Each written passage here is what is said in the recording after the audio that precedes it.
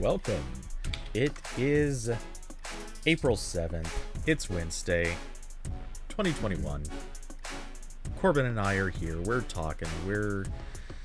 Oh boy. It's been a newsy week. I mean, it's been a legitimately news-filled last week. Yeah. That doesn't happen often. I feel like I need to sneeze again. I had there's so much pollen outside, Cody.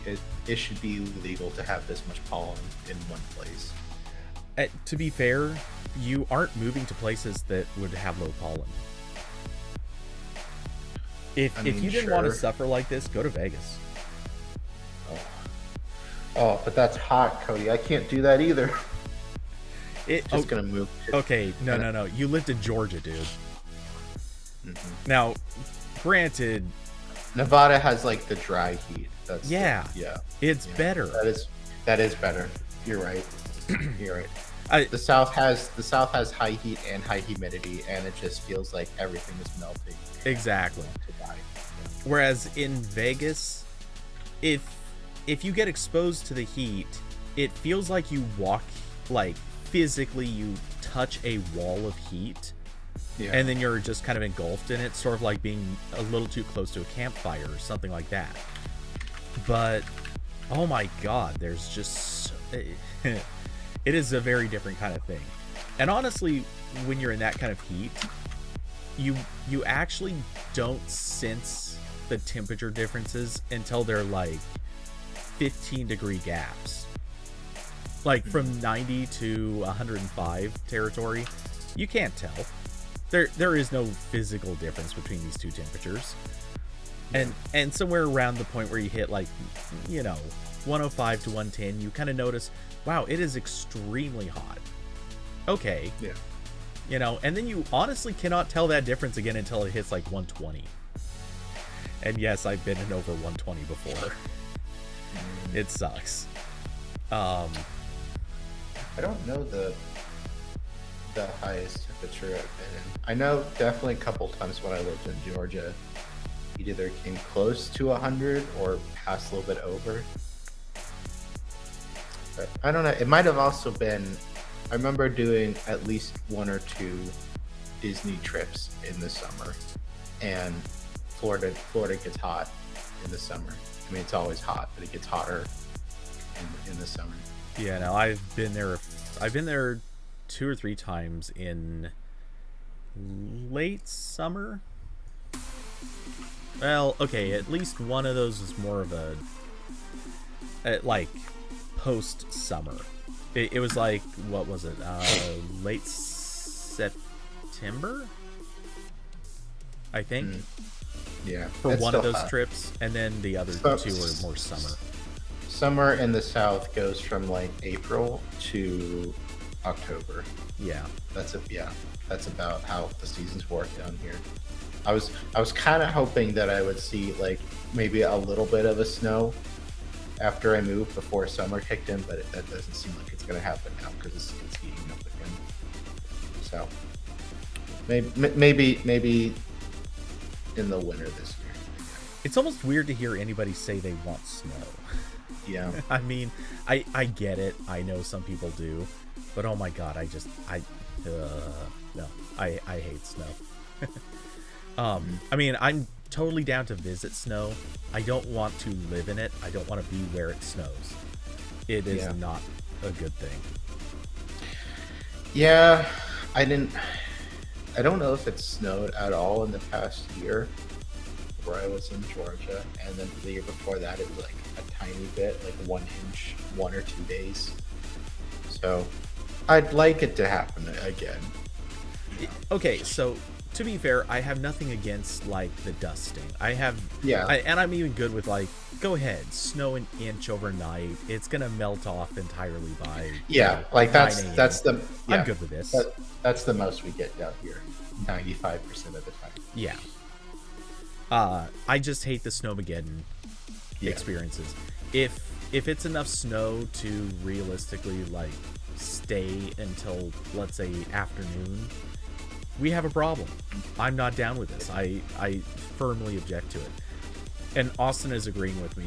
The dry 110 is way better than a humid 95. Mm-hmm. Yeah, 100,000%. Just like I will generally take rain, almost any amount of rain over snow anytime. Obviously, like, don't give me flood level rains. Yeah. Flood at that point we got a problem, but anything up to flood level rain I can usually deal with. I love rain. It's like nature's ambient sound machine. It's great. Well, yes, A, wonderful sound. B, it cleans the air. Mm-hmm. That's probably my favorite thing about rain is you can smell the air after rain, and it's just perfect. Mm-hmm. Yeah. But yeah, speaking of where I am now, fingers crossed I'm supposed to get first COVID shot tomorrow, because North Carolina opened it up to everyone today, today. But I happened to be awake after midnight. I was like, hey, is this like a game pre-release? Can I, the clock went past midnight and everyone's websites already switch over. And most of them had not, but CVS's did seem to work. And the list had like all the major cities in North Carolina, and there were like 3 that weren't completely booked. So tomorrow I'm driving an hour and then an hour back to see if I can maybe get vaccinated. I have the appointment, but also I don't have my new ID yet, which might be a problem. So we'll see. So you bring up 2 topics, maybe accidentally. One, my driver's license just expired, so I need to. Technically, Oregon is doing like I forget how long it is, but I think it's a 6-month. Just we're forgiving expired licenses. We don't care. We get it. Yeah, like a lot of states are doing. Yeah, that. pretty much everyone's doing this. Some of them are a little laxer than others, but yeah. Oregon has that going, which is great because I need the time to get the things I need in order to get a real ID. Because, Oh, so you don't have the little star thing on your driver's license that at some point will be required to fly. Someday, yes.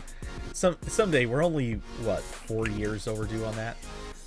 It's been like all this started after 9/11, and like I don't even remember 9/11. Like, I was so young. So yeah, I mean, I do remember it, but yeah, there's the real ID stuff. Just it took so long, and it's still taking so long. I think there's still I want to say it's something like 13 states, maybe it's more than that they still aren't even ready for it. They don't have anything in place. Where's my driver's license? But yeah, anyway, so I do need to get that taken care of, and I think I'm not exactly sure on this. I think Oregon only enabled it as an option in IDs like in the last year and a half or 2. Well, sorry, no, I'm forgetting how long we've been into COVID world. But I think they only really enabled it shortly before COVID started. So I don't think you could get a real ID out of Oregon before maybe the end of 2019. Maybe it was a little earlier, but I know it wasn't too long before that because I was looking it up and it's like I can't find a way to get one in Oregon. And at that time, we all thought that the requirement was coming soon. Silly us. Yeah, I remember being surprised. Georgia is not on the ball with many things, but somehow they got this real ID system up and running really quickly. So my first driver, I still have my first driver's license because I only got it in 2016, and it has the little star on it. Okay, so they were ready to go a long time ago. Not to immediately go to a political place with this, but the reason they did that is because eventually they want to vote in a requirement that you have a real ID in order to vote. I'd almost guarantee it. I mean, maybe that's in the thing they just passed. I haven't like read it.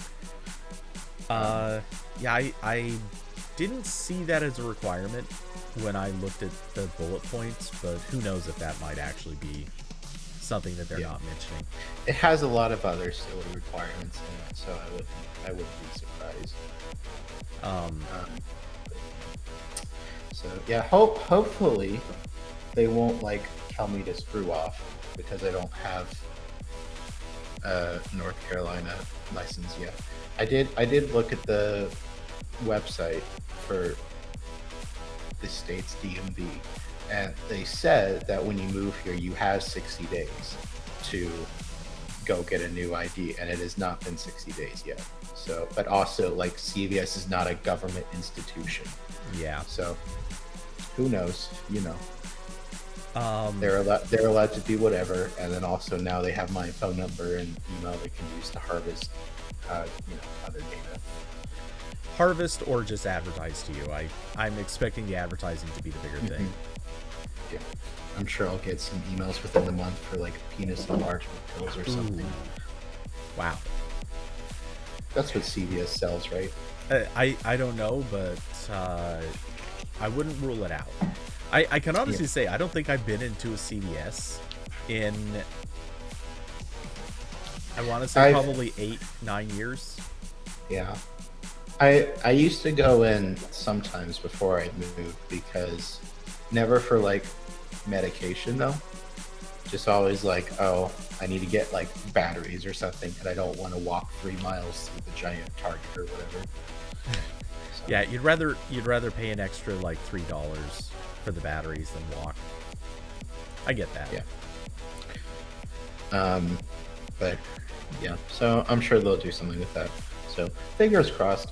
Also, I have like an ungodly early DMV appointment later this month to get my actual ID, because also DMVs are also they're either incredibly booked or like they're working like 45 minutes a day or something. I don't really get how there's like 50 DMV locations around me, but only one this in the entire month of April could fit me in.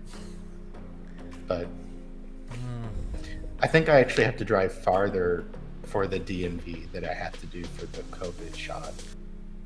Yeah, that sucks. Yeah.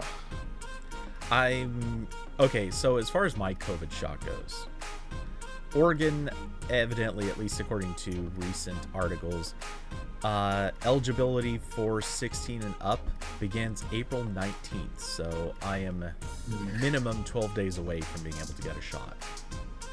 Nice. Which, that's not bad.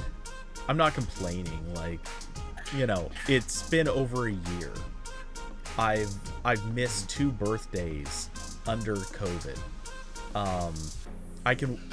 I'm okay with waiting 2 more weeks to get a shot, and then presumably 2 to 3 more weeks after that to like just throw my hands up in the air and go outside among people. So yeah, that's survivable.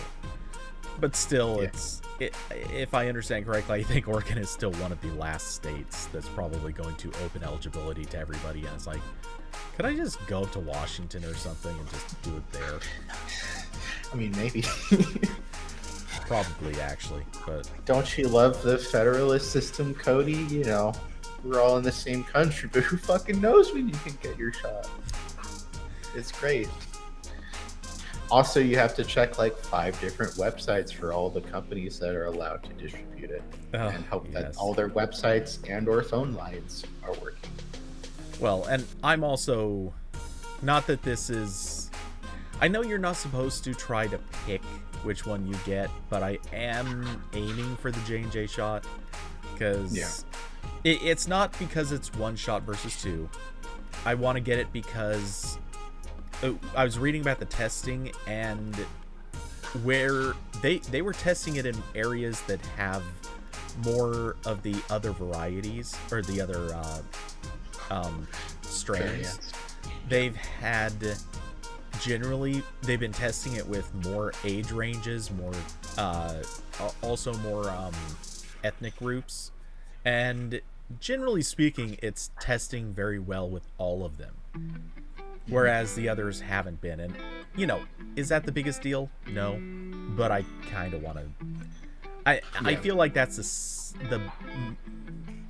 the testing strategy is one I agree with more.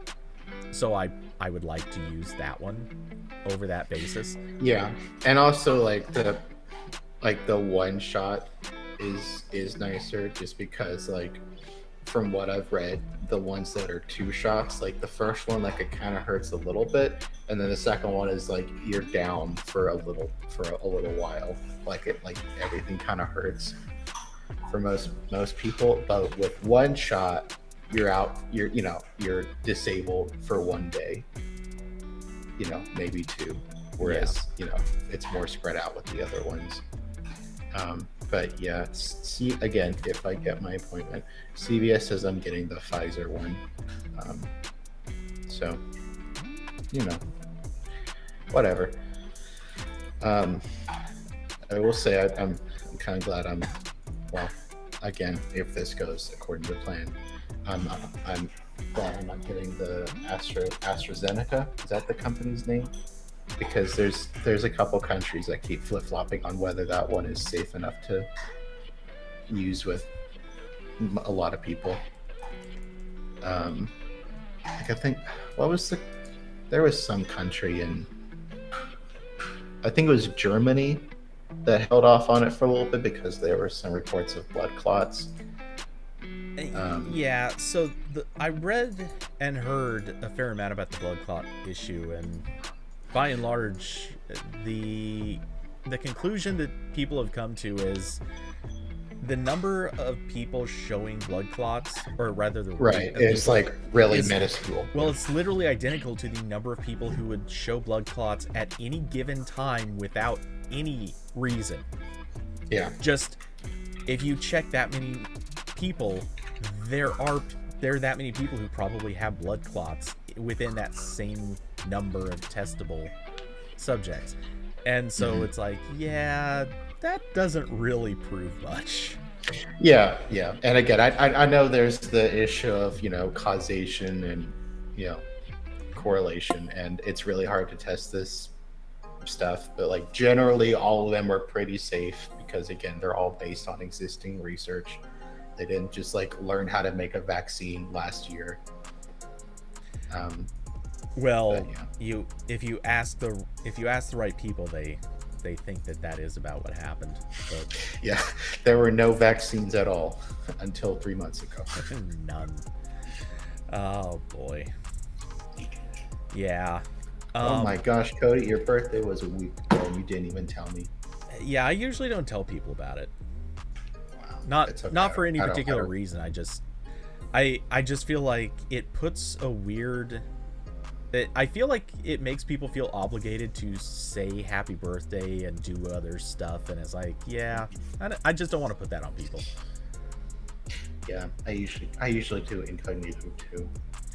But I will say it was the one time in the last month that my Facebook notifications actually had something to do with me instead of being more spam from AP's the AP account that I'm not supposed to get notifications on, but I still can't turn off. Nice. Thank you, Facebook, for being sucky. Facebook is sucky. God, it really is. So really quick, a vague comment that is also completely obvious to anyone who's thinking about it. I also have to do a review on a product. I can't say what it is yet, but I do have to go out in public, more or less have to go out in public to do a review on it. And I would like I'd like to be vaccinated sufficiently before I go do that. And if I were to use a vaccine like Pfizer, technically I'd have to wait a month before the second shot and then another couple weeks for that one to be fully in. Whereas if I do the J&J shot, it's, get the shot, let's say on the 19th, and then by, just after the start of May, I could go out in public. So that would be workable. Though technically, I'm not sure that I'm really supposed to have that review unit that long, but we'll see. I'm surprised companies are trying to do live or public things right now. Oh, well, it's not that kind of thing. Like, it's not something I have to go out in public with. Right. I'm gonna be out. I can't use it very well at my house. Okay. So I would have to go other places. And once I'm going other places, the odds of running into people are higher. Yeah, of course. Yes, that's how that works. Yeah. So at this point, people can feel free to make guesses as to what it is. I can't confirm or deny, but I will say, if you're following rumor and leak sites, you already fucking know. It's not hard to guess. Anyway. Daisy's looking. What you looking at? Oh, someone's walking their dog. Yep. It is in fact the Pixel Ultra. I knew it. Well, it's actually... here's the thing. Plot twist, it's not just the Pixel Ultra, it's the Pixel Ultra and watch. It's actually a phone and watch together. They are literally the same product. But you can pop the watch off the back of the Ultra, slap it on your wrist, and when you want to charge it up or just don't want to wear it, you put the watch back on the phone. Okay, Asus. Yep, exactly. Oh, I have. And when you're done, when you get home, when you're done with the phone, you actually slot it into your TV, and that's also how you watch shows. The full Asus. Asus would make that. Honestly, now that I've said it, I almost want it. Except that would be such a awful experience. Yeah. Totally unusable. I did get a new watch though. I got the Galaxy Watch Active 2. This is actually I actually reviewed this for Android Police when it came out, but then Samsung wanted it back because they really like having things back. And so then I did have it for a while, and then I reviewed the Watch 3, and I pushed back on Samsung a little bit. And so I got to have that for a while, but then I had to give it back when I left. So I bought this one. These still go for like $220 new, but I found someone selling one on SwapUp for like $160, and I thought I was gonna get ripped off, but it actually did turn out to be like new in box. So I don't know what the story. Maybe they got it as like a carrier deal and they just didn't care, but whatever, it works. Yeah, that does happen a lot. Yeah. Also, XDA sent me the S21 Ultra, and I haven't set it up at all yet, but this is chunks. Who keeps making phones this big? Who did this? Like I've got my regular S21. Oh my god! It's not that big of a difference when it's held up, but I've got the S21 in a case. But it is like heavier. Well, I gotta say, at the very least, it doesn't have the crazy camera bump of the what is it, the My 11 Ultra? Yeah. Is that the name? Yeah.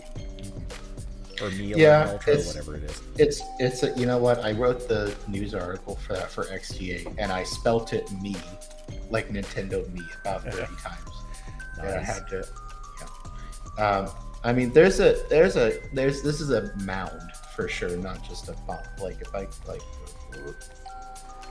oh wait, I've got to flip it around because the webcam. So it's a little bit of a mound. Yeah. Webcam doesn't want to focus. That's fine. But all right, so yeah, I have to set this up.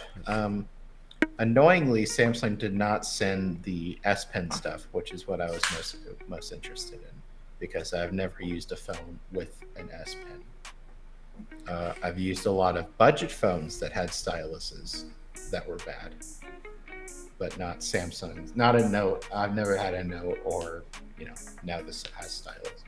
So yeah, Well, I've had Notes, and I like them, but between cost and ever since the Note 7, like the Note 7 just kind of screwed things up for me, because sending it back and then getting stuck on the S7 Edge, like it went wrong.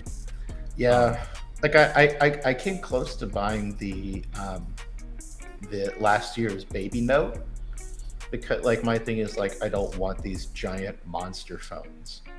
And Samsung was finally like, okay, we'll make a Note phone that's not like a monster. So I was like, oh, that sounds like it's for me. And then they still did like the mother of all curved screens on that phone. So I still didn't want to buy it. And now when they did the Note 20, they still had different sizes, but the cheaper one was worse than the S20s in a couple ways, so that wasn't a good purchase either. Yeah. So yeah, B-slide him. Dude, I have not seen comments from you in ages. I'm wondering, kind of like what Austin just hypothesized, maybe YouTube was blocking messages from Vanced. I mean, honestly, I really would not be surprised. And at the same time, it may not even be an intentional thing. I wouldn't be surprised if maybe YouTube changed something in the way its comments worked, and Vance just hadn't updated for a while. I don't know, just theories, but yeah, dude, I really have not seen any comments from you in a long time. I honestly thought you had stopped coming by. Oh, actually, that reminds me of something really funny I keep running into with YouTube. So I bought a Google Home. I have to rewind a little bit for this. This needs some explanation. So I bought a original Google Home when it came out, and I used it for a while. But then at some point I got the Nest Hub, or back then it was the Google Home Hub, and I wasn't really using the original speaker anymore. So I reset it and put it in my closet. And so I'm getting all those out now, because now I have multiple rooms I can shove speakers into instead of just my bedroom. And I set up the original Google Home again in my bedroom. And it was like, oh, you can get, some YouTube Premium by setting this up. And I was like, even though I definitely got that when I bought it originally, but okay.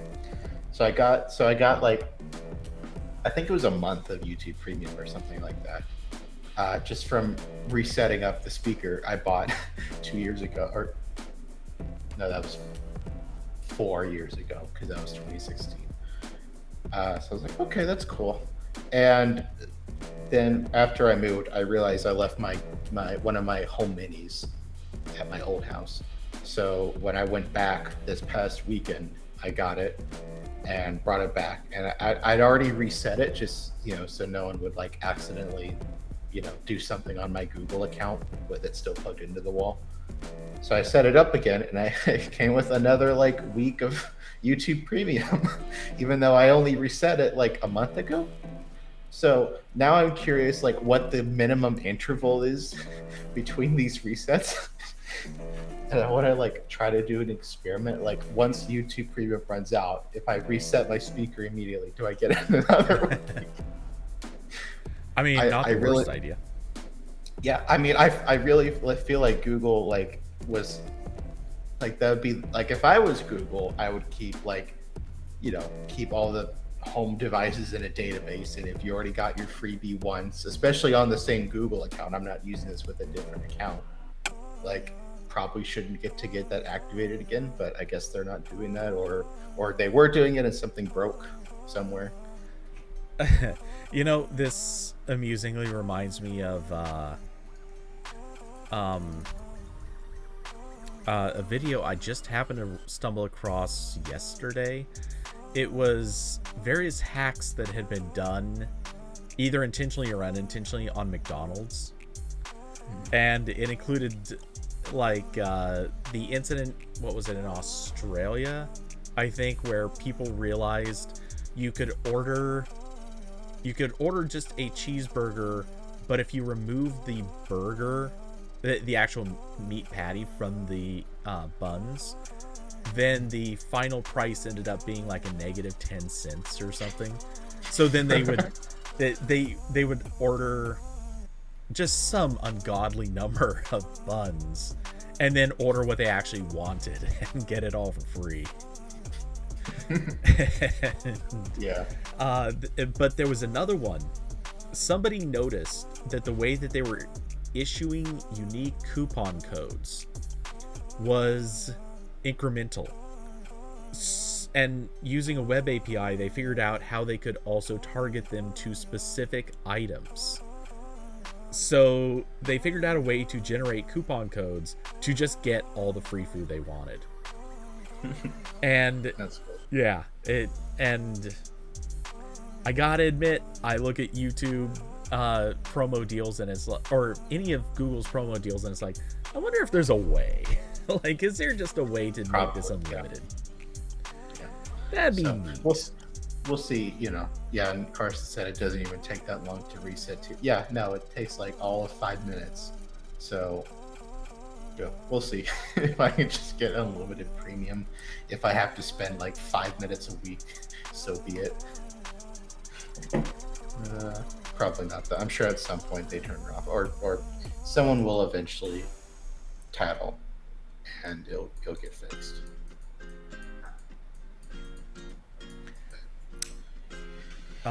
Yeah. I'm kind of slipping and sliding here because I'm trying to like lean back, but I also have that chair mat thing, so I don't scratch up my floor now. Right. So it's kind of scooching me around a little bit. Yeah, I gotta admit, I've never liked those.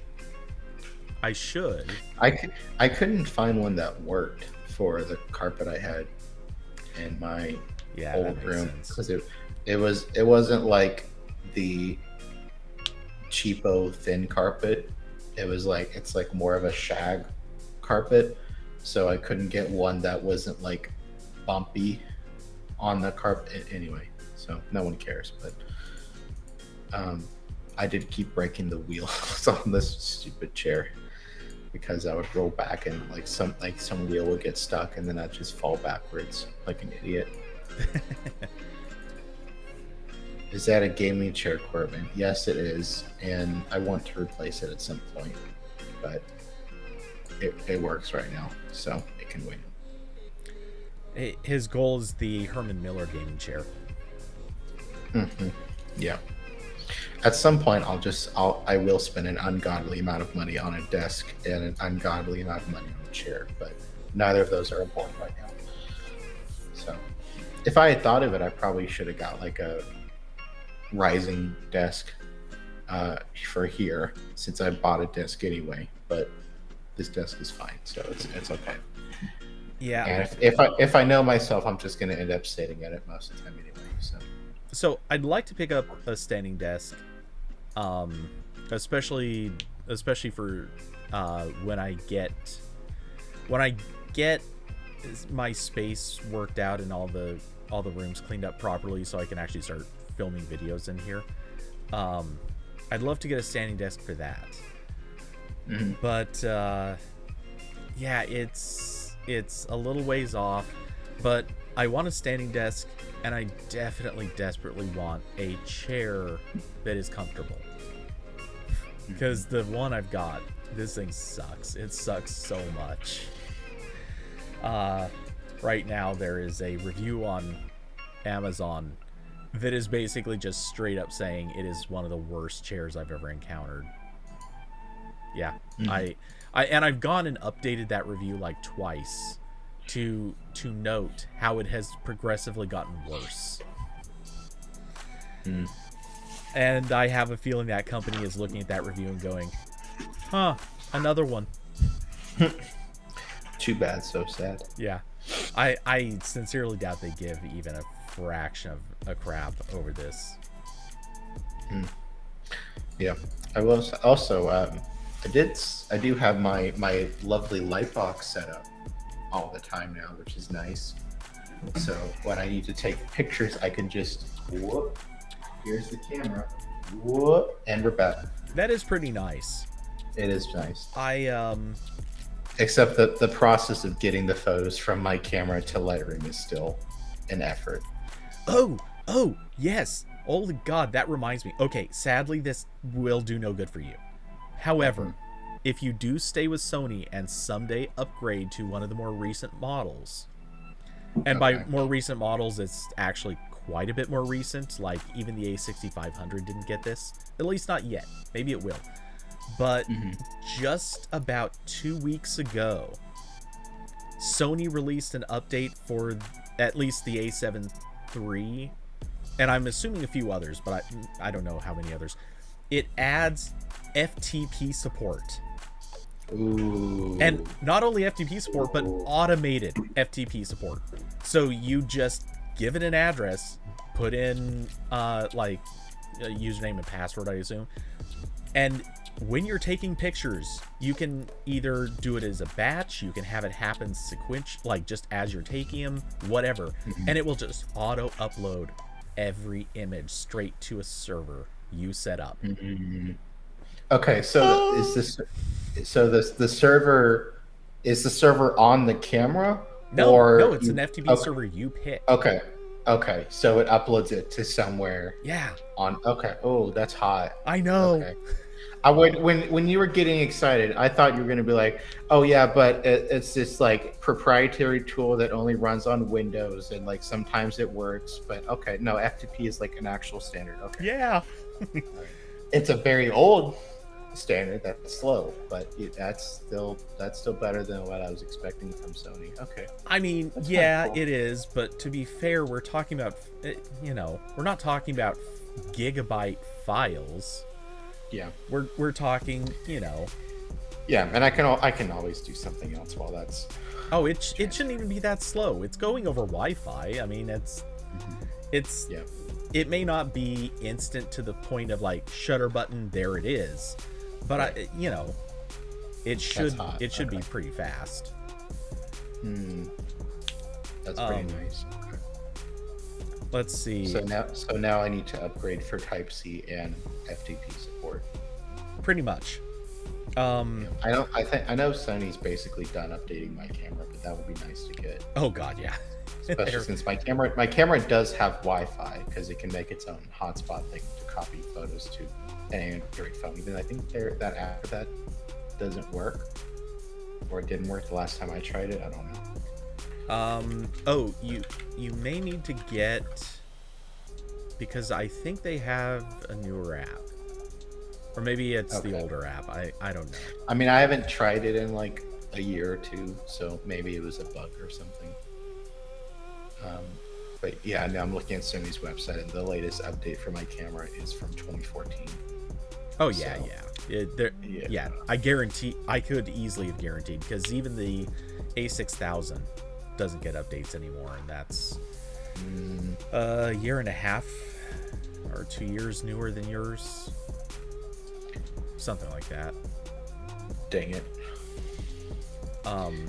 And the worst part is that I don't even use my camera enough to justify upgrading it. Like if it was like a phone or something back, oh hell yeah, I can justify this. I won't feel bad about blowing hundreds of dollars. But like camera, that's getting used like maybe an hour a week. So, dang it. Oh. Okay, so I'm actually doing a little bit of quick digging. Tell me, how much can I sell my camera for? That's a fair question. So if I go on eBay and then sort by sold items only. Okay. So I think with the kit lens, if I toss in the kit lens, I could get like 200, 250, it looks like. It's really not bad. No, because I think I think I paid maybe 300 for it. Because I remember I got it on sale because it was it was old when I got it. But okay. Well, if Sony ever brings that to like a not movie camera, then maybe I'll upgrade. I like how not movie camera is your defining line, because It's my line of like I need this to make low resolution images for blog posts. I don't I don't need like 4K video recording. It's okay. I'm not gonna use that. I mean, that's fair. I'm not going to dispute you on that. But I will say, worth it. If nothing else, it just makes taking the photos less of a pain in the ass. Not that it's super interesting, but if anyone actually cares even a fraction of a bit, there's the link to the firmware update. And it like right at the top, it mentions, or it really about the only thing I think that really changed in this update was the addition of FTP support. Which again, I'm excited. Yeah. That's cool. But yeah, I do have a pretty good system at this point. Again, I really wish Adobe would realize Linux exists, or there was a good Lightroom alternative that synced between stuff that does not exist. So when I take photos now, what I do is I take them on the camera and then plug the camera in with the USB cable to my tablet, and then open the file manager on my tablet and import them into Lightroom. And then I do the edits there, and then I export to the device, and then I open the web browser and import them into WordPress. So then I can just go back to my computer and they're in the media gallery thing. Yeah.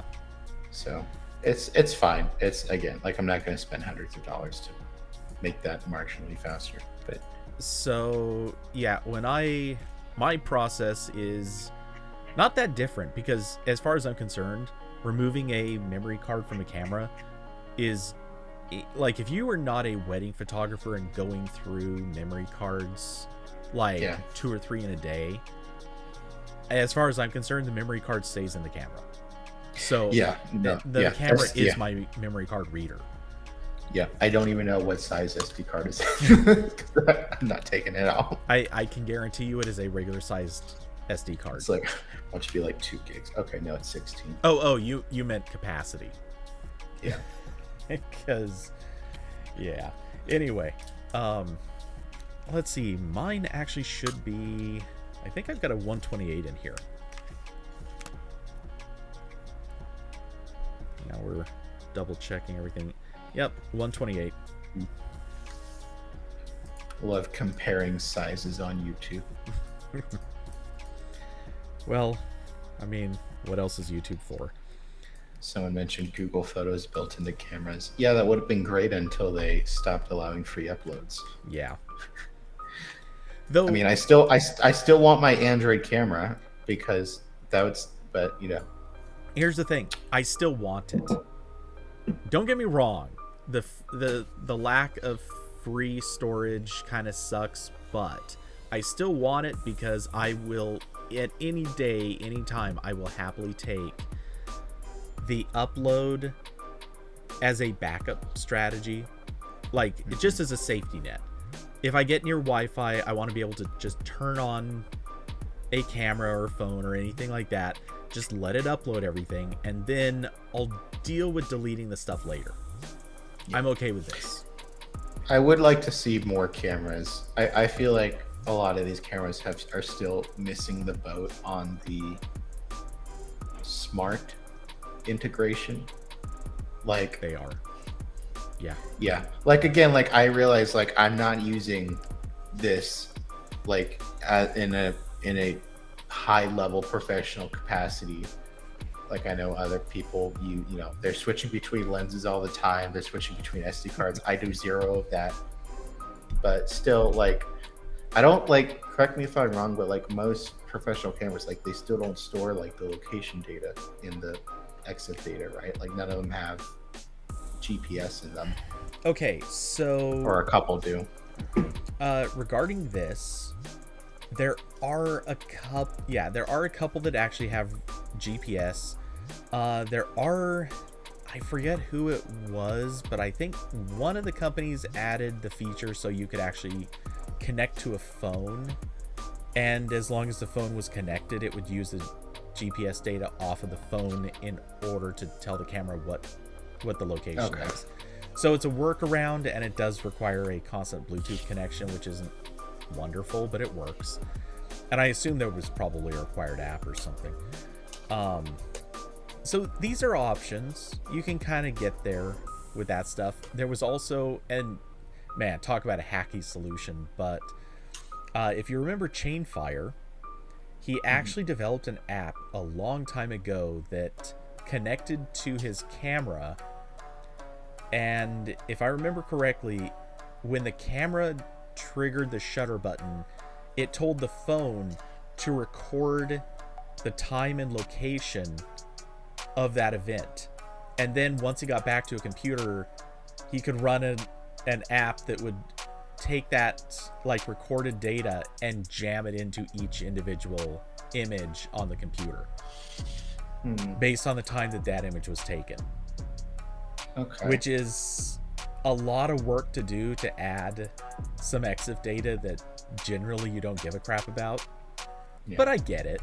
If you're on a vacation and that's why he did it, he was going on these trips and he hated not having the location data. But still, man, that's a lot more work than is necessary. Yeah. So, yeah, I mean, it's, I really wish they would try to get on board.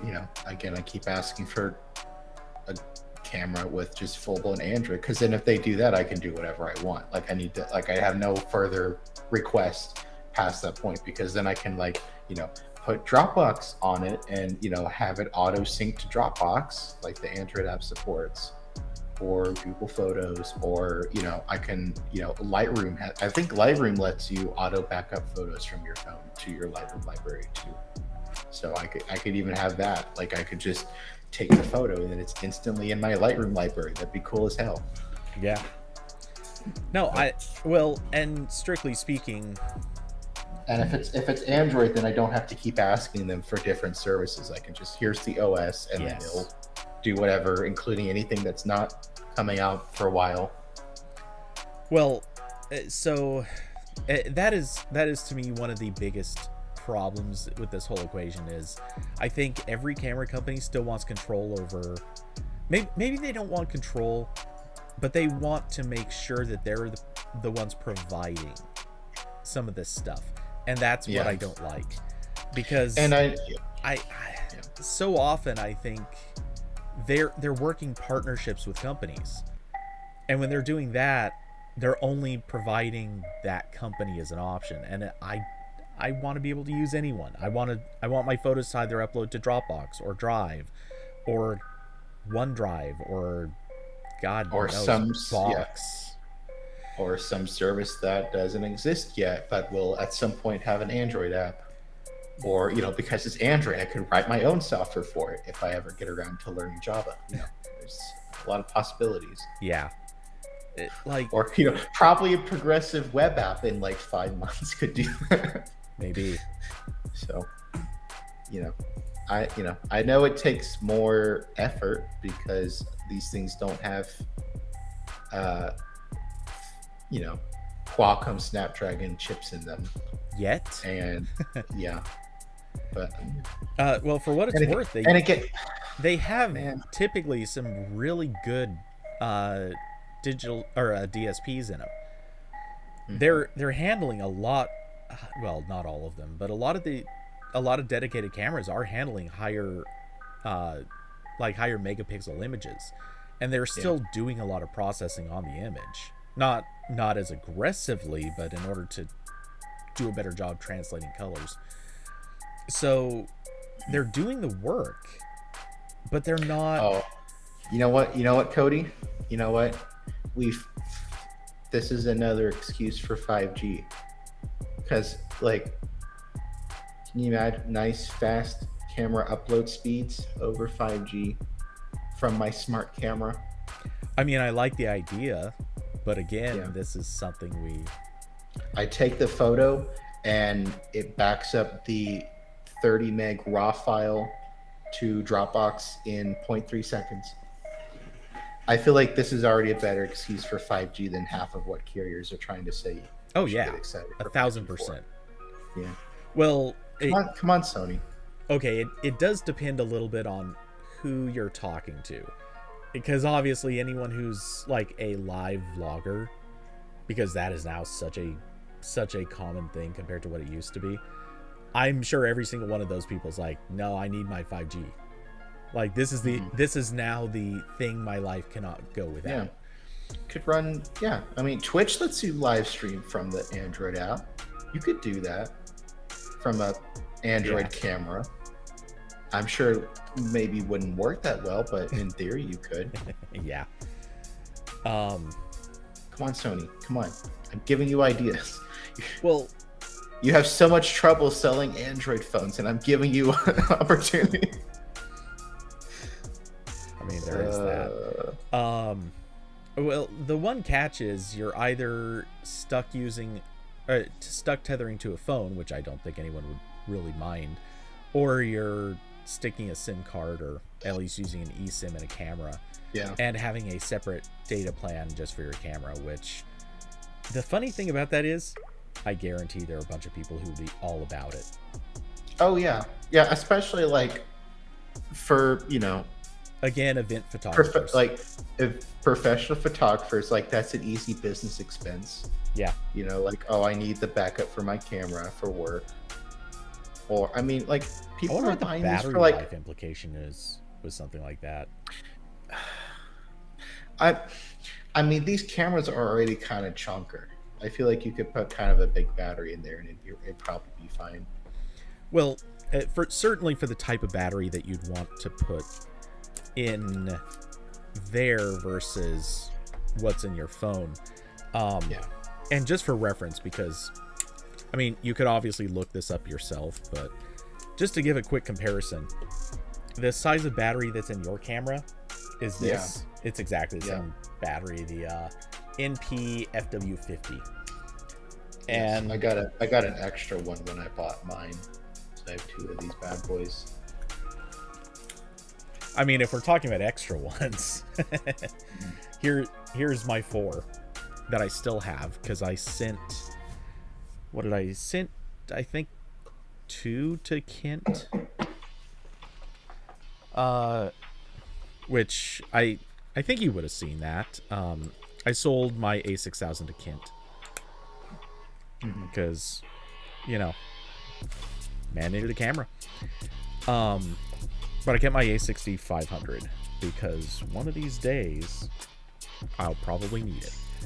But anyway, what was I about to say? Oh, I already put that back. But here's the chonky camera battery that goes into my A7 III, and this thing is something like twice the capacity or 3 times the capacity, something like that. Yeah, it is.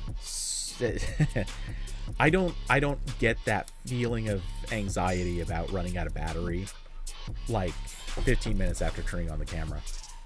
Not that it's actually that bad with Sony cameras, but if you listen to YouTubers who that is one interesting problem that might come up when you're making an Android camera, is that I think you might have to go for one of the more power hungry Snapdragon chips if you want a good performance. Because the issue with Qualcomm is that that's like one of the things they drop quickly once you go down their product sheet, is like, oh, this chipset only supports like one camera up to a certain megapixel. So maybe they would have to put kind of a high-end chip in there. I'm not sure. Well, so here's where things get interesting with that, in my opinion.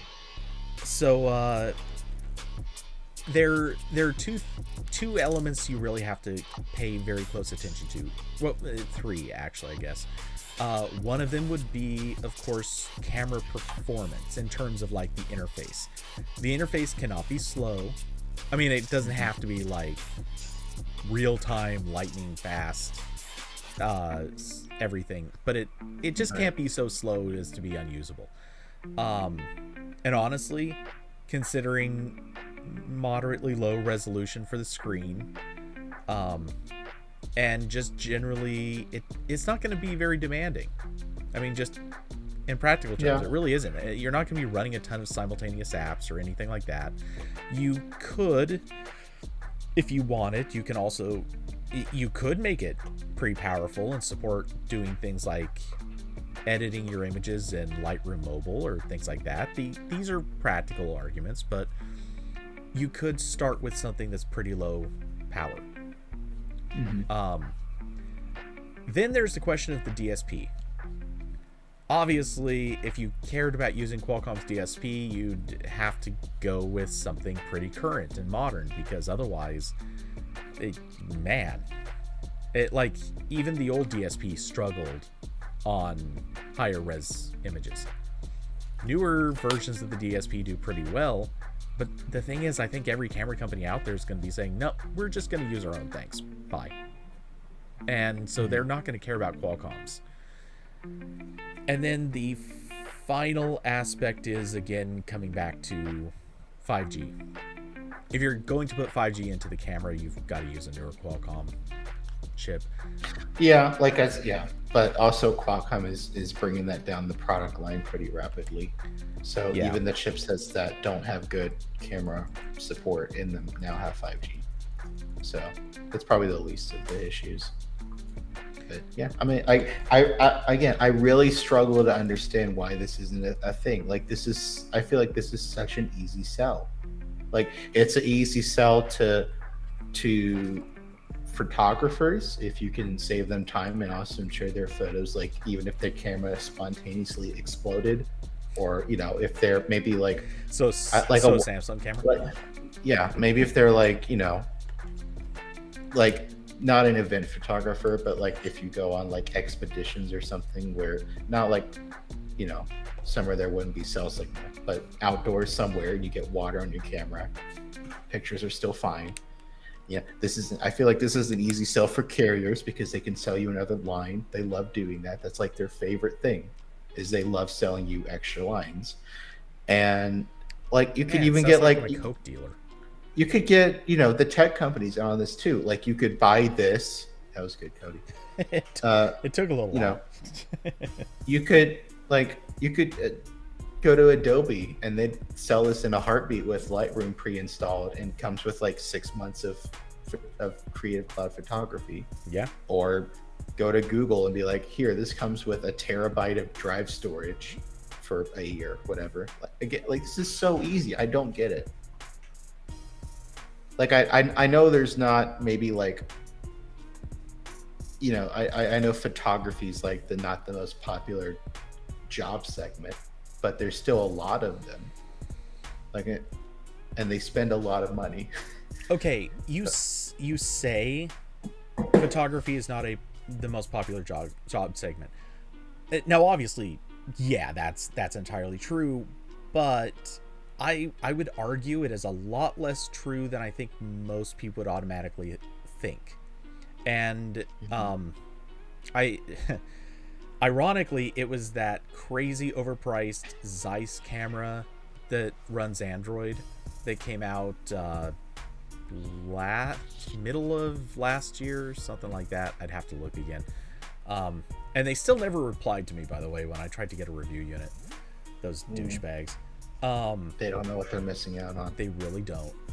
Anyway, I theorized back then that the target market for that camera was like Instagram, like influencers. Right. So the thing is, and I genuinely think that this is the case, I think roughly somewhere between a third to a half of the photography that's actually going on, and I'm not saying photography in like the artistic good photography kind of way, or like high-end photography, but just strictly people that need to take high quality photos for some kind of work or whatever. Exactly. It's people like who are doing it for Instagram. It's people, not me. It is the makeup guru. It is the, the trendsetter types. It's the fashionistas. It's, the travel bloggers, or, travel Instagrammers, whatever, who... And there is a big enough market for that, because it's what like half of Sony's more recent cameras go after. Yeah. Right? Like they've released a couple where like the marketing goes like, this is for vloggers. Yep. Buy this vlogger camera. Yep. Yeah. I really don't get it. In fact, I didn't realize the price was as high as it was, but I was just about to point you when we were talking about you should upgrade, or you could upgrade. I was just about to point you to a camera and say, oh yeah, this one over here. It's $1,000, but it's a huge upgrade. It's brand new, ish, and it has everything plus some more. Like it is almost exactly my camera, but with a few improvements. And right. Yeah, then I got to looking and it's like, oh, I am way off on the price. It's actually close to double that. It's actually more expensive than my camera, only slightly, but still. That's a steal. Yeah. Well, it's basically the identical camera in terms of specs and everything else, but it's smaller, and they gave it a articulating screen, like fully articulating, instead of the stupid. Mine is basically just like yours. You can fold it out like this. Yeah. Which, mine doesn't even do that. It just flips. It just goes. That's it. That's all I. Oh no! See, I can't do that. Mine, the highest it'll go is to there, so I can't use it as. You got the little eye thing in front of you. Yeah. Well, even if I didn't have the little eye thing, like this is literally as far as the hinge allows it to go. But yeah, so I can't flip it around to use it for like video purposes, which I'm okay with that within reason. I'd kind of like to be able to do that, but I can live with it. One of these days, though, I really want to get a proper monitor to go with it, which would completely negate the need for having a flip screen. Right. Well, I mean, it has HDMI out, right? You could just get like a really cheapo, tiny HDMI monitor. Yeah, that's kind of what I'm talking about, except I don't want to go cheapo with it. I want to get something that's like a... color accurate. Well, less about color accurate, though that is a factor with the one I'm looking at. It's more that it isn't just a monitor, it also serves as a recorder. And that might sound like a weird thing, but since there are a few different reasons why this is great. One is you can actually record to formats that your camera can't. You can also record and burn in a LUT to your footage, so you don't have to apply some of that stuff after the fact. But the biggest thing, most cameras until about the end of 2019 actually have had a 30-minute or less recording limit on them for video.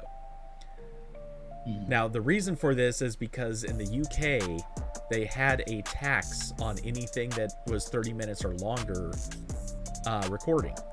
Instead of treating it like a camera, they treated it as a video camera, which was taxed at a higher rate.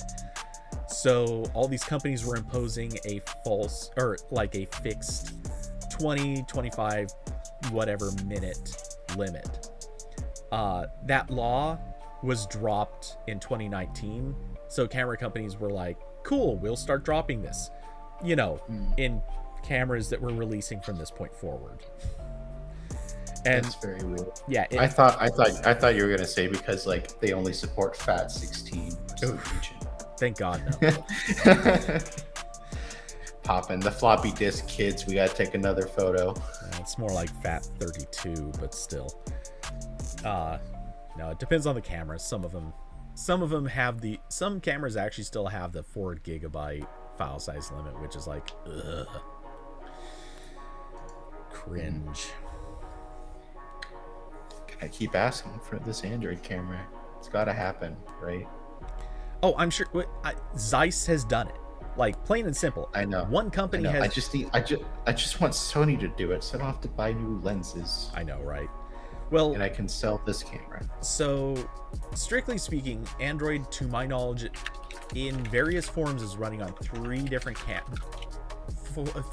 different cameras. And actually, it could technically be 4 different lines of cameras, but whatever. Samsung did it first with the Galaxy camera, which then technically Sony started using Android, but it's just for the background OS. It's not for the interface. Then some company in China started doing it, and I've heard their implementation kind of sucks. But still, it's actual Android. It is actually running. It doesn't have Play Store and a lot of other stuff, but who necessarily needs that? As long as you can get Dropbox installed or Drive or whatever else, you're probably okay. Maybe not Drive, that might be a long shot, but Dropbox. And then now the Zeiss camera. So it's close. Like, yeah, sure, one of those companies started and then abandoned it, and another one isn't. That's not really running Android. It's just sort of stealing the code and using what it wants. But it's still closer than what we had. I feel like it's just a matter of saying, all right, let's get one company that actually gives a crap about good optics, good lenses, and isn't trying to make it a gimmick camera. Once one company does it, I think it's going to be like within 2 years. Every single company is going to be like, okay, no, we get it. We'll do this now. We're down for this. Yeah, and again, like this almost existed like 8 years ago when Samsung did it. They just didn't make it. You couldn't pop the lenses off. Well, I think there was one you could, but also Samsung isn't huge with cameras, so there's not as many options as there would be for something like Sony. I don't know if there was one you could that had replaceable lenses. Not the Galaxy cameras. Okay. Not with the Galaxy cameras that ran Android. With the more recent version of the Galaxy camera, I think it still uses the same name. But this runs Tizen. With that one, Corbin, refresh your Jitsi. Oh. We'll continue this thought in one moment. All right. So okay. With Tizen, I believe that version of the Galaxy camera does, or starting 1 or 2 generations ago, I believe that is an interchangeable lens camera. I'm not positive. I'd have to look it up. I guess I could do that right now instead of just talking about it and theorizing, but well, even if it does exist, it doesn't fix my problem because no one makes Tizen phone apps. I mean, somebody does. We've talked to Zach about it, and he apparently seems to think that's worth his effort. I mean, you technically can, but Samsung doesn't sell any phones anymore with Tizen, so no one is trying. Oh, okay. So here's what it is. They've had, I guess, 3 generations of Galaxy camera. There was the Galaxy camera, the Galaxy Camera 2. I believe both of those were Android. And then they had the Galaxy Galaxy NX. Okay. And the NX, I'm actually... Okay, I've got that shared on stream. Kind of. It's clipping weirdly, but... Alright, and I'm pasting the link into chat. Okay. Let's see. So there it is, and that is an interchangeable lens camera, and that should be running Tizen. Ooh, I like the big screen on that. Not? Oh, Wikipedia. no. Wikipedia. This says the NX is an Android running 4.2.2, upgradable to Jelly Bean.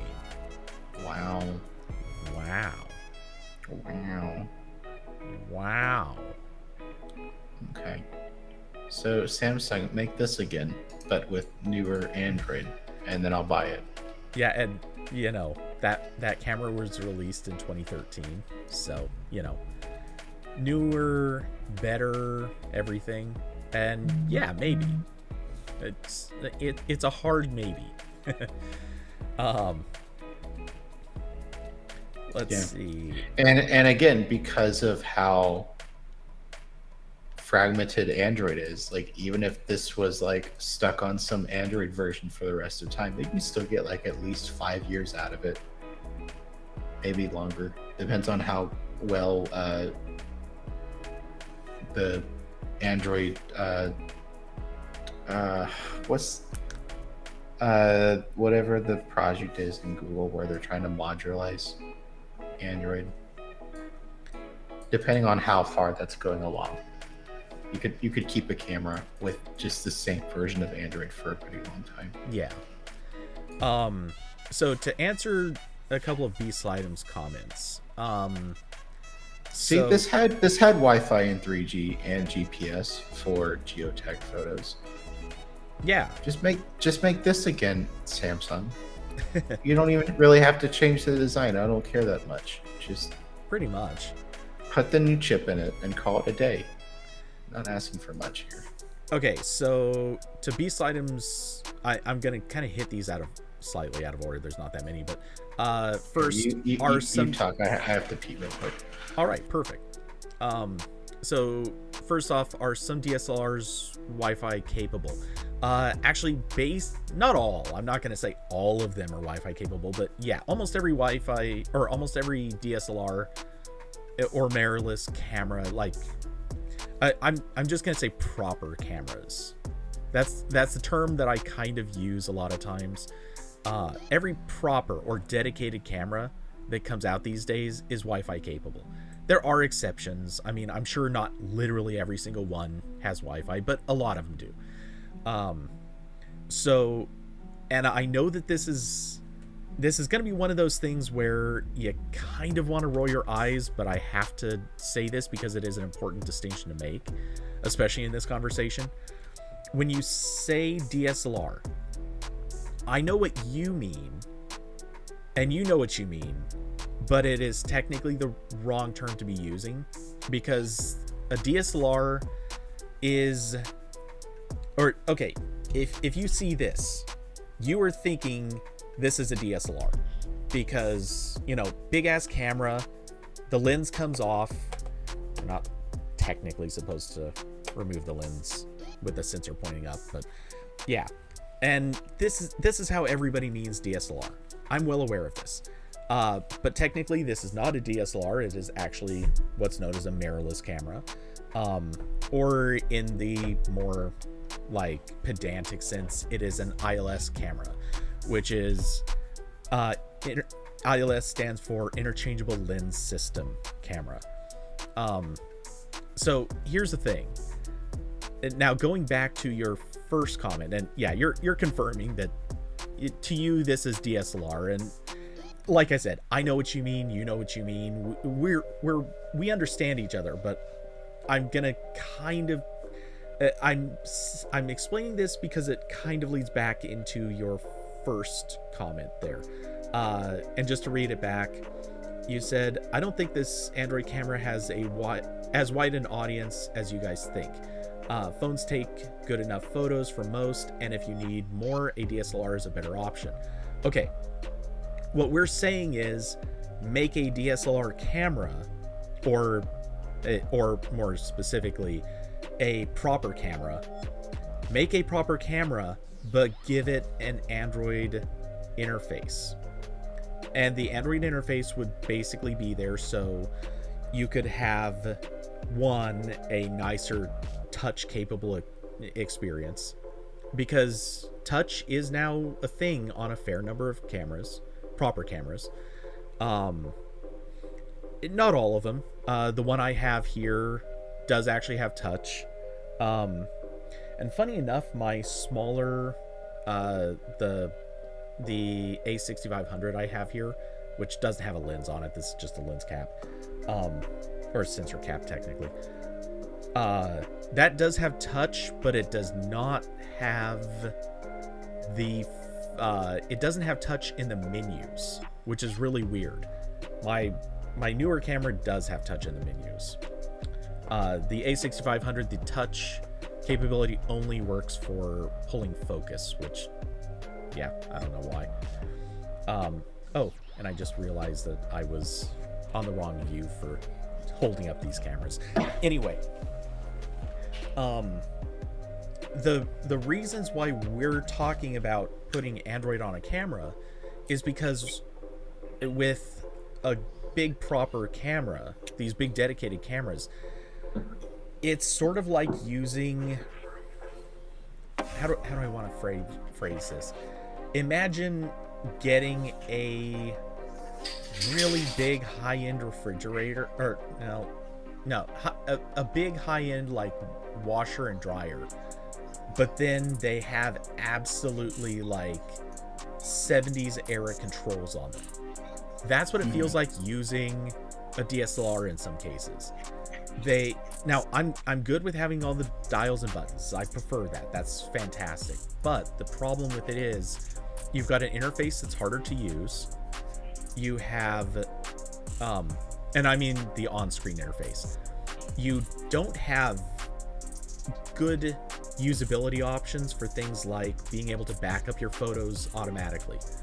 And I trust me when I say this, I've actually talked with a lot of photographers who have said repeatedly they just want a good wireless option for backing up their photos, or they want ways that they can take a photo and have it immediately transfer to, maybe it's not a backup per se, it might be something else.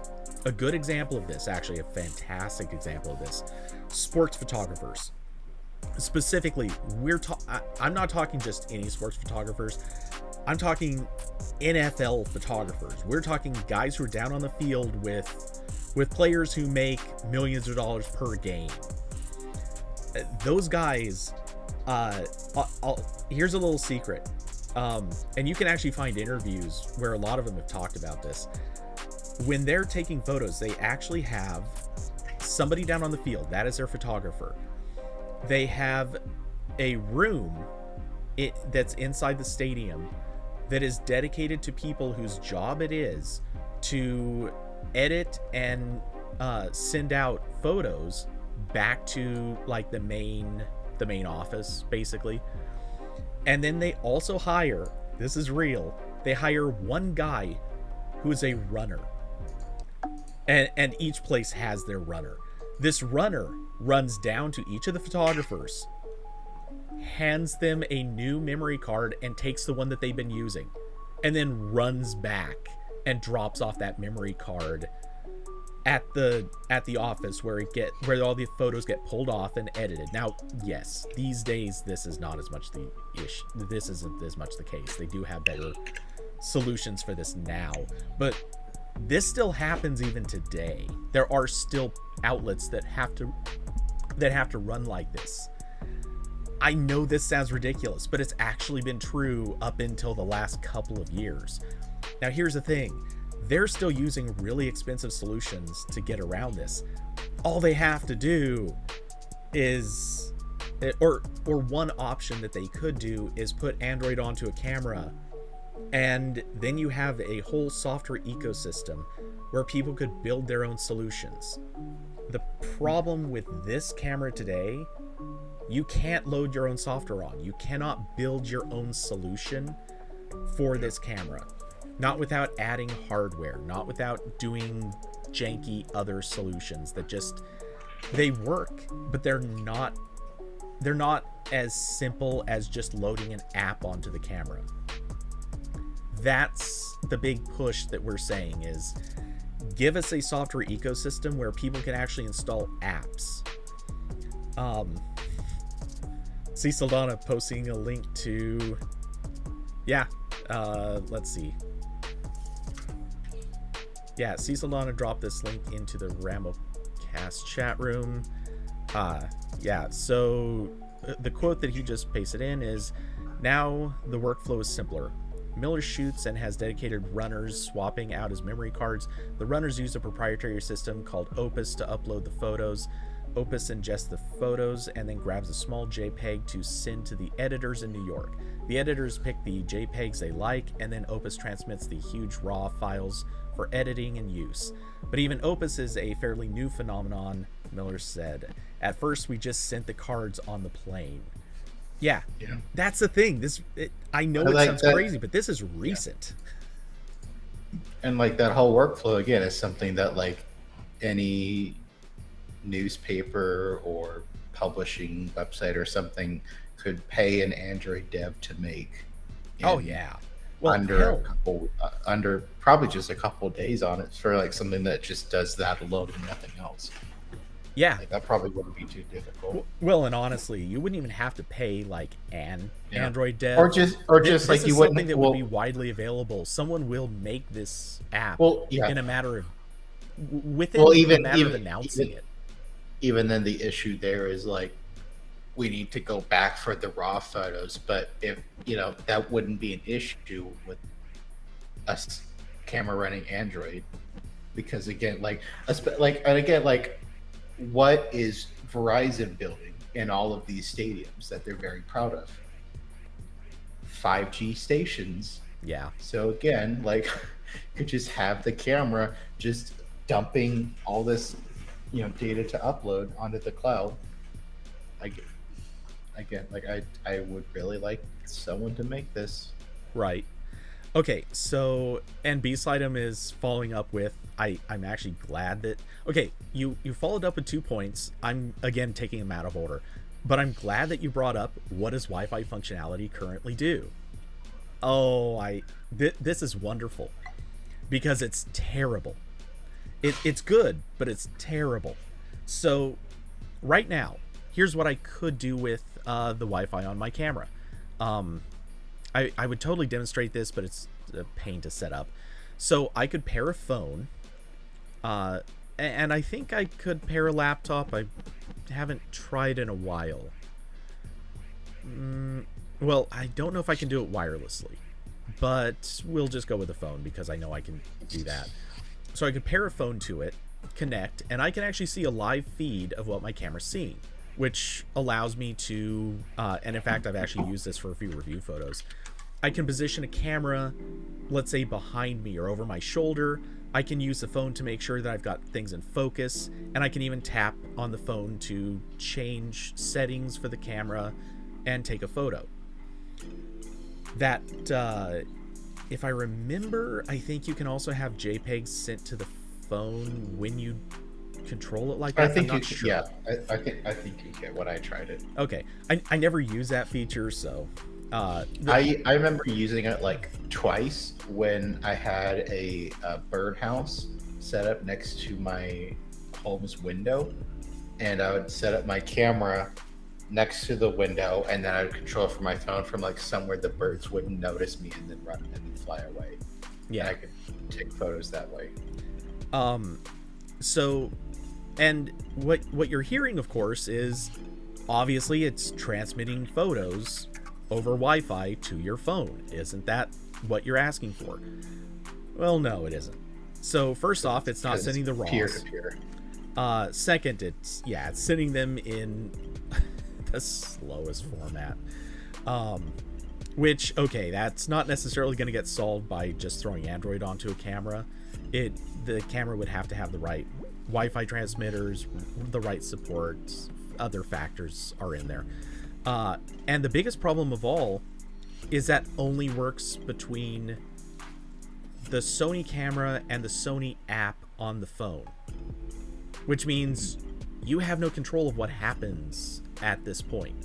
You cannot streamline the process. When the photographer presses a shutter button, nothing happens. The image does not just go to the phone this way.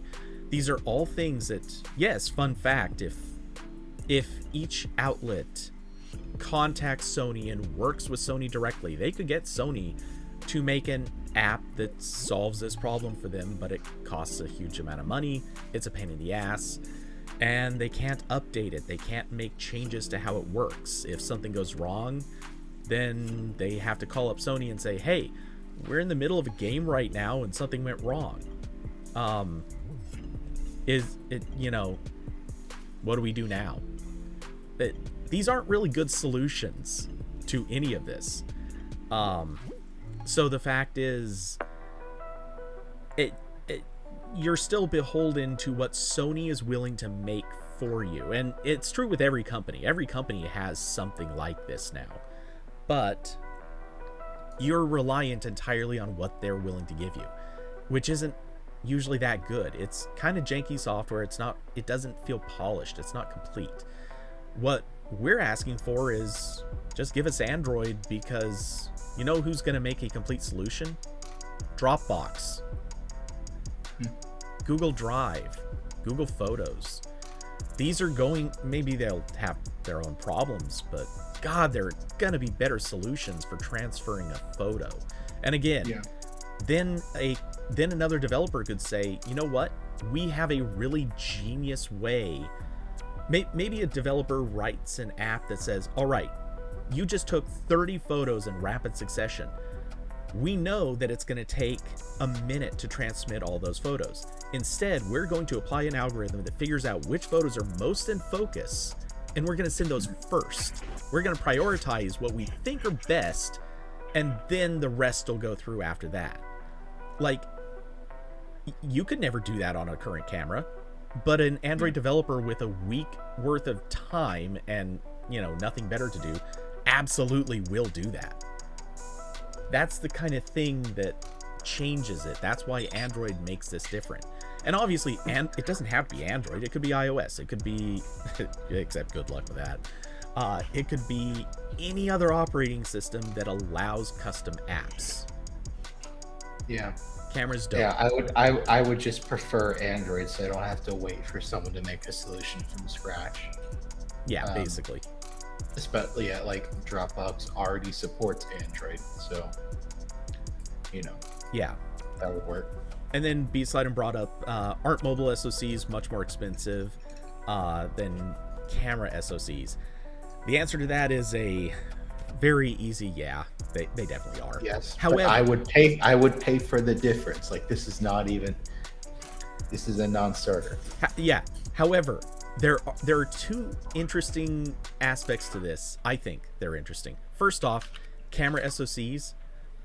Do you know how many of those get made every year? Like this many compared to mobile SoCs. So the camera SoCs are lower power in terms of they just can't accomplish as much. They're not as well optimized. They're just basically not as good. And I bet I'm sure they're cheaper, but I bet they're not that much cheaper. I bet they still cost a fairly substantial amount of money. So how much would it cost to upgrade to, let's say a reasonably current Snapdragon? I bet we're talking about adding in component costs. I bet we're talking about adding, I don't know, I'm ballparking $20. And that's not nothing. That's actually pretty expensive for component cost. Yeah. And then the other part of this equation is that a way for companies to save money is to have as little custom hardware as possible. Yes. And that's what smartphone SoCs are really good at. They can do a lot of things on their own. And especially with the newer Snapdragon chips, they have cores built for just any kind of AI workflow you want to do, or any kind of, encryption, decryption. So, like this is how, you get things cheaper. You use off-the-shelf components instead of investing in your own R&D. Yep. So, and the camera companies would still have their own DSP for the actual photo processing. That part, yeah, that should still be dedicated. It can still be its own thing. And they could work with Qualcomm, obviously, to even, integrate that or have it as like a co-processor. I don't know. Also, bonus point for this, unit cost, yes, would go up. But you know what would go down? Development cost of an operating system. Yeah. They would not have to develop their own OS anymore. I mean, they would still be developing apps for it. They'd still have to develop interfaces, but you now have an operating system that handles all that other crap for you. Google's developing it. Done. A whole chunk of your cost just goes away. And then you also have the advantage of being able to say, yeah, we kept updating it. You know, we didn't stop supporting our camera after 3 or 4 years. We can just keep pushing more updates. That's kind of amazing. Like, that would actually be a selling feature. So, yeah, I mean, yeah, throw stock Android on it. I mean, it obviously wouldn't be stock, but yeah, the cost of doing this would be lower. And that's a big selling point. And yes, it might require a little more RAM. It might require a few other things. One of the biggest concerns, I think, is it probably would be a bit more battery hungry. But man, the advantages you get. Any professional who doesn't want this stuff is insane. And you know, I almost want to compare this to like music players, because like there are still, you know, you can go out and buy a dedicated music player now, and when you do that, it does sort of feel like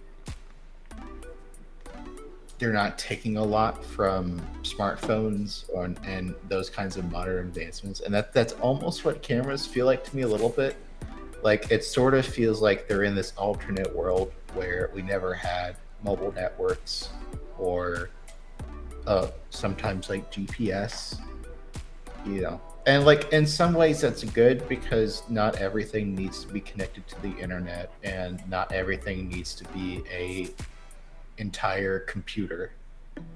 You know, it is nice that basically any camera ever bought that's a digital camera, like, you can still use it, right? But you probably can't really use an Android phone from 10 years ago.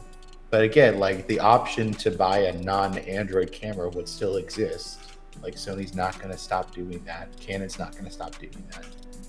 Yeah. So, well, it's just weird. I don't really get it.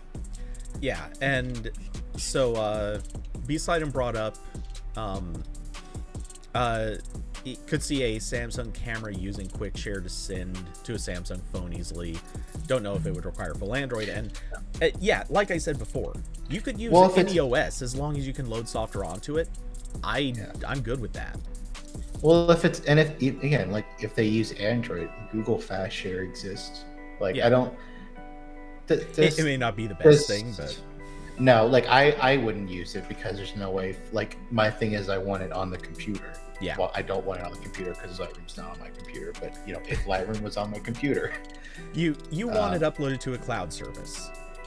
Yeah. That's your goal. Again, like, that would be a nice option to have too. You know, if I'm out and about and I need to, like, okay, maybe I don't pay Verizon for the extra data line for my camera, but I need to get these photos on, you know, uploaded, fast share to the Android phone.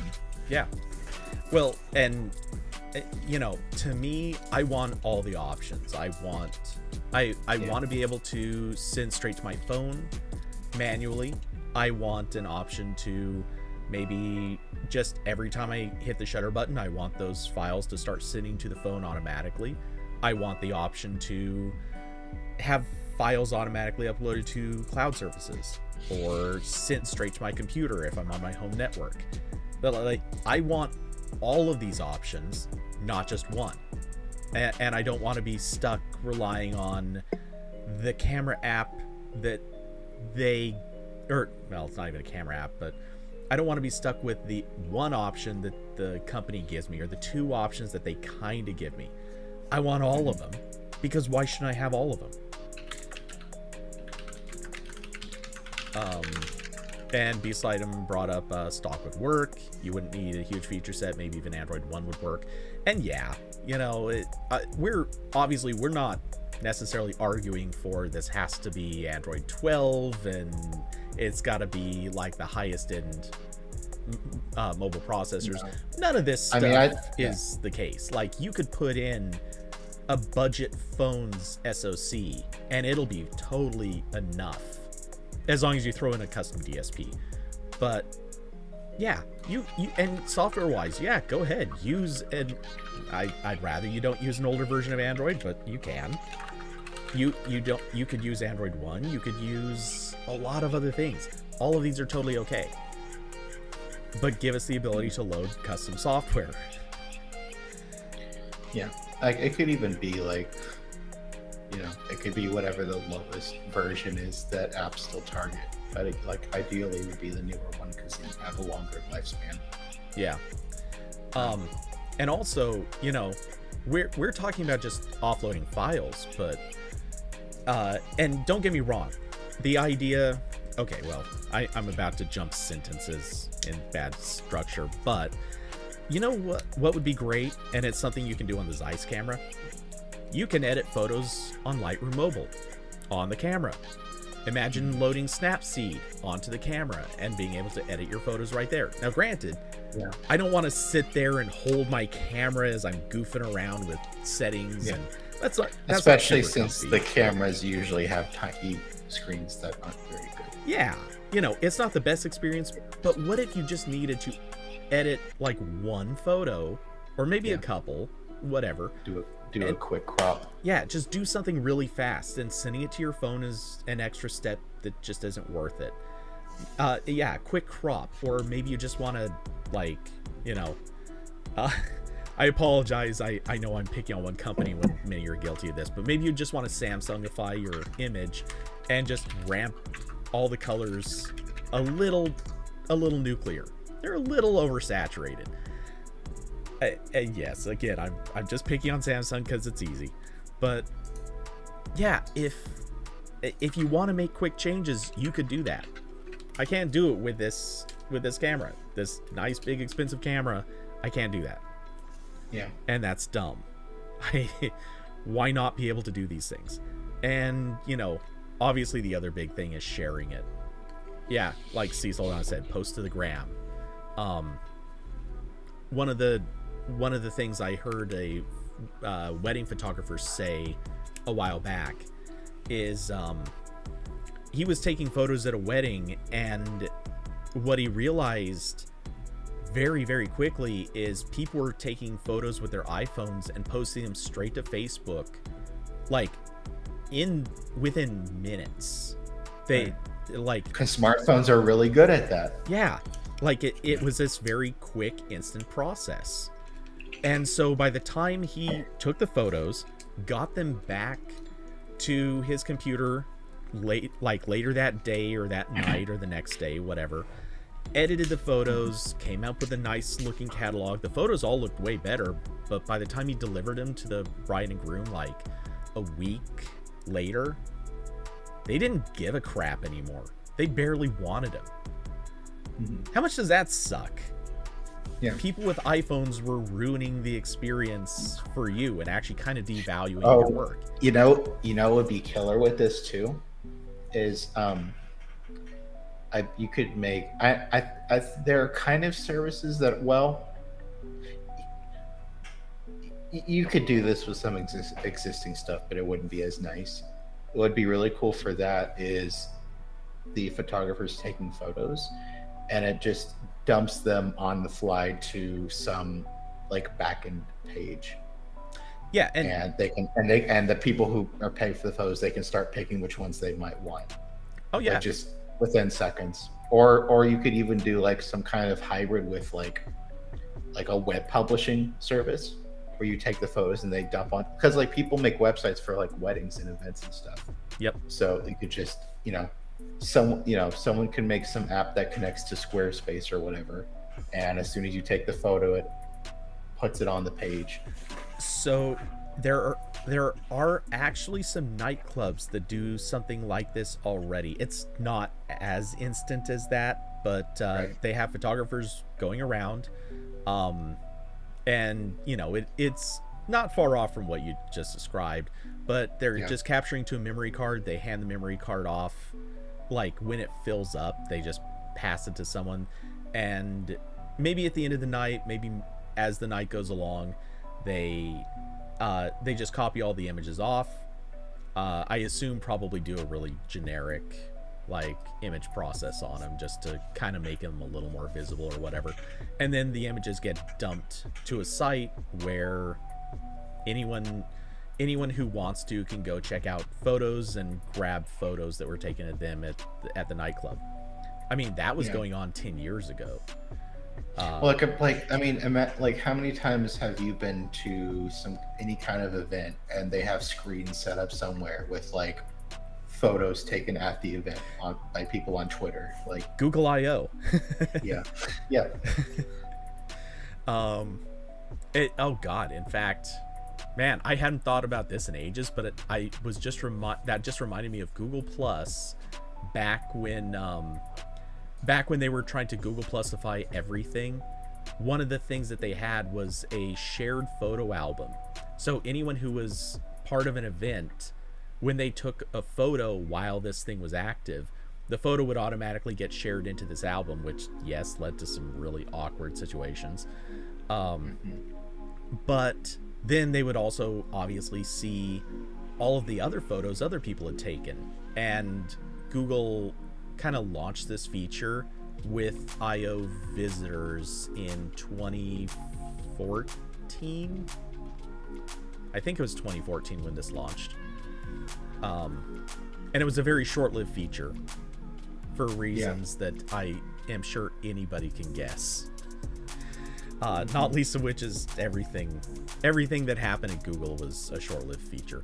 But yeah, people do like this kind of thing. It doesn't necessarily have to fall in any specific implementation, but it's a good idea. I don't get it. Like I have to be missing something. Like there's something Sony's not telling us that will result in 3 people buying this camera. Honestly, I don't do you think photographers maybe are like, once they get their workflow, like they just don't want to ever change? Okay, that is true for some. Like like I know this is a general work thing with a lot of specialized professions. Like you're just like, I've got my system, I'm good. So there is that, certainly. I'm actually gonna I know we've been talking about this in terms of cameras, but now I think that question's the one that kind of opens us up to so much of everything else. Almost everything else that people say, why isn't this now a smart thing? I think the answer, generally speaking, is the companies say, well, we've already developed this other thing. We've already got an OS built. We've already got our supply chain. We've already built these things out. Why should we bother making it a smart device? Why should we bother letting people load on software? Why should we support these extra things? We don't need to, because we already have a thing that sells. I could be wrong, but I feel like that's the reason that this is a thing, or rather this isn't a thing. Yeah. Well, I mean, I get a lot of companies do that, where if they have something that's still popular, like even if it's, old or, not, isn't as advanced as it could be, they're kind of like, well, if we don't need to spend millions on R&D, like, whatever, we'll keep selling it. That's how capitalism works. You put in the effort once and then you keep charging for it for the rest of the time. Yeah. And while this doesn't apply to all of them, I will also throw in, and I know a few other people have brought this up in the past, the market share for dedicated cameras has been going down. There is no denying that. Now, some companies have actually seen increased market share. Others have been falling pretty dramatically. Cough, cough, Nikon. Nikon has taken so much of a hit. It's brutal. Like, they're laying off people faster than LG. And we'll get to LG shortly. But Nikon just kept getting punched over the last like 2.5 years, it's been one bad move after another. Whereas Sony and Canon are doing really good. Fuji has been doing really good. Panasonic was doing really good, and from what I understand, they're kind of slipping again. Like each of these, the thing is, if you're already slipping, do you invest a whole bunch of money on a big risky move that could end up killing your company if it costs that much? Or do you just hope that it's a market trend that reverses? And if you're one of the companies that's succeeding, do you say, sure, let's change what we're doing because what we're doing is working, so that makes sense? Like, no, you say, hey, no, whatever we did, it's working, let's keep it going. Yeah, these are two different rationales that both lead to the let's not change anything because it doesn't make sense to change it. So, honestly, I think that's a big reason why we haven't seen much of it yet. But that's also why I say, as soon as one company does it, I think they're all going to do it. They're just waiting to see one company take that leap. And yes, Zeiss has done it, but God, Zeiss did it in the worst way. Zeiss created a meme camera. Yeah. Which, and this kind of thing is also why there's been a lot of cases where I just open the Lightroom app on my phone and take some pictures with that, and whatever comes out, I'll deal with, just because it's so much faster. Yeah. Like there are a couple reviews on Android Police where the photos were taken with some like garbage mid-range film, because that's just what I had at the time, and they cleaned up in Lightroom well enough for no one to complain. Yeah. Well, and let's be honest, there are some garbage photos that have been taken with DSLRs, and yes, like my early photos. I wasn't gonna say anything. I went through some of my I went through all my reviews because I wanted to save them on the Internet Archive, for posterity. And so I was going down the list, and I got to the first ones I wrote, like, oh, I didn't know how to use this thing at all. I mean, I still really don't, but like at least the end result kind of looks like I know what I'm doing. So yeah, good times.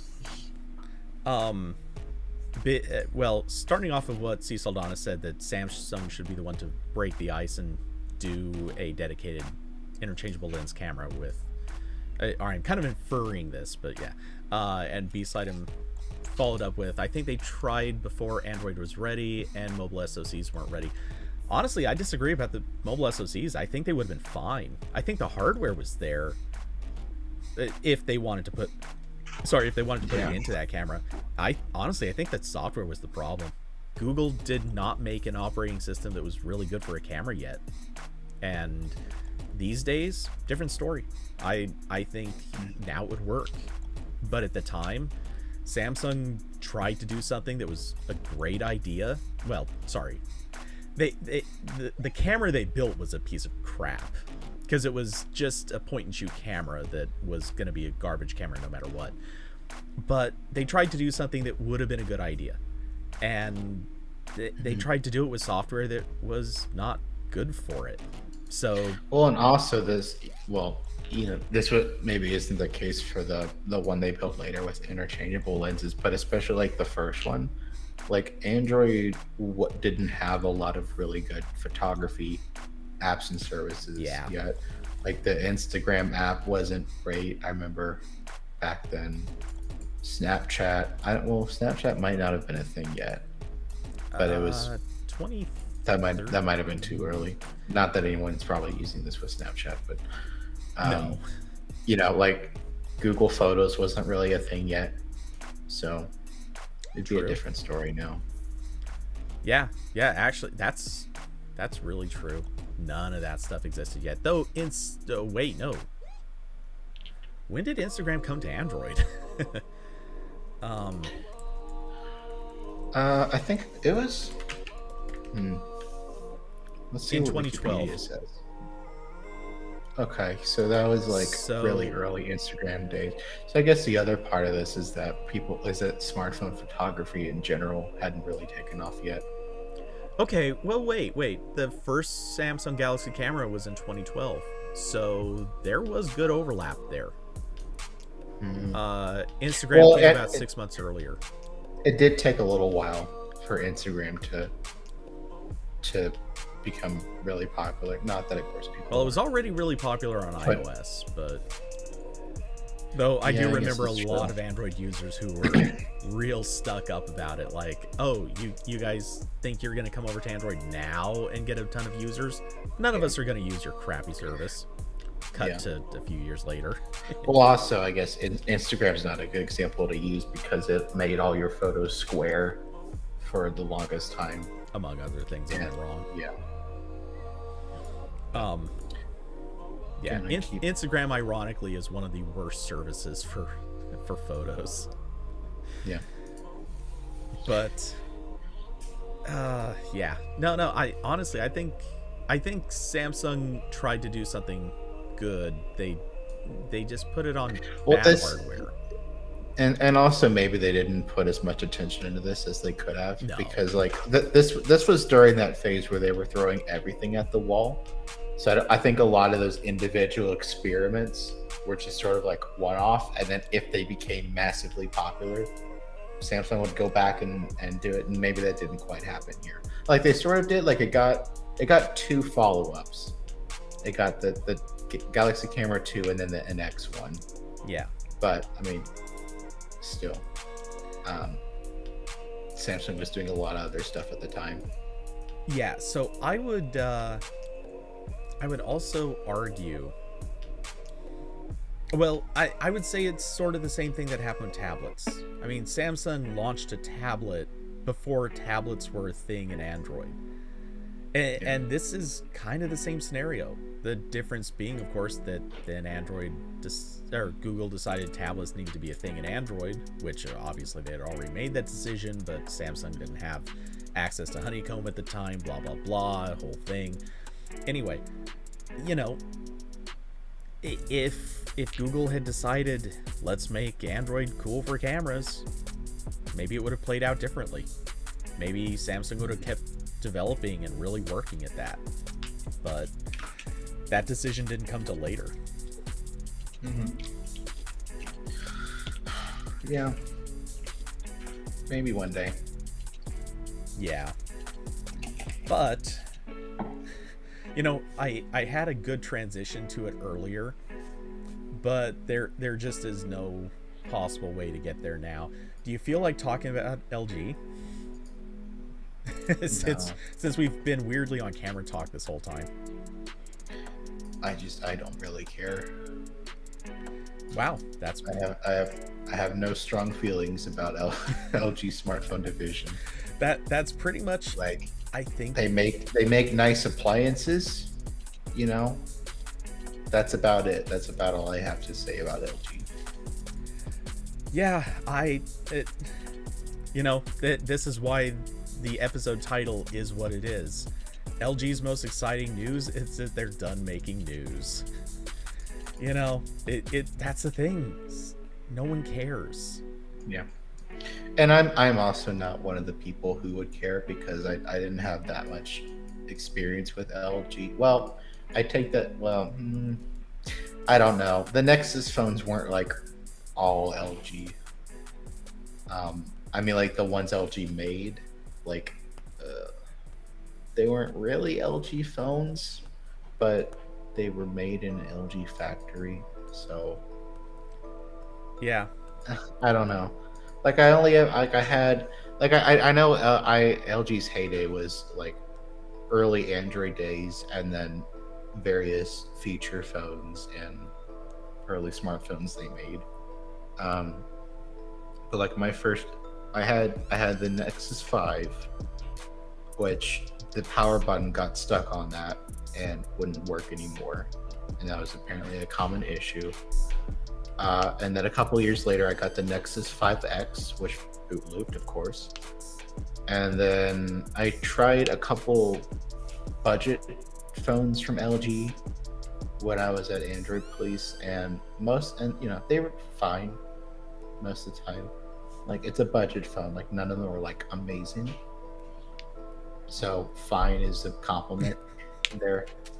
So they were fine.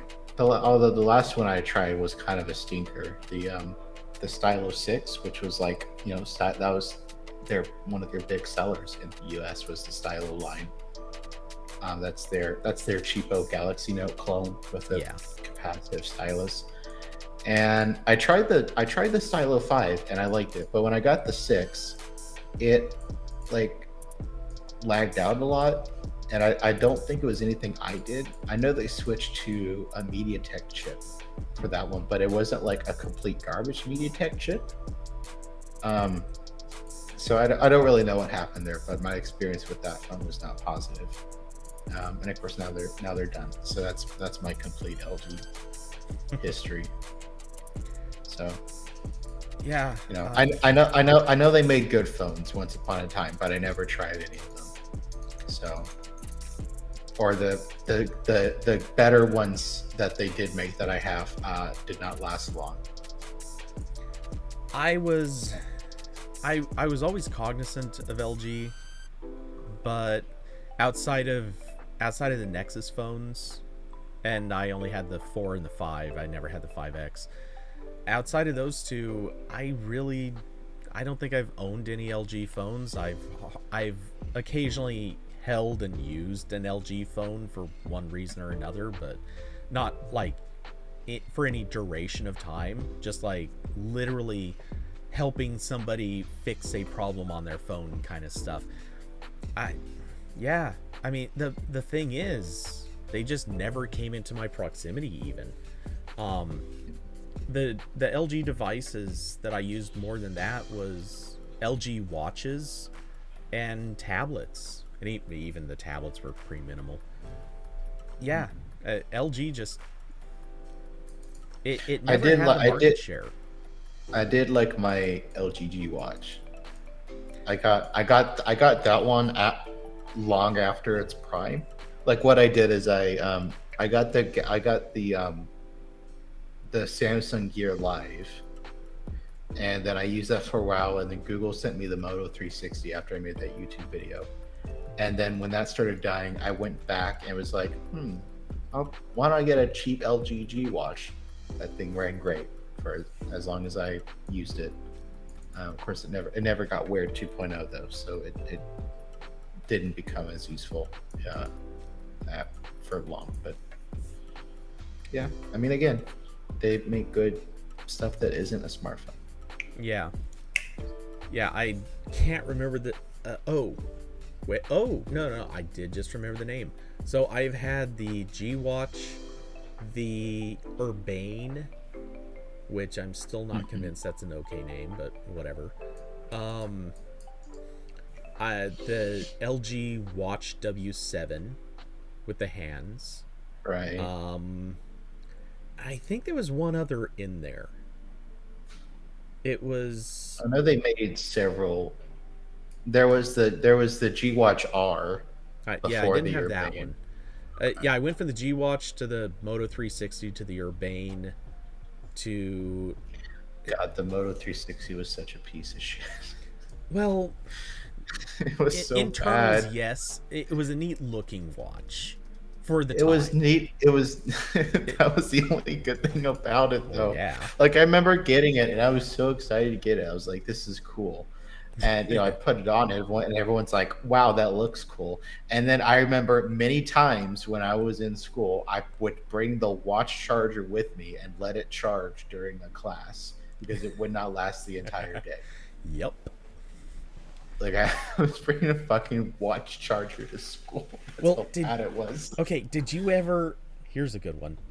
Did you get it when it was first released? Like it was first a release. little.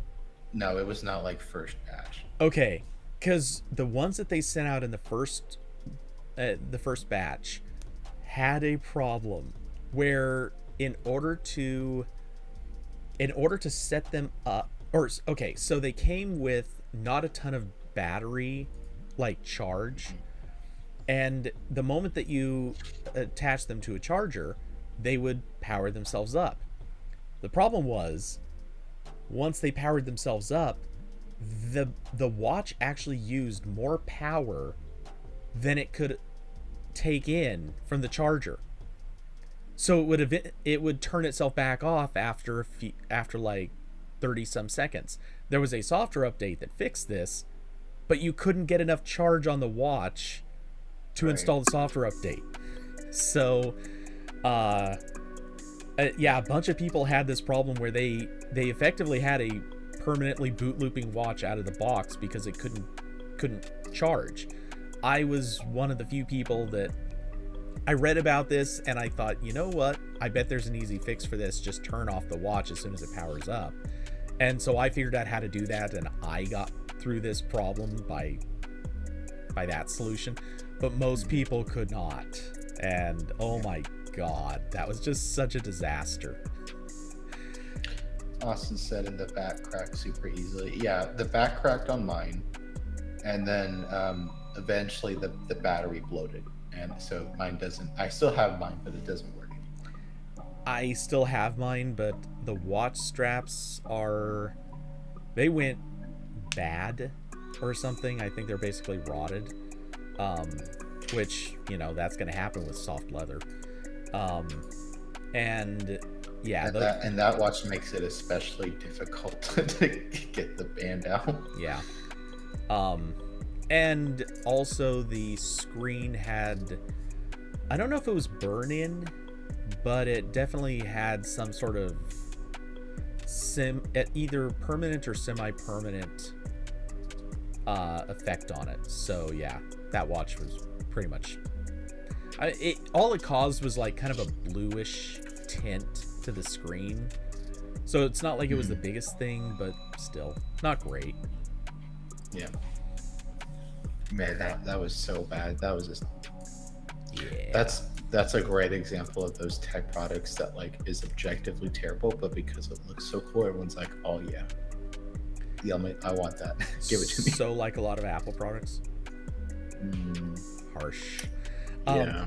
Which, although God, that reminds basically every early Wear OS Android Wear watch had terrible charging, like just all of them.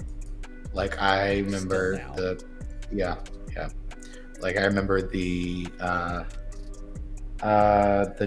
Gear Live, the Samsung Square one that had like a clamp thing, and that eventually mine broke. Yeah, that thing was famously terrible. It was really bad, and by that point, I think the watch had been discontinued. So I had to go on eBay, and you know there were people reselling them from Korea or whatever.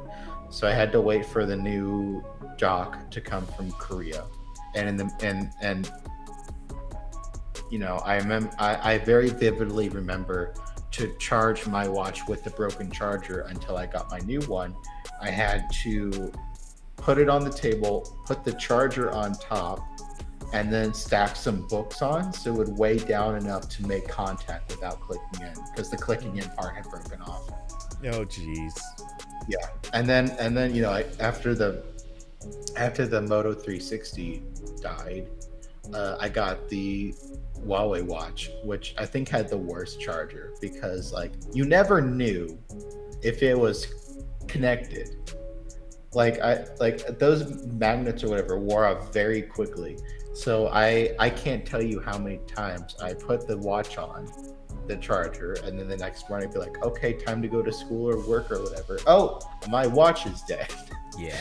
Because it did not align with the millimeter required accuracy to charge. Oh yeah.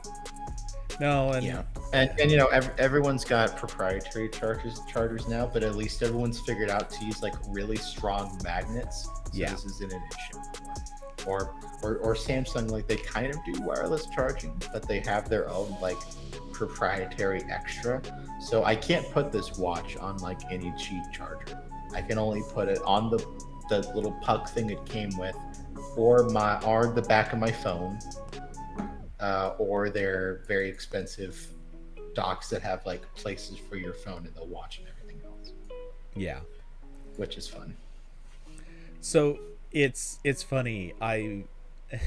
We transitioned to the topic of LG leaving the smartphone business, and it took us seconds to immediately move off of LG to talking about a Motorola watch, and then to just completely even like live on the topic of smartwatches.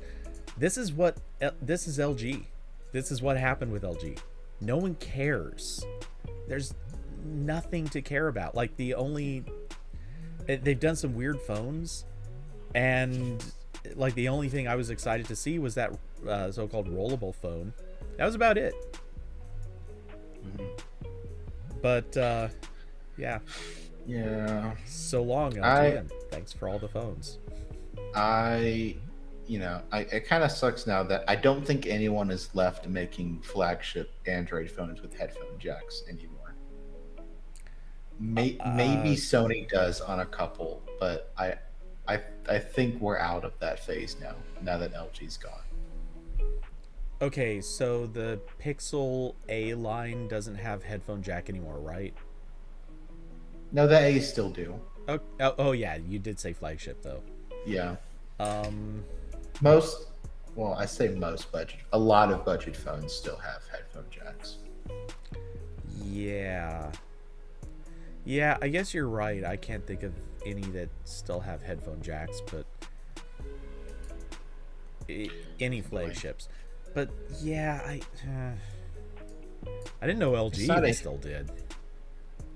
Yeah, no, that was one of their big selling points. Was like, oh, we put this nice DAC in our phones. Which is nice, but also like I wish the rest of the phone was as nice. It's kind of too bad HTC isn't still making flagships. I bet they'd still do it. Yeah, maybe. Like, is HTC even still making phones? I honestly don't even know.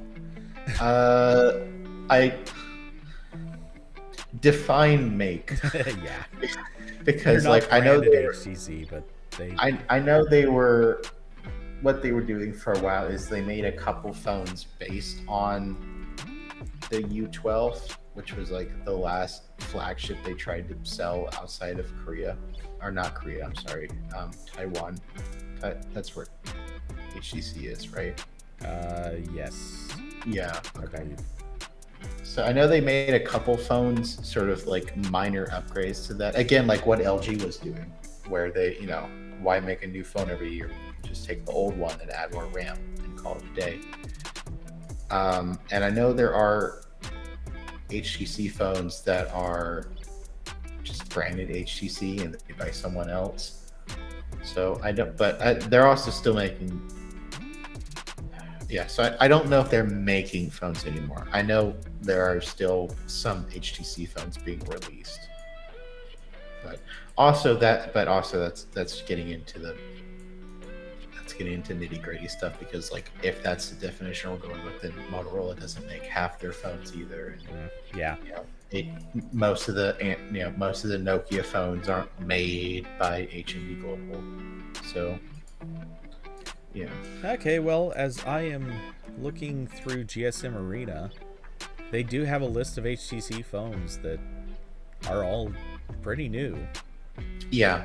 I know there's been some budget ones recently. The Wildfire E3, the Desire line is getting some. Looks like the U25G, I'm guessing, is the closest thing to a flagship-ish. I know Jules bought a recent HTC phone, and he had to get, I think he said like a family member to buy it for him and then drop ship it to him. Yikes! Couldn't get them in the US, or not drop ship, like obtain it and make sure it worked and then mail it to him. Right.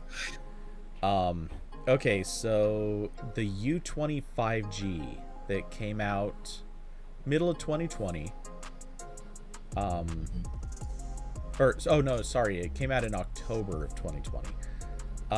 This does not have a headphone jack, so come on. Yeah, HTC. I guess even HTC's given up on that.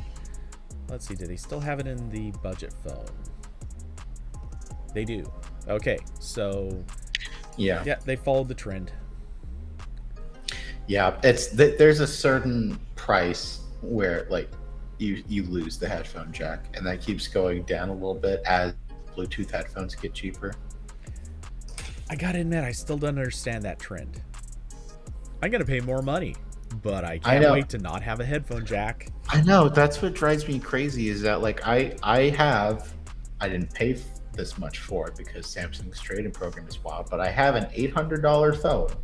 Right? No, I'm sorry. Over here, I have the over $1,000 phone that the XTA sent me, and it does not have some of the things that the $50 phone from Best Buy has.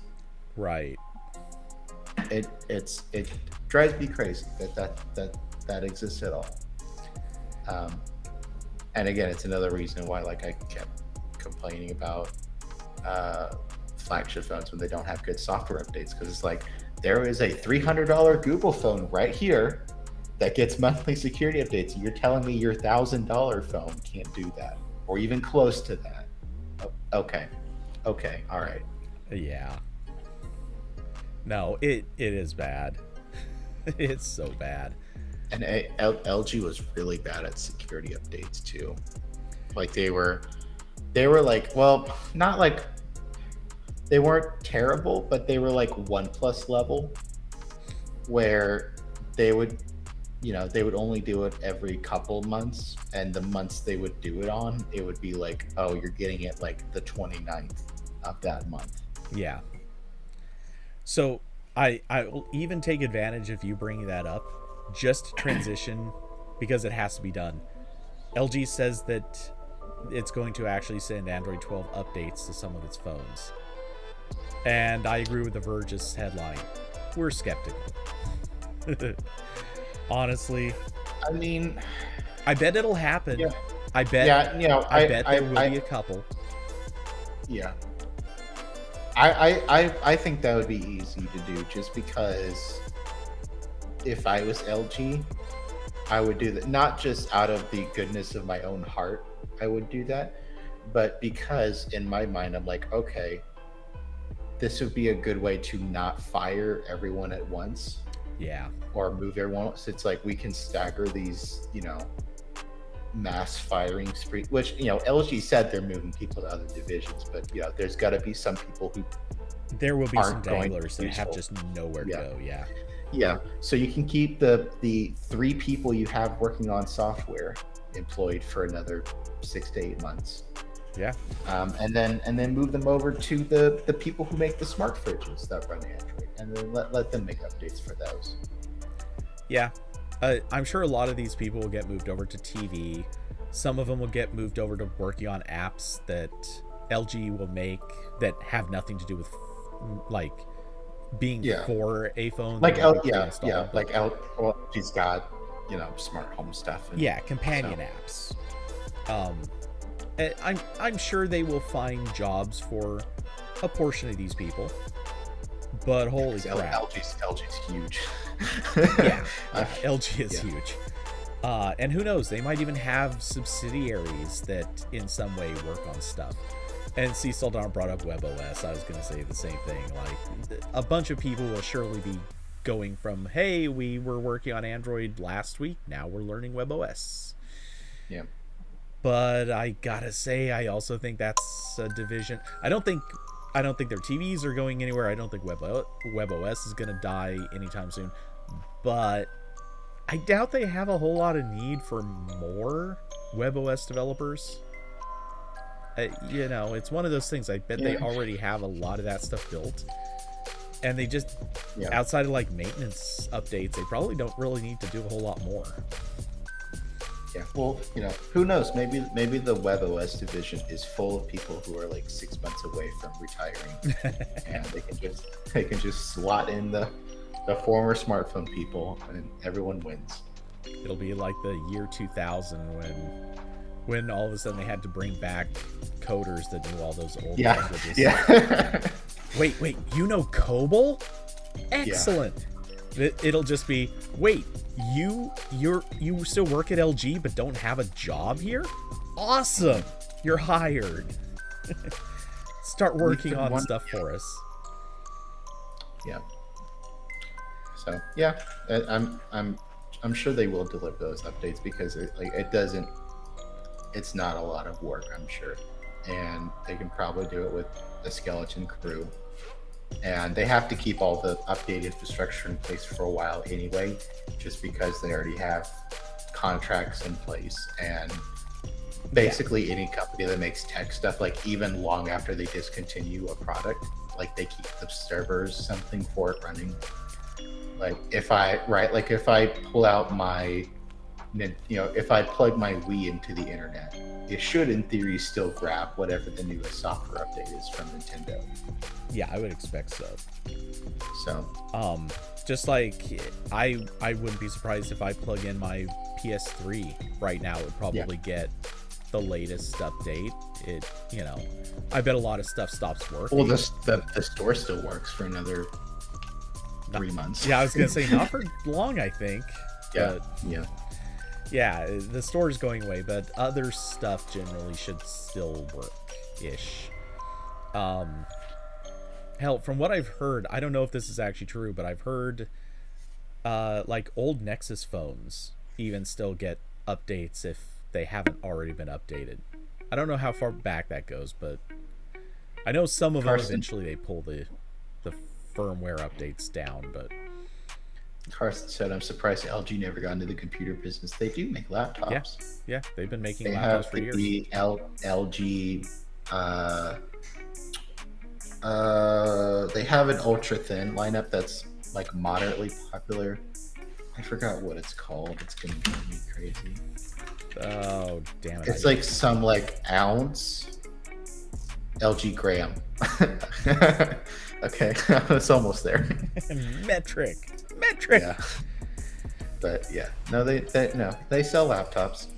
I don't know if they sell desktops, but no one cares. I don't think they ever sold. Well, I don't recall LG ever selling desktops, but they've been selling laptops, including Windows laptops. And now they're a little more focused on Chromebooks, but yeah, they were selling Windows for a long time. I've heard good things about the grams too, so they're not just garbage. I admit I've heard nothing about LG's computer products. I was tempted a couple times by one of the I just dropped this on the floor. I was tempted a couple times by one of the LG grams because they look nice, but I think they weren't good with Linux, so I ended up buying the XPS 13 that was made for that. Wait, I see someone saying that he doesn't think LG ever made Chromebooks. Am I wrong in thinking they did? I can't think of an LG Chromebook, but I mean, I certainly could be wrong on that, but no, they've made Chrome boxes. Okay, but not. It doesn't look like they ever made a laptop. Okay, well, hey. At least I was ever so slightly close to being right. I mean, it's all computers, so it's tomato. Yeah. Okay. So. And that was the most reliably updated product LG ever produced. Ouch. That's brutal. I love it. So let's see. I made a note of it just because, but I don't know if you've got any feeling on this. But Pixel 5 got an update, and it actually apparently was pretty significant because of massive performance optimization for quote-unquote certain graphics intensive apps and games. And evidently it actually did lead to big improvements. Do you have feelings on this or thoughts? I mean, it's interesting. I don't have anything insightful to add. I am curious about what screwed up to get to the point where a software update can make this much of a difference. Because this isn't we found an extra core in the GPU we forgot about. It's at some point there was some, and because if I remember correctly, I was the issue with where this came from was that when some of the Pixel phones got updated to Android 11, there was a performance drop. And then this is sort of like bringing that back a little bit, but because the Pixel 5 and I think the 4A 5G launched with Android 11, like they didn't have a comparison point before 11. Right. So I am curious what happened, because like Carson said, I was curious why Google was harming performance from the get go. Like they didn't like they obviously didn't set out to do this. So I really want to know like what went wrong, because also I feel like this is something that they would probably figure out when it was happening, and then at some point someone had to make the call like we got to get this update out or something else happens, and they just sucked it up and started pushing it to people. Yeah, so I actually have a bit of a theory on this, and it actually stems from the fact that there was a very contentious discussion about how to title AP's post about this.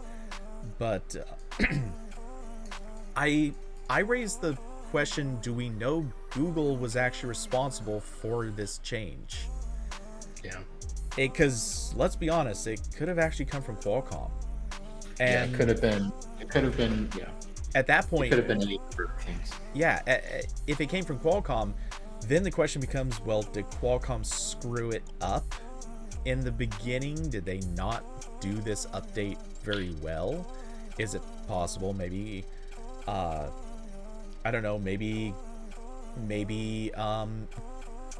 Qualcomm unlocked something with this update that gave it better performance? Maybe they shipped bad optimizations or drivers in the beginning. I wonder if maybe they were using a bad build of Vulkan or something. Yeah, at one point. Yeah, so that's the whole thing. As everyone's attributing this to a Google change, and maybe it is. Like, there's certainly every possibility it is, but there's, we haven't heard. As far as I'm aware, no one has discussed where this came from, and at the moment it seems like it could have been just as easily Google as it could have been Qualcomm that made this change. At which point, then you have to ask the question, okay, so did someone screw up? Was this like a greed thing? Was someone being cheap? Was it someone's mistake? And so whoever's responsible for fixing it probably is also responsible for making it less compelling in the first place. So yeah, whichever the case is, it raises interesting questions. Overall though, I mean, yay for Pixel 5 owners. If I was a Pixel 5 owner, this would be kind of, I guess, a nice thing to hear. Yeah. I wonder if this would have changed the discussion when the Pixel 5 came out. Because that was a hot button issue. Like, is this actually a flagship or not? Is this a downgrade from the 4? Yeah, I mean, it'd be interesting. I think the Pixel 5 still would have got smacked down. Oh yeah, it did, because Google has never sold phones in high quantities. That's the first issue, and then the second issue is that as the Pixel 5 was coming out, Samsung dropped the S20 FE to like $600 or $550. So it was just dead. There's nothing Google could do without slashing the price more. Yeah, and then they would have made money. So it would have been interesting. Yeah, I would have really. So I don't remember performance being one of the big hot button issues with the Pixel 5. It was just the general. Here's the processor it has. Here's the price point. Yeah. We think this sucks. Like the general. This does not have the best available. Yeah. Before anyone ever ran a benchmark, this phone was already DOA, and right. So it was not really much of a contest. No one was getting caught up in performance and saying, "Oh my God, it runs so slow." I'm sure someone was, but no one really was. That was never a part of the narrative that I recall. So yeah, uh, But yeah, this just raises odd questions. Yeah, I don't know. Maybe this will. Maybe they turned off. I forget the word. Slow Okay, mode. never. So, yeah, I had there to. was a hit. There was a hidden turbo button on the motherboard, and someone pressed it, so it downclocked to Yep. 1 megahertz. Oh wait, you mean we can turn on the other processors? Neat. Yeah. Oh god, it'd be so funny if that happened. Oh, but speaking Or of, they downloaded the ROM build for the other phone. yeah, Yeah. Oops. What? Oh, wait. Phil, you said I had to get the Pixel 3a ROM, right? yep. Oh, no, the 5? What? Ah, we already shipped 500 million of them. But they're both odd numbers. Yeah. Oh jeez, I wish I. The sad part is, I wish that that's not something that could happen. But then I think about Yeah. all of the blunders that have happened with Pixel firmwares, and it's like, no, I completely believe that this is a mistake they would have made. Yeah. At least they didn't brick it like they did the. Actually, I think the Pixel 3. Pixel 2 or Pixel 3, one of them they actually bricked some of them by sending the wrong firmware. There were definitely some phones like, well, that happened to the that happened to the Pixel tablet. What was that tablet that ran Chrome OS that Google made kind of recently? That one was getting bricked pretty recently. The Slate? Yeah, Pixel Slate. Yeah, the Pixel Slate was getting bricked. I think Kent's got bricked. I think he had one. I don't remember. Yeah, Andrew Police wrote about it in November. Multiple Pixel books entered an unrecoverable state after updating to Chrome OS 87 beta. Okay, so beta. So it was partially their fault for being on the non-production software, but it's still not supposed to happen. Yeah. And I also completely agree with Austin. Millimeter wave is responsible for killing the Pixel 5. Let's be honest. The huge price increase. Because they put it in there? Yeah. Okay, yeah. A huge price increase associated with adding hardware that absolutely no one gave a crap about. No. You know, if they hadn't added it, that price would have been lower. Simple. I've owned and reviewed multiple phones with millimeter wave. I've never encountered a millimeter wave network still. Like, I remember looking when I got the Nokia the Nokia phone, whichever one they made recently. I forget the name because it's like 500 million lights long. I have their little Model 1 up there they sent me next to the Purple Dragon. But yeah, like that one, it had Verizon millimeter wave, and I was like, I'd like to do an actual in-depth review. How long would it take me to get to somewhere with millimeter wave? And I would have had to drive at least an hour, and then maybe I would have gotten it. Who knows? So I was like, that's probably not worth my time. Unacceptable. No, I now I want to check Verizon's map. How far now do I have to drive? Because I'm in an actual city now. I know it's still only going to be 3 city blocks, but yeah, which city blocks? Oh geez, I want to make a joke about surfing the millimeter wave, but millimeter wave is already the joke. Anyway. Wow, 5G Ultra Band applied to postpaid and prepaid. Wow. Neato. Raleigh, North Carolina. So they keep using stupid names for these. Ultra wideband is their millimeter wave. So This can't be right. This is covering too much of the map. I feel like this is wrong.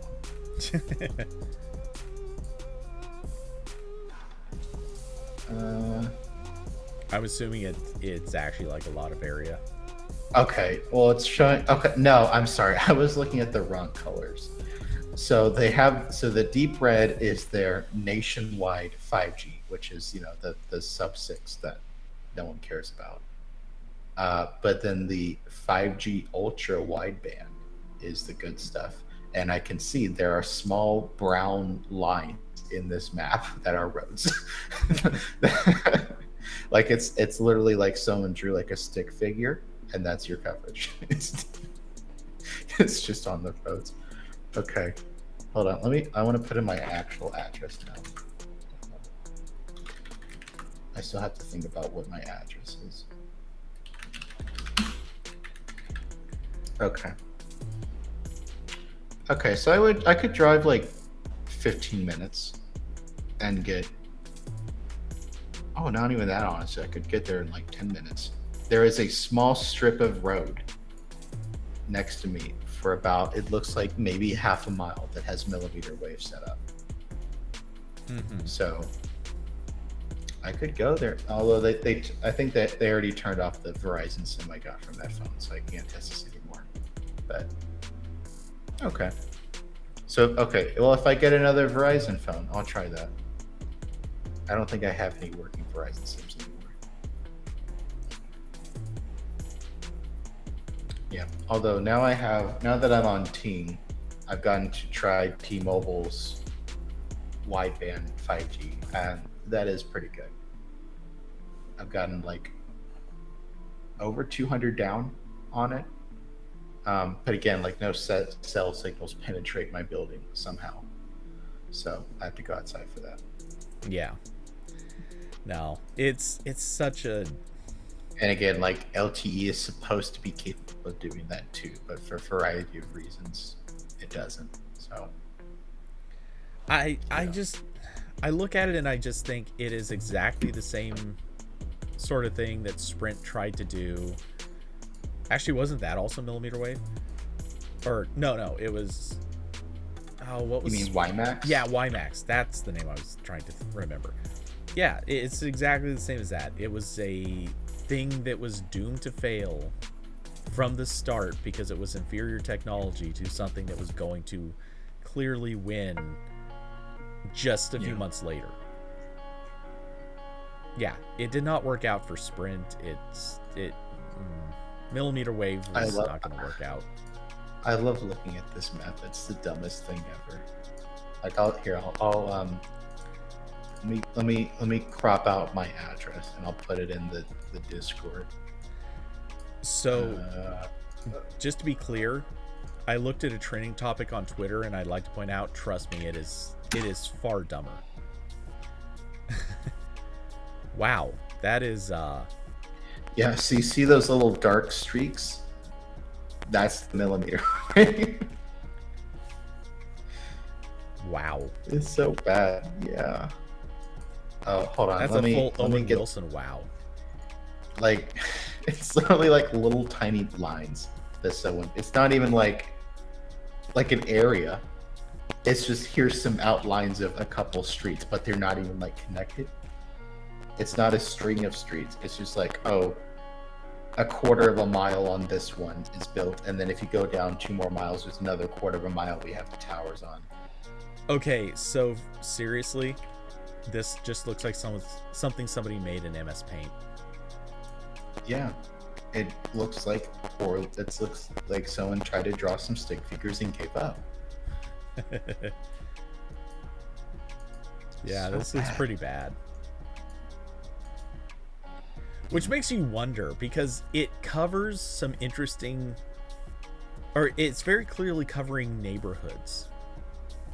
It makes you wonder, why did these get covered? Are these like rich neighborhoods? Are these were these like convenient locations in some way? Were they already putting up new stuff, and maybe it's like, yes, screw it, go ahead, let's put in a 5G repeater or millimeter wave repeater right here? Well, like some of these I see, these are like strip malls or shopping areas or somewhere where there are businesses on the street. But yes, like there are a couple of these where like it's mostly just residential, or it's like residential, and then there's like maybe like a McDonald's on the end of the street. So very very very weird. I don't. Oh, Cecil is saying your mic is wonked again. No. Wow, that's really quick tonight. B-Slidem has completely changed his mind about 5G, vastly improved data speeds and connection reliability. See, that's good. I mean, cheers to the fact it's working out for somebody. But yeah, 5G is not making a big difference for most of the people it's being marketed to. Yeah, I've not tried Verizon's wider 5G, but I've heard it's not great. But I haven't tried it yet. Again, if I get something new from Verizon to review, I will actually go to a millimeter wave area now and try to connect it. Now that I can. Yeah. Let's see. B-Slidem also brought up remembers WiMAX. The only issue was the only memorable issue was the handoff between towers was terrible.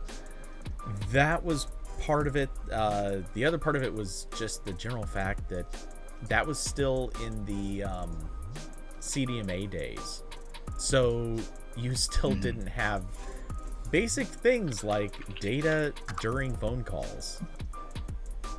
That was still a problem with WiMAX at the time. Which wasn't that an issue with 3G? Well, it was just all CDMA stuff. Oh.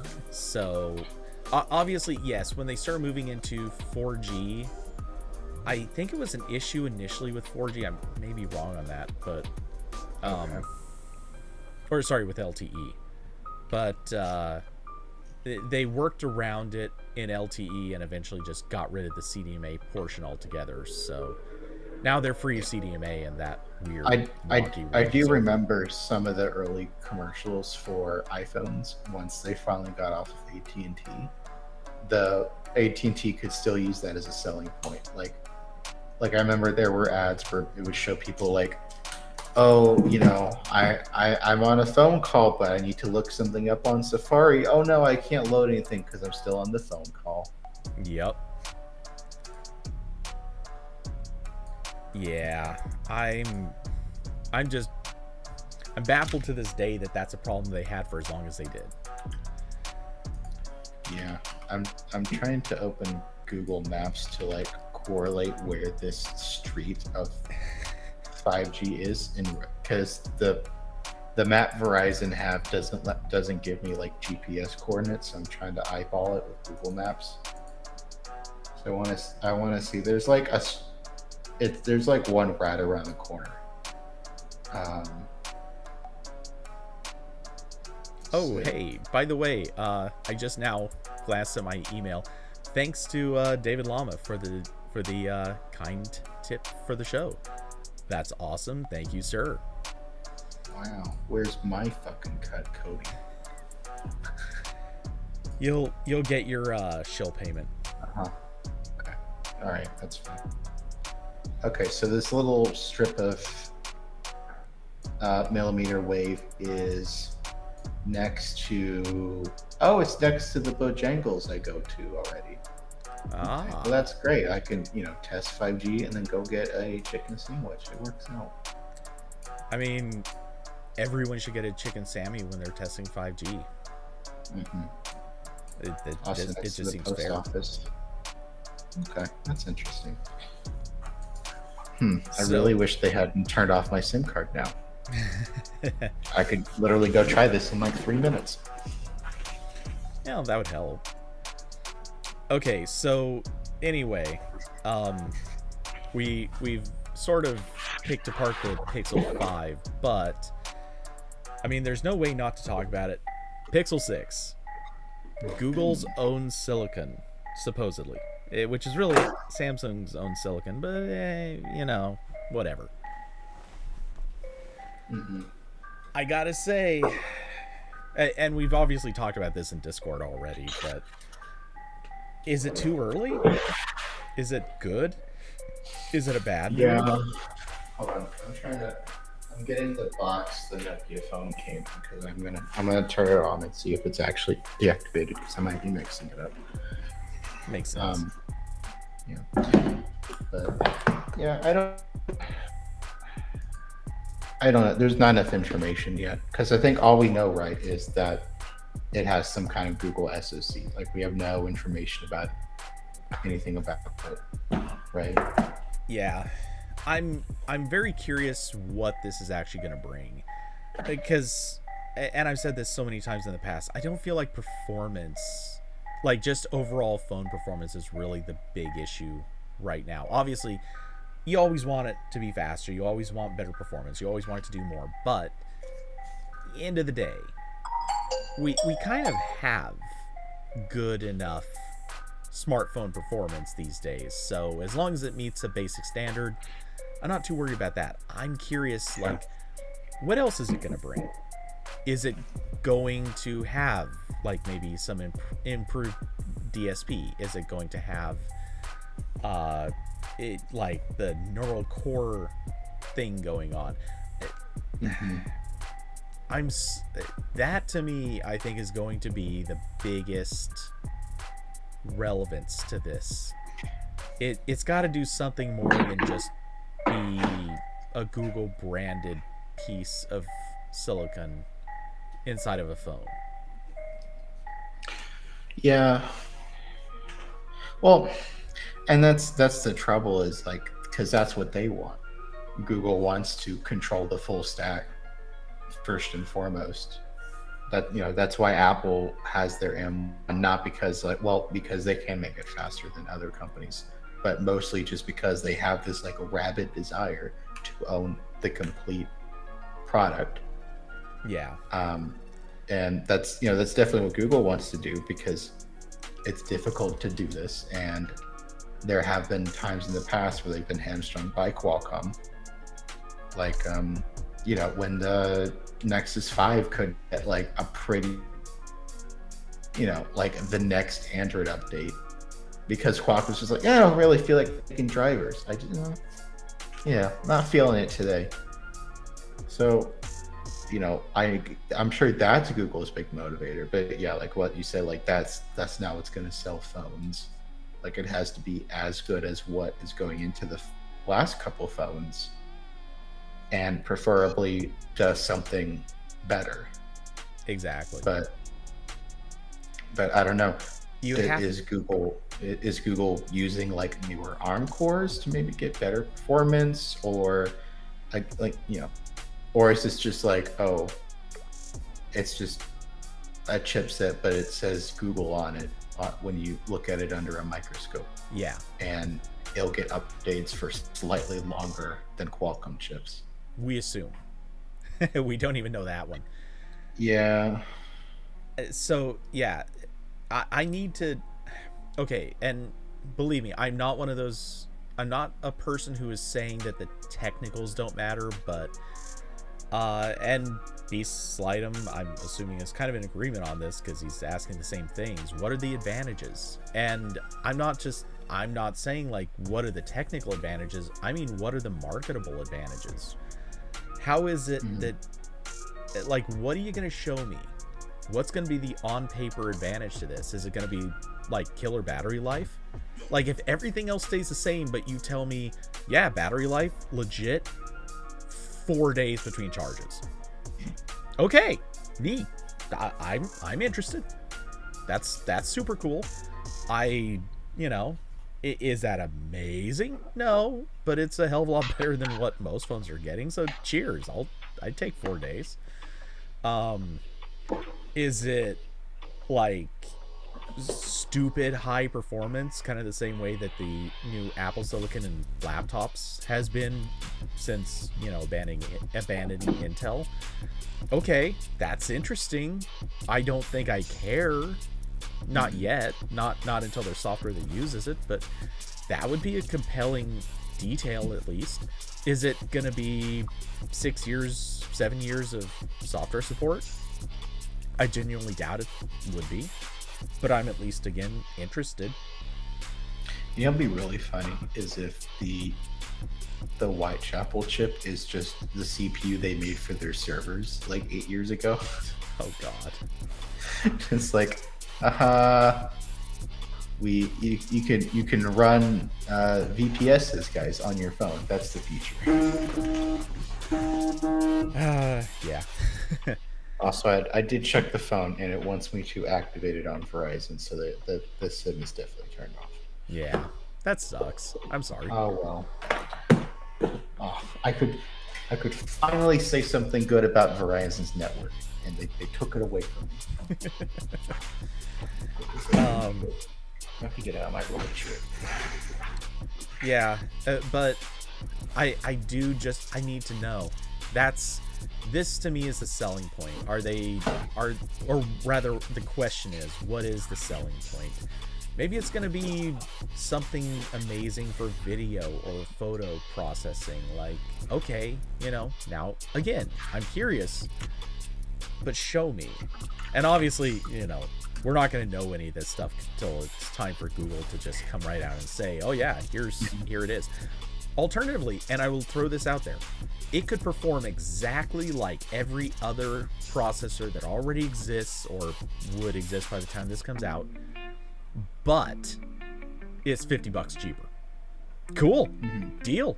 If you make it, in Samsung's house and somehow get it cheaper because of that, awesome.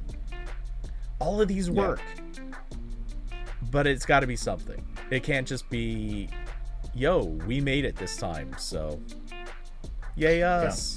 Yeah. We succeeded. We spent a bunch of money so we could replicate what someone else did. It's awesome, right? Yeah. So, yeah, I don't know, cuz at this point I'm not really sure if there's anything that Google could do without trillions of dollars of R&D that Qualcomm can't provide in some area, or Samsung can't, because I'm trying to think reasons they would want to do their own SoC. It's to control the full stack. Okay. Then maybe it would be like, oh, we don't have to worry about someone else doing the drivers.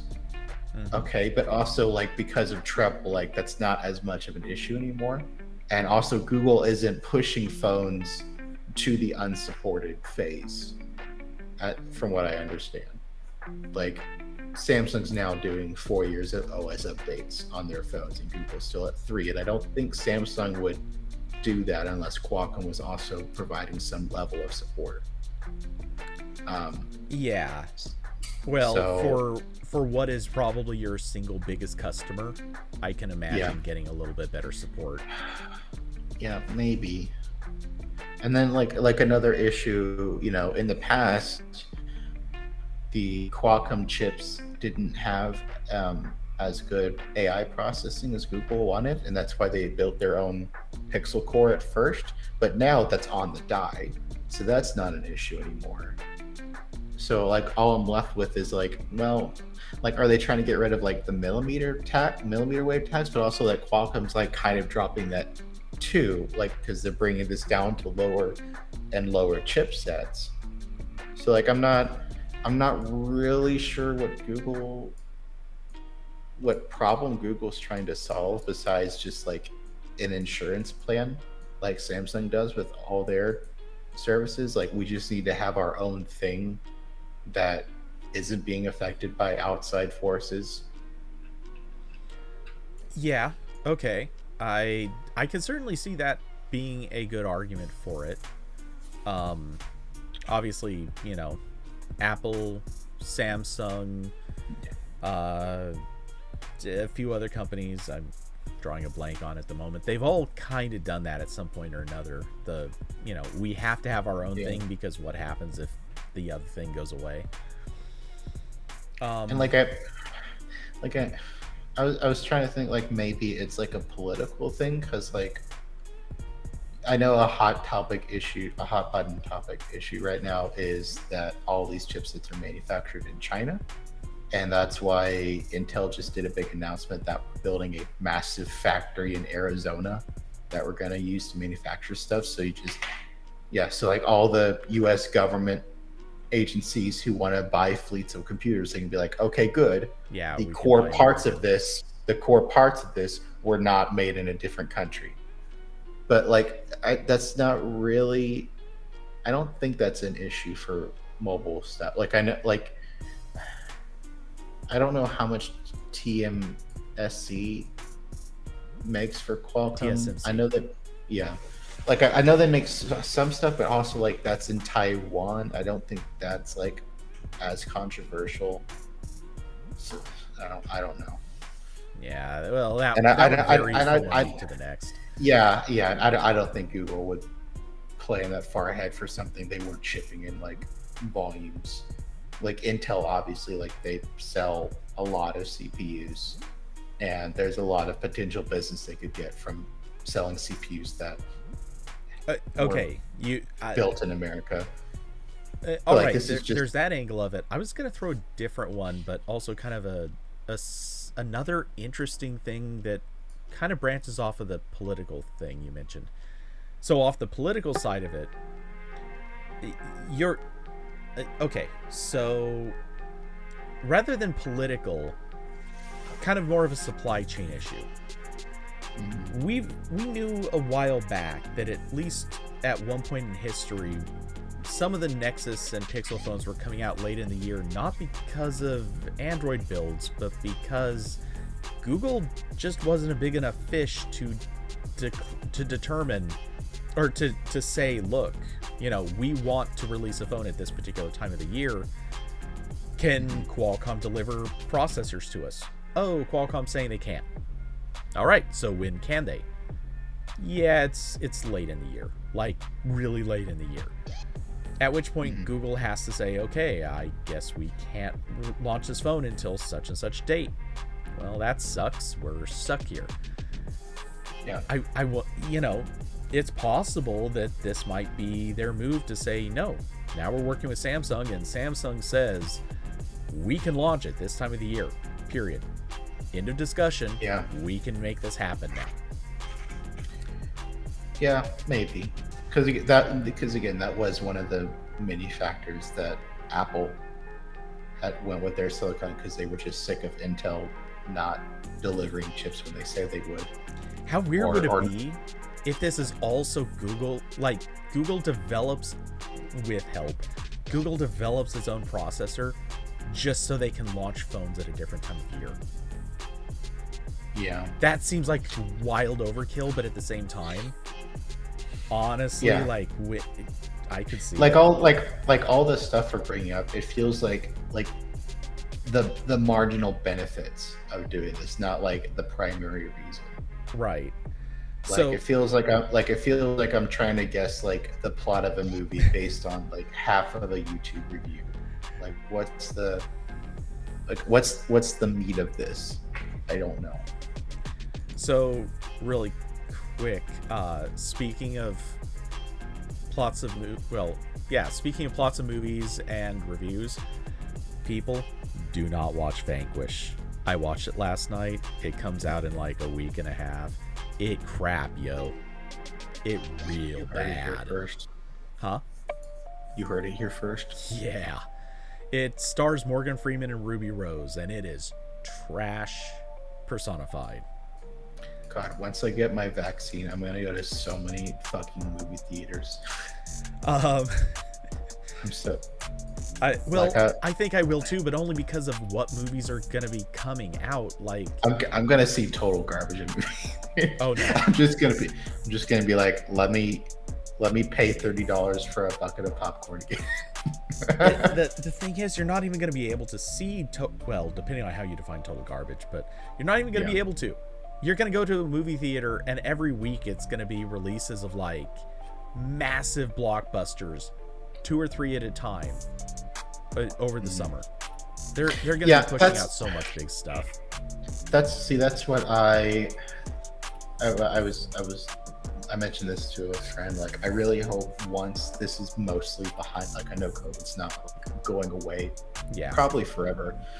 But like, once we maybe in a year or two, whatever, I hope movie theaters do the smart thing and or I guess theaters and movie studios, I hope they do the smart thing and give every movie that didn't get a theatrical run like a proper theatrical run, because there's a lot of movies that have come out in the past year and are going to come out shortly that I would love to see in an actual theater, or God forbid IMAX. That would be great. I wouldn't be surprised if a few theaters do sort of the, hey, for this week only, or for the next 2 weeks, but only on one time in one room. We'll give catch up time to some of the bigger releases. Yeah, that's all I want. That's all I'm asking for. I could see it happen. But I honestly, there hasn't been a lot of stuff worth it in the last year. Yeah, like I don't think it would be like, well, again, it depends on how long until 90% of people feel safe in a movie theater. But like there's definitely not like a list of 100 movies that I think I would go see in a movie theater from the past 2 years. 100? Oh fuck! I don't think I could get above like. I'm not sure I'd even hit 5. Yeah, it's not been a good year for movies. Yeah, and that is something that also annoyed me before all this happened. Is like I don't know if it's the studios being weird or the movie theaters not caring or whatever, but I know this is also different with like the locally owned theaters versus like the chains, but I feel like they don't do the sort of re-releases that I would like to go to often enough, even close.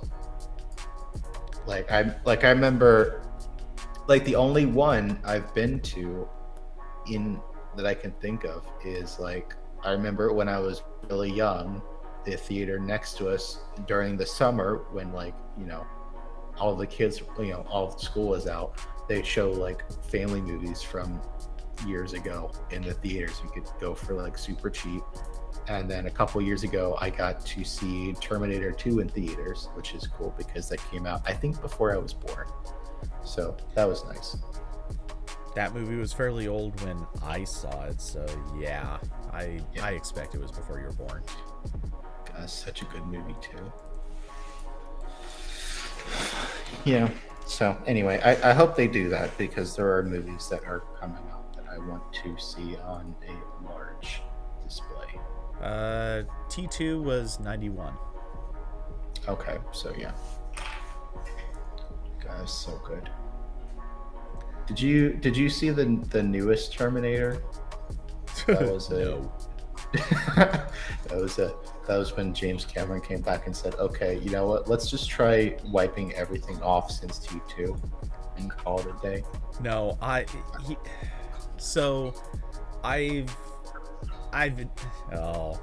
gonna catch a little flack for this, but I've never actually watched all the way through Terminator 1. I've seen parts. Okay. I've seen parts of it, and I've actually seen the ending of it like 6-7 times. Yeah. But I've never actually sat down from beginning to end and watched it. Yeah, I think I've only done that like once. It's just like it's like more of like not a horror, but like, I guess thriller is at the time it would have been. It was a sci-fi thriller, and I don't like those kinds of movies in general, so that's not my cup of tea. Well, I struggle with that time period in film because most stuff just feels crappy, like low quality crappy in a way that I don't like, and there are movie making techniques that I now associate as being like low budget, even though at the time they weren't necessarily, but to me they feel that way, and it hurt. It's like it scratches at my brain. Anyway, so I've watched T2 a few times. I like T2. It was a good movie. I don't know how well it holds up now, but whatever. T3 was obviously bad. But whatever. And I I think it was the one that came after that. The one with, was it Christian Bale? Yes, there was one with him. That was hot, burning trash. And it also had what's his name that was Scotty in the new Star Treks. I forgot the actor that died a couple years ago. Oh yeah. Oh damn it! I know it, but the name is not coming to me. I think Yelchin. IMDb is loading. Damn it! Yes. Anton Yelchin. Yeah. Except he wasn't Scotty. That was Chekhov. Yeah. Yeah. Anyway, he was a good actor, but yeah, no, that one was trash. I remember, like, I think it was like 2 years ago. I tried just running through all the Terminator movies with my brother, and so we watched T2, and we both liked that, and then we got to 3, and we were like, we know these were stinkers, but we just you can work through 3. 3 is at least viewable. 3 still has a little bit of the action bits are still pretty good. Yeah, it's stupid, it's bad storyline, but it's, at least kind of fun. And I've never actually watched all the way through 3 either, for very obvious reasons. It's fine. And then the one after that, which is like the post-apocalyptic one with Christian Bale. That one is not enjoyable whatsoever. Well, it might as well not even be part of the franchise. No, it had so little to actually do with the storyline even. Yeah, it was just a very weird movie. And then we got to the one that was, I think, Salvation. That was the one from a couple years ago. That was the one where they brought back Arnold Schwarzenegger. And then they tried to do some time travel. I think I got 15 minutes into that, and then my brother got very angry and left the room. I didn't even try to watch it. I saw clips of them bringing back Schwarzenegger, and it's like, yeah, because I think they tried to. I think it was them. I can't remember the plot because again I didn't watch most of it. But I think it was like they tried to time travel to T2, so it had like a different metal robot. I don't know. But yeah, the one that came out like a year ago now, where James Cameron came back and did it. It was fine. The action bits were pretty decent, I will say. But then the rest of it was just fine, and it didn't make enough money, so they're not going to make more sequels to that. And that was now either the second or third attempt to reboot the franchise. So I think they're done now. But they're never going to be done. But it's like Doctor Who, where like no matter how bad it gets, like they can revive it somehow and squeeze that little bit more life out of it before killing it again. Exactly. Well, that's kind of true for Star Trek too. Oops. Yeah. No, I agree. At this point, I think Terminator has effectively, especially because the TV show bombed too, I think they've effectively worn out the welcome on attempts to reboot it. Not to say they're done with the franchise, just that they're not going to rush to try again. Now we're probably going to see like a good 10 or 15 year gap, and then they'll say, hey everyone, guess what's back? Yeah, because like the idea of a robot that looks like a person trying to kill you, like that's timeless. You can do so much with that. Maybe they could give it to some really good game company. It just becomes like a game franchise that's good. I feel like this probably already exists, but that happened. I know I think that there's at least 1 or 2 Terminator games I think that are supposed to be good. I've never played any of them, but that's kind of what happened to Alien, because the past couple Alien movies were stinkers, and then there's been a lot of like really good Alien games. I feel like so I think it bears saying it depends on how you define Alien movies, because some of them were stinkers. Yeah, but they did do one of the crossovers with the Predator franchise. That was I'm good. sorry. The one I was calling a stinker was If it's the one with the baby alien that was like her baby resurrection. no. Okay. I don't think I've okay. I'm trying to think. I don't think I've watched a proper alien movie. The one I was thinking of, I think, was a Predator. Maybe I saw it a couple years ago. I'm not sure which.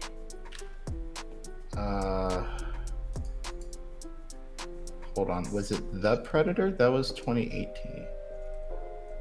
What's the plot of this? What I'm gonna do? Okay, yes, this is the one I saw. This one I felt embarrassed watching. The Predator, because the whole plot, I shit you not, is that the Predator is trying to kidnap this scientist's son because the son has autism, and the alien wants autism as a power. It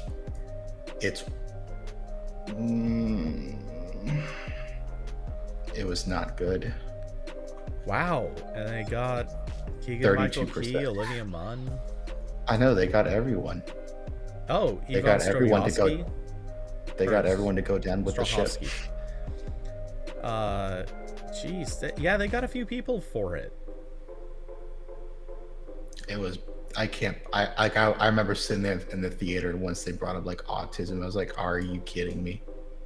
I cannot believe this is like the exact same react." Yeah, it's just not. That's not good. And like it's the same exact feeling when I was watching Batman versus Superman in the theater, and they get to the part where the reason they stop fighting is because their moms have the same name. That made it to production somehow. Okay, yes, that was terrible. That whole movie sucked. I'm sorry, but you know, I had very low expectations because Man of Steel sucked too. Go ahead and at me. I will show you you're wrong. But no, I just Yeah. I kind of like the first part of Batman v Superman where they're like, what if Superman is actually maybe not going to help us all the time? But there's so many other movies and shows that take that idea and do it a million times better.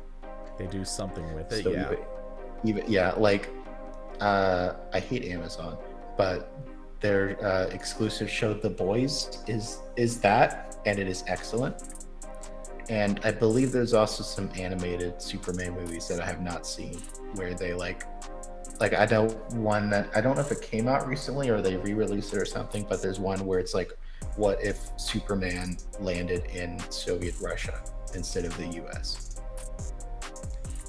So there's other media that did that better. Yeah.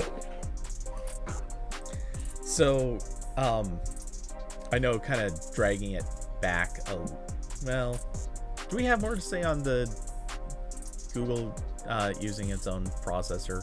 No. Okay.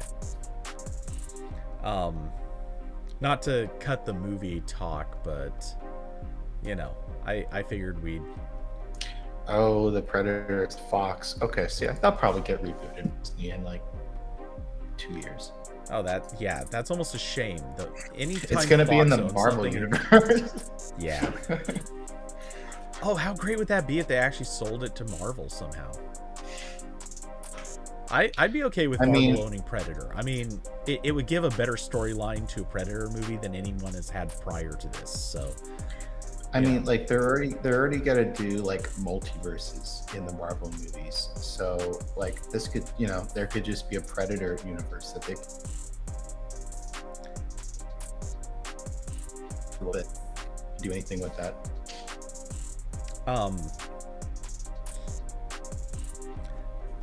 Okay, sorry, you locked up for a second, but then my brain wandered to another thing. But I mean, I know that this isn't a totally fair complaint, but I have to bring it up. At least Marvel isn't having two completely different actors play the exact same role a lot.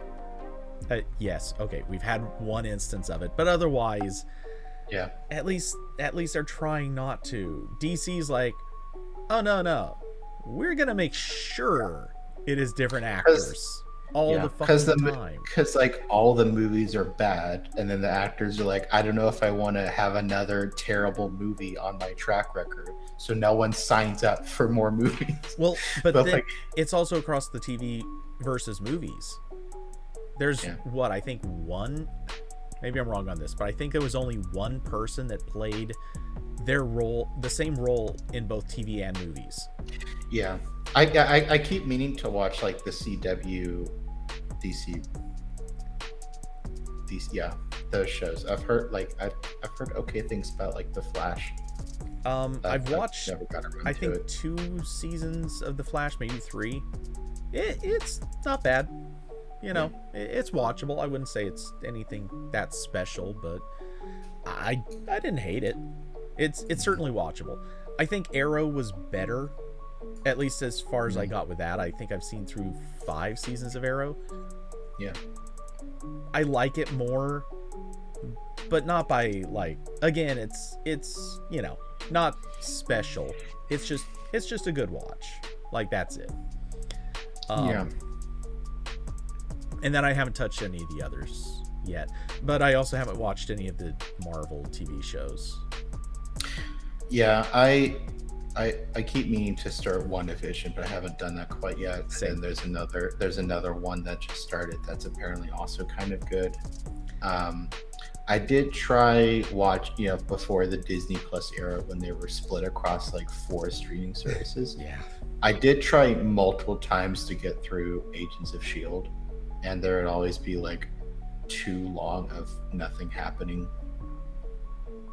And I couldn't do it. But supposedly it ended pretty good. So maybe one day I'll go back and try that again. But I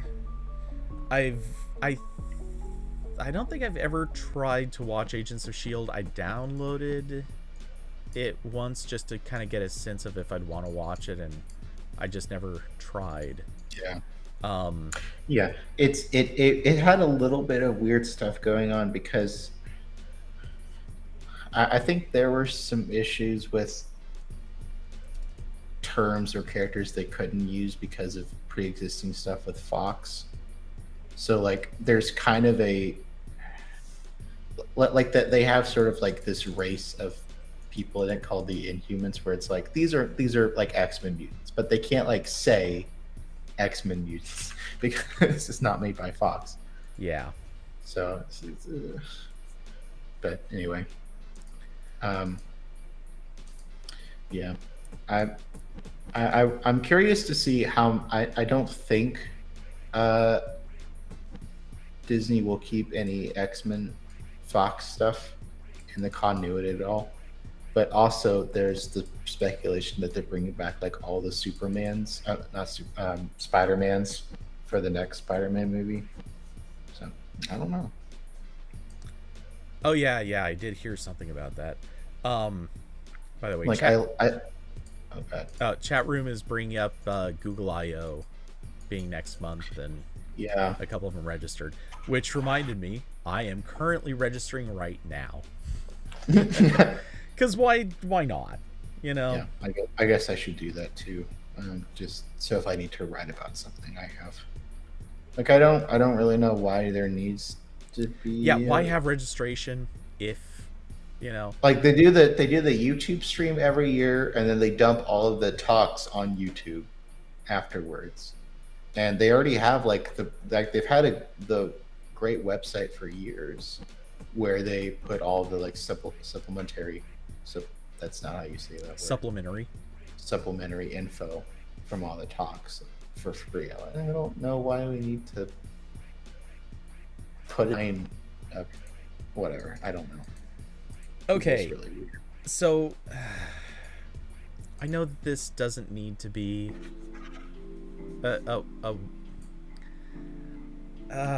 okay. So I enter name, country of residence, very next question. I consent to provide Google with information about my gender to help Google understand the diversity of the IO audience, improve content, blah, blah, blah. Then race and ethnicity. Actually, I'm I know this will sound weird, but I'm genuinely surprised they don't have something about sexual identity or gender, gender identity or sexual orientation. The reason I bring that up is because I just got an email from YouTube, 2 days ago? Is it even that far back? Oh wait, was it today? Yeah, oh sorry, it was 12 hours ago. 5 a.m. this morning, my time. I got an email to this channel asking me, and I'll just read it directly. Asked me to fill out a survey. It goes, we're committed to improving our support for all creator communities on YouTube and their continued success. That's why today we're inviting you to participate in our creator and artist survey, where you can voluntarily provide information about your race, ethnicity, gender, and sexual orientation for your channel. YouTube, do you need to ask people's sexual orientation for the channel?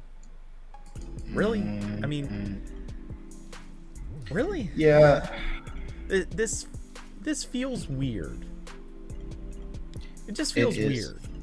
Yeah. Just try your best to do things that are good for everybody.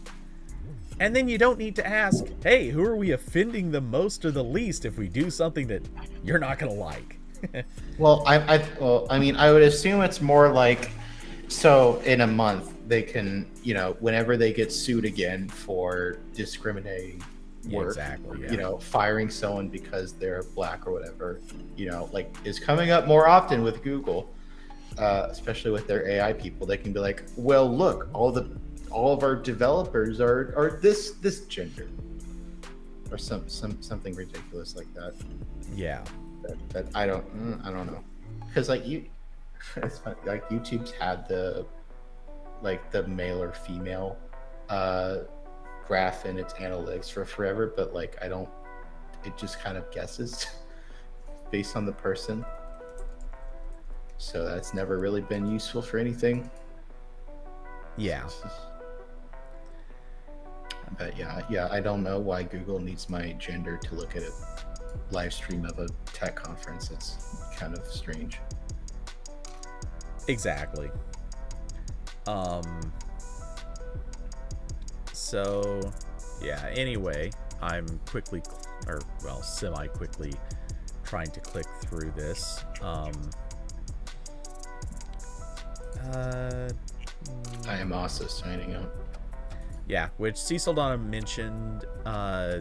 Apparently this is if you want to ask the developer advocates, or whatever their role is going to be here, if you want to ask them questions. Okay, yeah, so okay, because I got to the part where wants me to check that I agreed to the anti-harassment policy. Am I going to be talking to for in-person and virtual events? Okay, so I guess they just haven't updated this. Okay. Well, they could technically have in person, part of a group chat. I guess they might do a Zoom for something where I'm not supposed to harass anyone. Yeah, that's just kind of a funny checkbox to check for it, when I'm presumably going to be just mostly watching a YouTube live stream. Which topics interest me? What am I interested in? I'm interested in gaming, open source, Chrome OS. Well, Wear OS is not its own checkbox, Cody. I think we can officially call Wear OS dead. I remember when that happened with Google Plus, and I remember saying so in the same year that they didn't have any sessions having to do with Google Plus, they also didn't have any to do with Google Drive. And I had the longest argument. Google Drive is dead, guy. Yeah, no, I had the longest argument in AP chat saying, you guys stop with this BS Google Plus is dead argument. It's stupid, because the exact same thing is true of actually I think it was Google Drive, and there was two other things. that had previously had a bunch of sessions and then didn't have any set. Oh, I think, yeah, Google Wallet was probably the name at that time. I don't know. Went through a crap load of names. Anyway, they, yeah, my whole argument was, look, there's multiple things, but don't, like, you can't pick and choose which thing you think is dead based on the fact that it doesn't have sessions if another thing that you don't think is dead didn't have sessions. Like, this is bad logic. No, get your logic out of here, Cody. It has no place. I know. Okay, well, I'm now Redisher too. I hope they can I pay Google like $5 to mail me like a plastic badge with a neck string that I can put next to my one from 2019 that was plastic and had a little neckband. I mean, please. I was just planning on grabbing one of my existing badges, taking a Sharpie. No, I was gonna take a Post-it note and just draw a 1 on it and stick it over the 0. Yeah, that'd be fun. Oh wait, what am I saying? I wasn't at 2020. I guess I'm gonna have to write in a 21 to cover the 18. Mm-hmm. Yeah, I guess 2018 was my last. Man, yeah, I want. By the way, I want physical thing. Guys, I saw the bit about Discord, and yeah, totally gonna talk about that in just a second. But go ahead. Sorry, Corbin, you were saying. I was just saying I want them to send me a badge. Just maybe they will. I feel like I should get one, or let me like print one out and like fold it with like cardstock paper, and then it's almost like a real thing. That'd be a funny like dev project. Like, put your photo here. Now you can DIY a conference badge. And here's where you insert the NFC sticker, so that when someone scans the badge, it'll work. I mean, they've done weirder things. Let's be honest. It's Google Cardboard, but for something even less useful.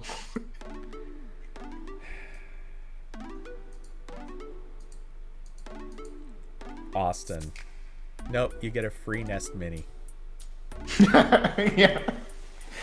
I've got so many of them. What are they gonna do? At this point, I kind of want to see if I can mod them into frisbees.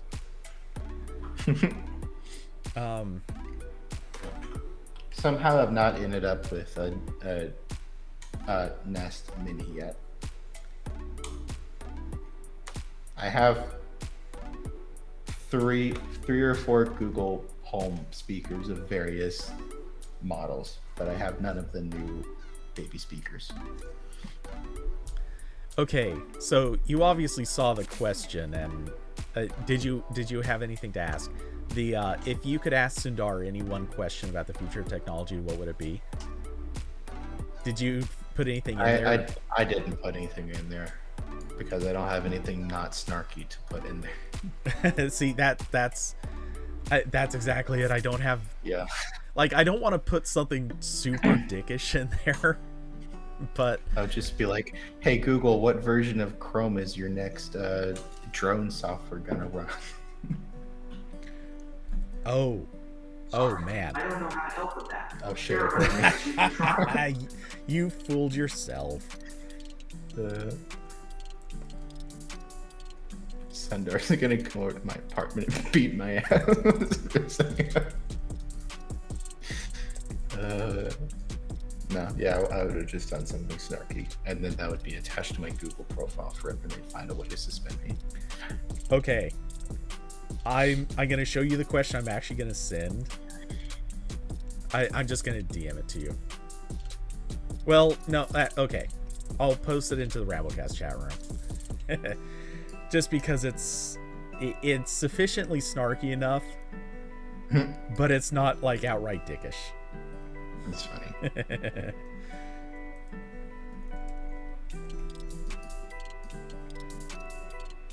I hope the Google I/O live streams will be in a 4:3 aspect ratio to preserve Google's original artistic vision, Indeed.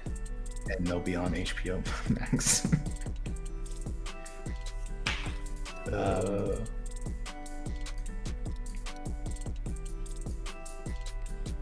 So, this badge that's been added to your profile. There are badges on your profile? Is this something I just never knew about? Because Yes. I don't recall that being a thing, but okay.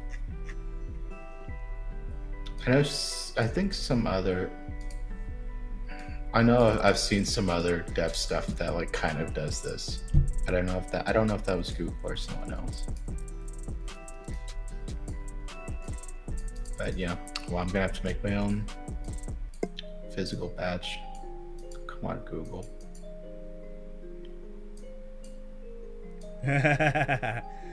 Diablo. I love that.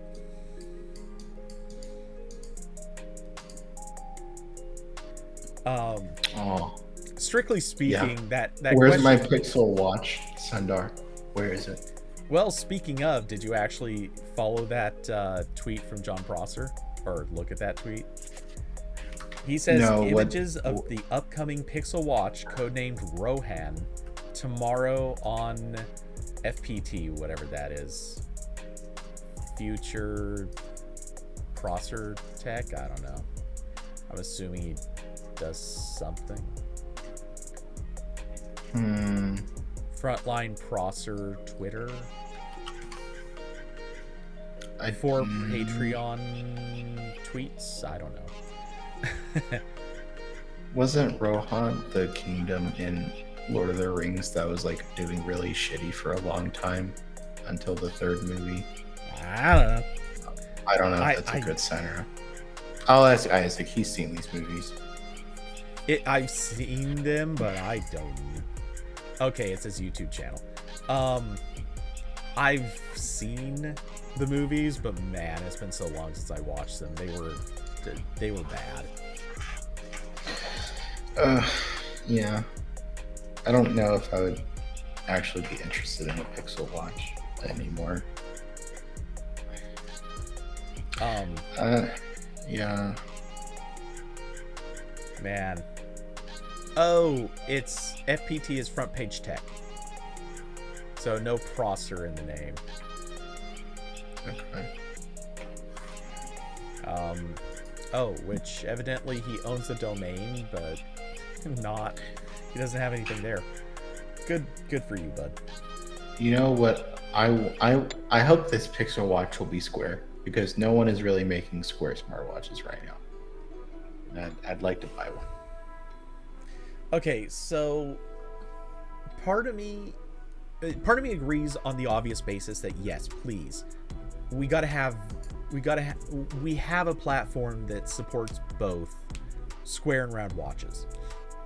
Let's use it. Let's have both. I'm down for that. That being said, I still prefer round.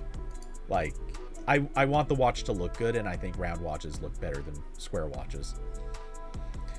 So yeah, I my vote's still on. Give me a round watch, but I really hope they make square watches too. That being said, I'm gonna be really annoyed if they come out with a Pixel Watch, and it turns out that it doesn't run Wear OS. It's okay. Well, that'd be something. What if when they bought Fitbit was working on like a slightly better watch than what they had, and Google's like, we'll take it. Honestly, I've been thinking for a long time that's exactly what this was about. Yeah. No, in all seriousness, I keep thinking about it. No. You know what this is? It's just an analog watch. That's it. It's an analog watch, but it has like little like Google logo in the face, and that's it. That's all you get. Oh, and each one comes with a pixel neural core inside. It's not connected. It's not powered. It's just physically there. Yeah. Google's like, you kept asking us to make watches with better hardware. Look. Yeah, we did it. This is what you asked us for. What if it's an analog watch, but it has the pixel light bar around it, and it lights up when like an alarm goes off? Okay. Like this actually looks good in my head. Like think of I'm seeing this. Like fancy watch, maybe with like just like a black watch face and like black metal, but then like the pixel lights around the rim. Yeah. No, I'm so on board with this. I like that. Yeah. Man, if only these companies would watch these streams. Like we just gave Sony a lifeline, we're giving Google some advice. Like I don't know why Sundar isn't watching this. He afraid, yo. Mm-hmm. He can't take the truth. And we would blow his mind with our brilliance. Our technological wisdom would be just. It's true. He would see us go from Verizon 5G to the Predator in 6 minutes and just be in total awe. Honestly, did it even take us 6 minutes? We are the 6 degrees of Kevin Bacon, but like every 30 minutes. Yeah. We could rename this to the Big Brain Podcast. It's big brain time. Big brain. I actually do want to do a new podcast and maybe have you on a couple times, but I don't have all the details figured out yet, so I'll get back to you on that. Okay. But yeah. So. Yeah. No, I've had ideas that I wanted to kick around on shows, but God, another podcast run by white guys. Yeah, it's the number of tech podcasts with white straight men is already excruciatingly high. So, yeah. Oh, it could also be argued just the number of podcasts. It's true. You know what happened is, so before I moved all my stuff here, I went on Twitter and I was like, hey, most of my favorite podcasts aren't making new episodes anymore. I kind of need new fuel so I don't get bored for the very long drive. And just a mountain of accounts came in and said, would you listen to my podcast? Yep. And I appreciate the hustle, but no. Exactly. Like, you're doing exactly what you should be doing, dude. I don't care. Yeah. No, there are so many podcasts. It's insane. And yeah, it's impossible to find new people to listen to a podcast these days. Which, to be fair, does make the RambleCast a little bit of a questionable endeavor, because it will. Well, I don't think anyone covers the breadth of topics we cover, Cody. Where else will you go? I mean, that is how the name RambleCast came to be. Yeah. I think you should convert every episode to MP3 and then burn it to a cassette tape and then mail out the tapes to people as the podcast. That's how you distribute it. Okay, so and then in that way it's unique. So in other words, what you're saying is an NFT. Well, but it's physical. Yeah. NFTs can have physical manifestations. Okay. They're just, stupid. Or every new episode is on a different failed audio format. So we got cassette week, and then we got 8-track. Well, was that failed? I thought that was. Do you count that as a success? Even if I don't. Even if tons of people use them. Yeah. I don't think anyone can count that as a success. And then we'll do one episode that's on an HD DVD. Okay. Yeah. So you need to dig out your Xbox 360 for that one, folks. Yep. Well, Xbox 360 with the expansion drive. Yeah. Yeah. I think I'll also do one that's encoded in OGG. You said fail. That's good. I think that counts. That's good. I can listen to that on my Linux PC with no extra software. Exactly. I guess once we've done OGG, we kind of have to do FLAC too.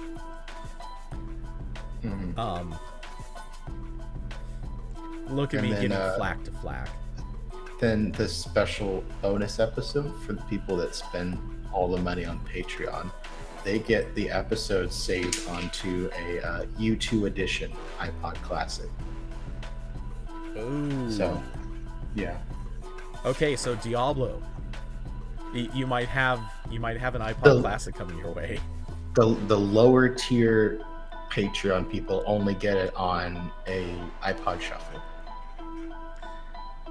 Okay. Yeah. NFT, please. Obviously I'm gonna have to print some to records. Just everyone needs vinyl. Yeah. There is what used to be my favorite podcast, but I think they're done making episodes, was Hello Internet. And it was by, I don't know if you've seen him on YouTube. You've mentioned this. Yeah. It's by a guy named Brady Heron, who makes some educational YouTube channels, and CGP Grey, who's like one of the bigger educational channels. But they just talk about like anything. Like it's kind of like this. But they did like special episodes on different audio formats. So they did a vinyl episode, and then they kept going backwards. And they did one episode that they encoded onto I forget what it was called. It wasn't reel to reel. It was like fuck, I need to remember what this was called. Oh yeah, it was a phonograph cylinder. Okay, I was gonna bring up that as an option. Yeah, like the thing that like you use like wax to encode. Yeah, they did. The guy was talking about it. He found like someone who made them with bee wax, and they got this one guy to hand make these. And sent them out. Oh, I know. Okay. Where is it? Yes, the chocolate record. Did you hear about that? I did see that. Yes, there's some company that is actually making records out of edible chocolate, and you can have them press a message into it. Apparently, I believe it can only play once or twice, something like that. If anyone's curious about this, search YouTube. It is an absolutely real thing. Yeah.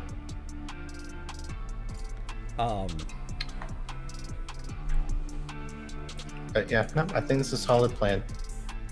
So I was actually just curious because one of the podcasts I listened to, I've been listening to episodes from way back in time. I'm just basically listening to the show chronologically, and they are up to 424 episodes. They just put out an episode on last week's Thursday, and they're a weekly show. 424 episodes on a weekly show. It's bonkers. Austin said he has beehives. All right. We're halfway there. I'm going to say challenge made. We will determine at a future date if it is accepted. We'll keep your bees in mind. Okay, I'm starving. I'm gonna go get food. So yeah, I'm actually getting a little peckish myself. Wow, and I have listened to 209 of these episodes. I'm about halfway through. Nice. Oh, and they talk, well, not as long as I do, but each of their episodes is usually, I think, what, 2 hours? Yeah, they usually go about 2 hours. Yeah, so I'll be caught up never. That's a lot of listening. Especially since I only listen to podcasts usually like when I'm taking a shower or sometimes when I'm driving. So yeah, I've noticed since I've moved, my podcast queue has filled up dramatically because it no longer takes me like 20 minutes to go get food anymore. Yeah, for real. and yeah. And although like I've done a lot of store trips lately to buy all the things that like I forgot a person has to buy. So I do bring the earbuds. I highly recommend earbuds on store trips. It makes it much better. Yeah, no. When I was making regular trips into the grocery store, like at least once a week, 100%, I would just pop in, well, either wireless or wired earbuds. Just walk around the store. Amazingly, people just they don't talk to you. They don't bother you. It also helped that I was going at 2 a.m. And yeah. I sometimes get people like, do you need help, sir? Also because I usually do the Galaxy Buds Live, which like you can't even really tell is in your ear unless you like look straight on. So I understand the confusion. No, see, that is the reason you should be using wired earbuds, because then it's painfully obvious. Yeah. Well, if somebody tries to get your attention, you can literally just go, "I can't hear you." Yeah. I'm sorry. I can't hear you. No, what? No, sorry. I can't hear you. Yeah. They'll give up quickly. Gonna bring my giant Audio Technicas to the grocery store. Oh my god. Okay, so this place that I would hang out, it's this bar in town. There was a guy who legit used to bring these gigantic wireless Bluetooth headset, and it just to watch him do this, it was like, seriously, why are you here? You can't. You're blocking out the music at this place. You're blocking out everyone else that's at this place. What are you doing here? Like at this point, you might as well just like buy a bottle of booze, go sit at your house, drink and watch, I don't know, The Real World or something. It's cheaper, you'll get more enjoyment out of it. The girls are cuter. Just be somewhere else. You're being weird. Cody talks about his 2 a.m. trips to the grocery store, then calls other people weird. Okay. Yeah, I mean, come on. Name a better time to go to a grocery store. It's true. It is always better when it's a ghost town. If nothing else, that's also when most of the people who do the stocking, like stocking the shelves, not the other kind of stocking. Yeah. That's when all the freshest stuff usually gets put on the shelf, so you can also grab all that stuff too. Yeah. And they give you evil stares as they just finish stocking a spot, and you're like, oh, yoink. Yoink. Yeah. Yeah, I'll take that. The thing you just put up there in the nice even lines of product all across the shelf. You thought this would last for 6 more hours, didn't you, buddy? Yeah. Oh God, there was some people that just coincidentally always were stocking the one particular shelf that I always hit like right after they finished it. You could tell they just that every time they saw me, you could just see their eyes would roll just a little, like, oh my god, that guy's back. What the hell? Amazing. Okay, I'm gonna go now. All right, bye-bye. Well, take it easy, man. See you sometime soon. Okay, so what else are we talking about? I'll quickly address, because may as well. Let's see, am I lined up right for this? I am, but I need to find, where is the browser? good, and it's already on the right thing. Circling back, just because a purported Pixel Watch, at this point, part of me questions, is this for real? Is this going to end up being like the, oh hey, it was actually something that was gonna happen and then it didn't? Or is this gonna be I mean, it says upcoming, which kind of implies this is the real deal. I mean, it is John Prosser, so there is like, I don't know what the odds are. I'm gonna say a 10% chance that there's some element of clickbait to this. Maybe not to the extent that it's like lying, but part of me is like, what's the catch? Is this really a Pixel Watch, or is that gonna be like a weird branding decision? Is it gonna be like not actually upcoming? Is it something that they're designing? Cecil Donna, you're not wrong. You're not wrong at all, sir. Okay.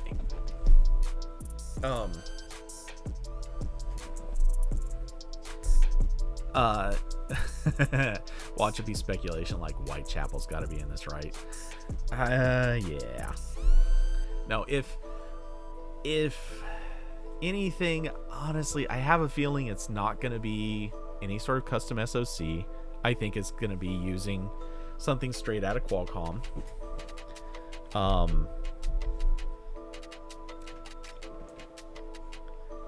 Yeah, okay. See, Saldana, that was my other...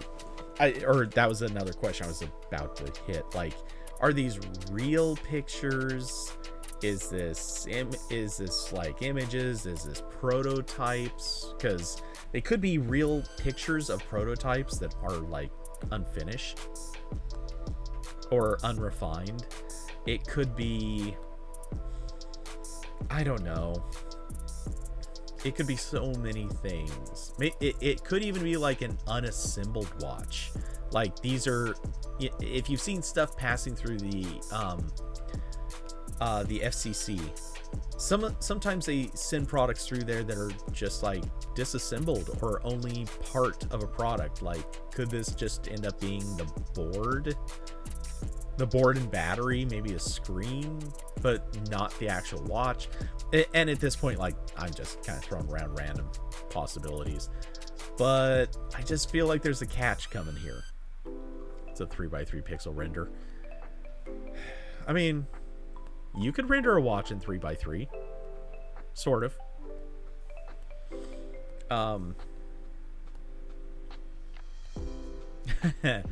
Rick's like, throw these prototypes away. Oh hey, there's a dumpster outside.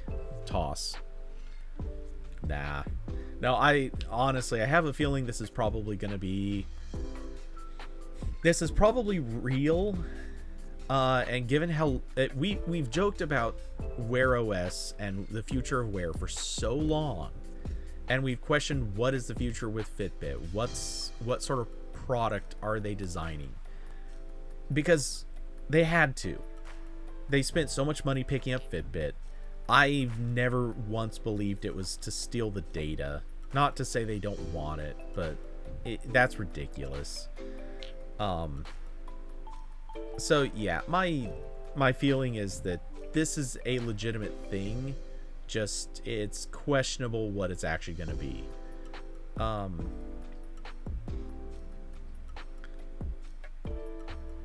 What the? Huh. Okay. For reasons I don't quite get, apparently Taylor Swift is trending in Oregon. Okay. But I don't see anything. I don't see anything Oregon related having to do with her. So, okay, that's a thing that Twitter did, because Twitter did things. So yeah, I imagine this is a real thing. It's probably gonna be, I have this nagging feeling it's not going to be that special, though. Besides, you never get more calls than when you're watching the show. That's how it goes. I'll tell you, no, that there is actually something to that, though, because for the last year, there are two friends of mine that we're all best friends, but we actually don't talk super frequently. But I would say half of the time that each one has tried contacting me in any capacity, it has been when I go live. Like, half the time, it's when I go live. That's frequent, all things considered. So yeah, it's an odd thing, but it does happen. Let's see. Anyway, yeah, my feeling is this is legit. It's time. There had to be a Pixel Watch coming eventually.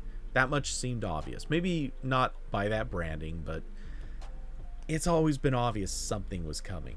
Now the question becomes, is it Wear OS? I give 80% odds it is, but I feel like a 20% chance that it's not Wear OS is actually pretty plausible. Could it be an OS that Fitbit was working on? Definitely. It could be Wear OS. It could be maybe they've been working on something else that's the start of something new. I don't know. But I feel like I'm waiting because I know there's going to be a catch in here. There's going to be something. Is it going to include any special sensors? I feel like it has to. Because that's just Google's way. They want to be... Every time Google comes out with something these days, it's got to have something that is sort of unique in a googly way. But not necessarily good, as we've all seen repeatedly. So yeah, anyway, I'm leaning in the direction that this is real. There's no hoax here, but I'm expecting some sort of catch. Austin, you think it's too early for anything Fitbit? Okay, so one of the theories I had a while ago is that Fitbit may have... I think Fitbit for a while has been extremely more than aware that it was going to lose in the long run. And by that I mean, if you're not a platform owner that can kind of push your platform through another platform, in other words, like Apple did with the Apple Watch, Android can kind of, or Google can kind of do that with Android for Android Wear, so on.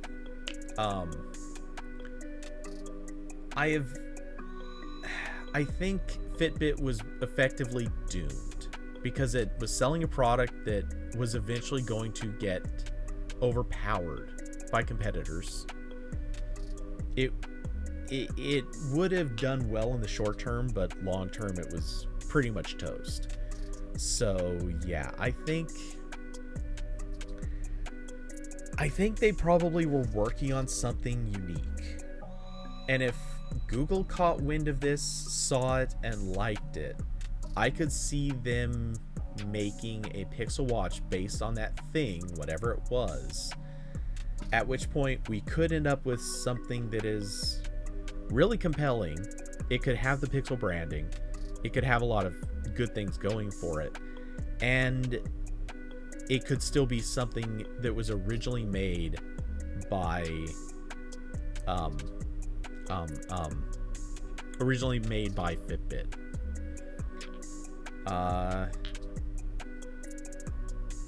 Is it possible to take it midway from them and just change or fix the OS, keep the hardware? Okay, so I'm talking about it in terms of both hardware and software.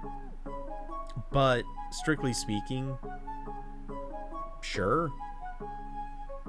You know, they could have taken the hardware and, assuming it's using a standard processor, then yeah, it's plausible.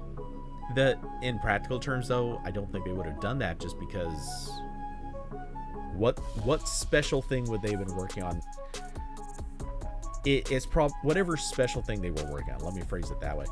Whatever it was, there's a good 95% chance they could have integrated it into any watch, and they wouldn't keep the watch itself. They would only be keeping what the thing that made it unique, the thing that made it worth way overpaying to buy Fitbit.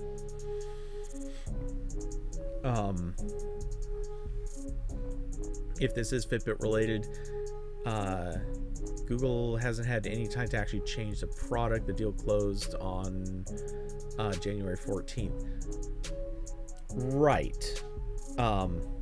And very notably, John Prosser's tweet says upcoming, which generally upcoming implies near future. Doesn't mean near future. It's more of an accepted implication. So strictly speaking, this could be something that comes out in, let's say, 2022. Maybe this is really early prototypes. I don't know. C. Saldana, never liked any of Fitbit's hardware designs. I happen to agree. I don't like them, but I get why people do like them. If that makes... I mean, I'm sure that makes sense, but yeah. I don't think it's a good look, but there is some practical logic behind it. Yeah, so anyway, I feel like it's legit.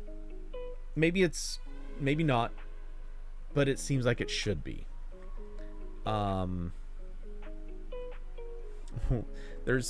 Like everything, it is just mired in a massive, heavy dose of we'll see. My other big question: when are they going to announce this? Are they going to announce it at I/O? That seems likely, but doesn't have to be. Could they announce it at some Made by Google event early on, or maybe by itself? Maybe I'll just get a blog post announcement and that's all we ever hear. These are all possible. I'm not inclined to immediately jump to any conclusion, but we'll see. Hopefully this turns out to be something interesting. I think more than anything, that's what Wear OS needs right now, is an interesting product. Something that makes people say, oh, hey, that's really freaking cool. You know what? I don't need it, so I'm gonna, but I kind of want to see what this is about. So they rush out and buy, I don't know. Name a current Wear OS watch. I'm sure there is at least one. The replies are oof. Yeah. I mean, is there any way they wouldn't be?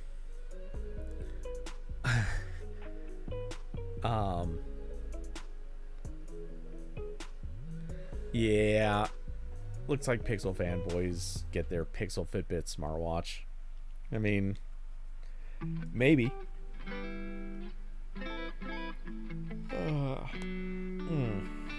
Okay. Really quick, I'm going to declare a 15-minute countdown. We'll see, since it's like on the nose, 6 o'clock. We'll see where we wind up. But anyway, so last thought, and it's a classic thought, but price. What's the price gonna be? I kind of doubt John Prosser knows yet. But it's an interesting question. It's something I know I'm curious about and I'd like to see.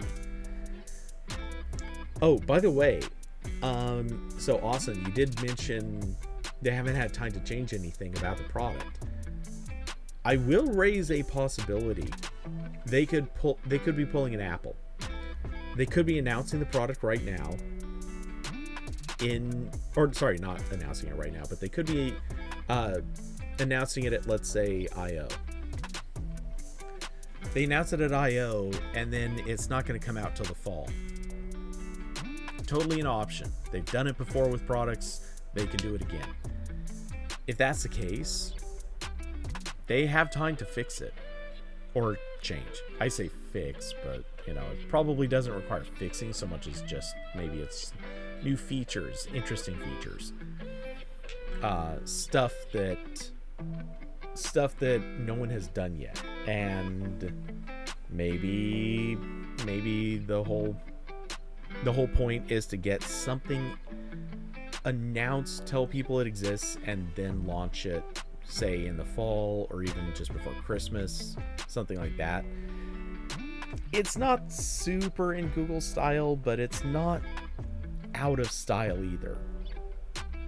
It's something that has been done enough times that I would have some level of belief that Google might try it.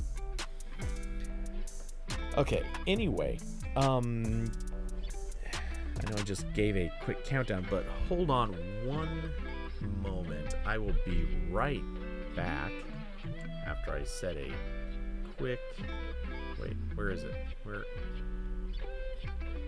Somewhere in here is a... Is there no BRB message now? There used to be. Yeah. Okay, anyway, I will be right back, though.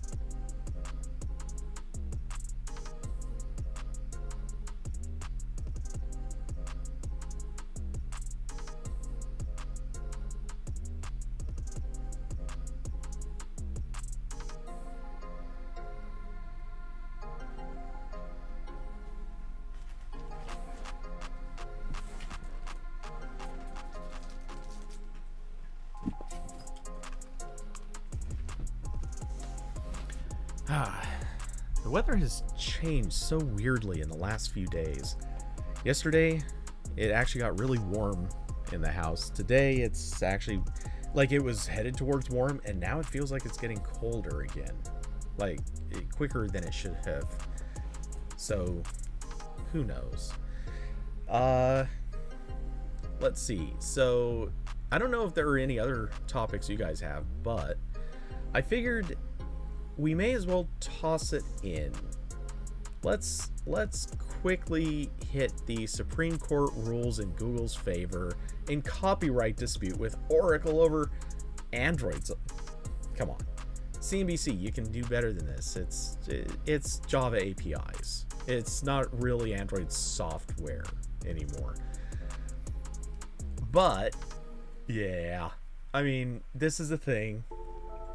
Oracle is finally, like, as far as I'm aware, you wonder how Oracle lawyers feel.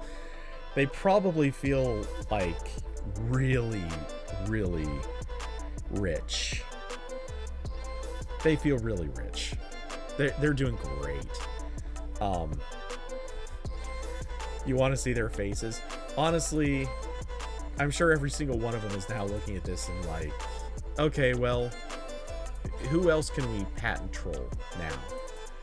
Which I guess technically this is copyright trolling, but still. No, yeah, my thinking on this is they're not happy. Oracle isn't happy. There's probably someone's head going on a spike right now because that's just that's the culture of Oracle.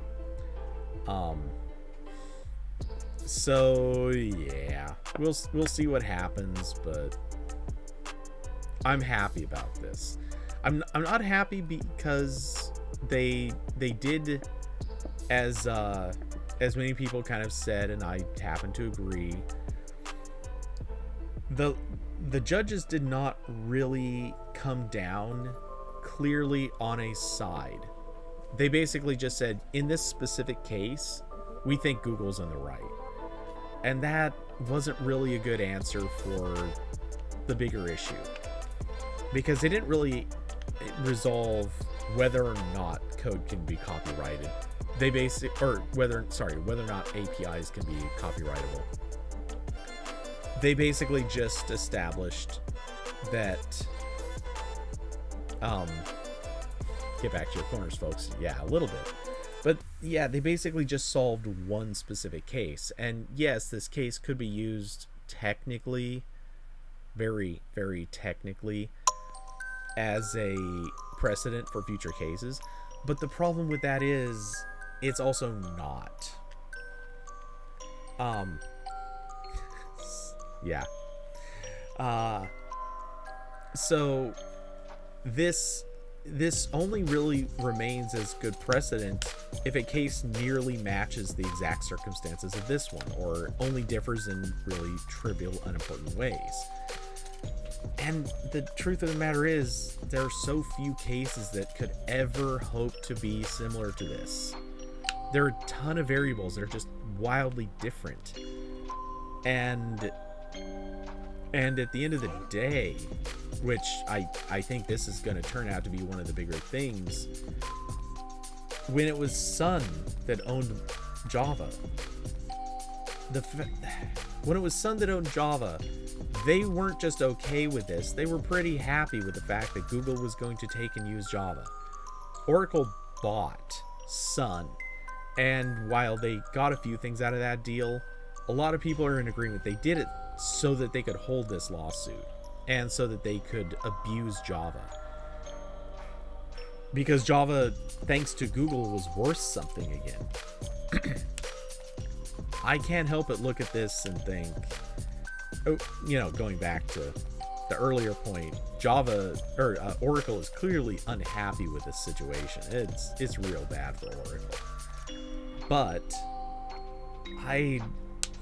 I'm not thrilled about the fact that they didn't come down conclusively on how copyright is going to apply to API code.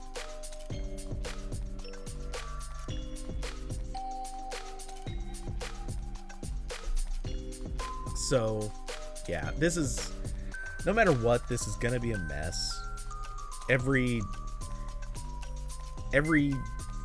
is going to be coming along kind of deciding that this is equivalent to precedent, but obviously it won't be. So, yeah, we're going to have to see.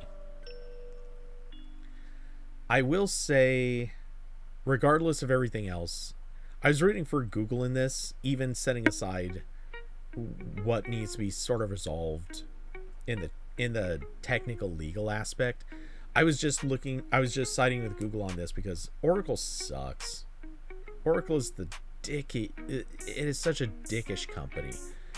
Ellison was a brat. He is one of Silicon Valley's embarrassments. So yeah, I'm cheersing until someone's arm falls off the fact that Google won this. And fortunately, as far as I'm aware, I don't believe there's any possibility of another appeal. This is basically the end of the discussion. So, yay. That ends a long, tumultuous, really pointless and needless road of stupidity. I'm down for that. That being said, I 100% expect this is going to come back up to bite everyone in the ass someday in the future. So we'll see. But yeah, I just wish Oracle had never even gone down this path. So, yeah, I didn't actually have a whole lot to say on this one outside of that. Does anyone else have any other topics they wanted to hit? Finding the declaring code is, yeah, anyway. I do find it, also, I will join in others, in finding some amusement in the fact that Alito and Thomas were the two that were against this. And granted, they did cite the reason that they thought copyrightability was the question that should have been answered, and it wasn't right to like sidestep that. But these are probably the two people who I would trust the least to have given a good judgment, because man, both of them are just, they make conservative, they put the con in conservative. Yeah, Diablo, you saw that article. Google is dropping SAP, or sorry, they're moving to SAP from Oracle software, which yay. I don't personally care all that much, but I do love that that's happening, because it's just another little way they can be prickish towards Oracle over this event, which is just awesome.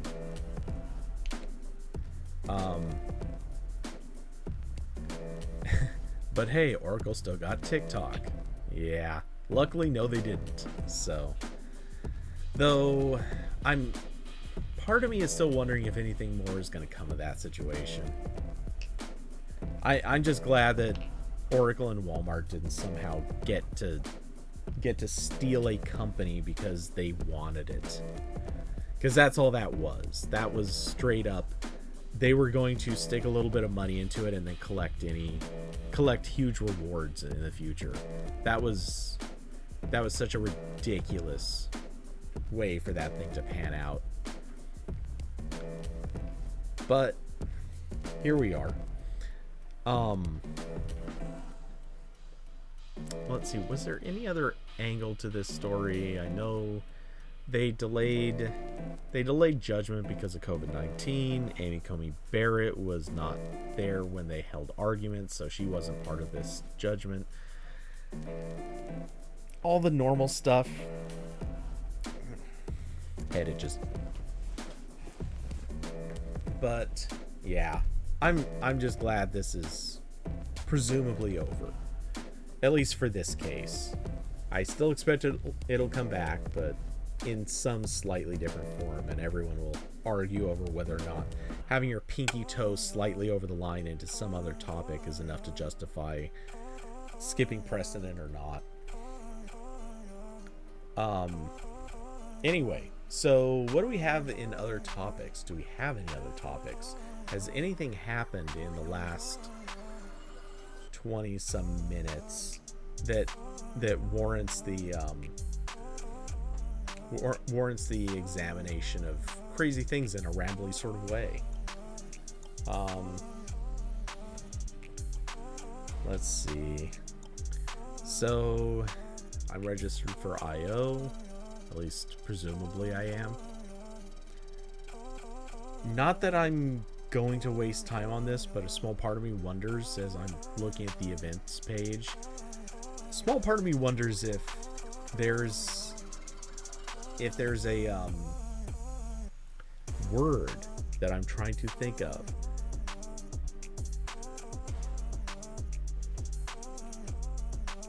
Word, what is it? Oh, an Easter egg hidden in this page. That's what I was going for. Google loves to bury Easter eggs in these pages. Do we all agree with no hamburger but icon hidden settings? But account hidden, account paid for.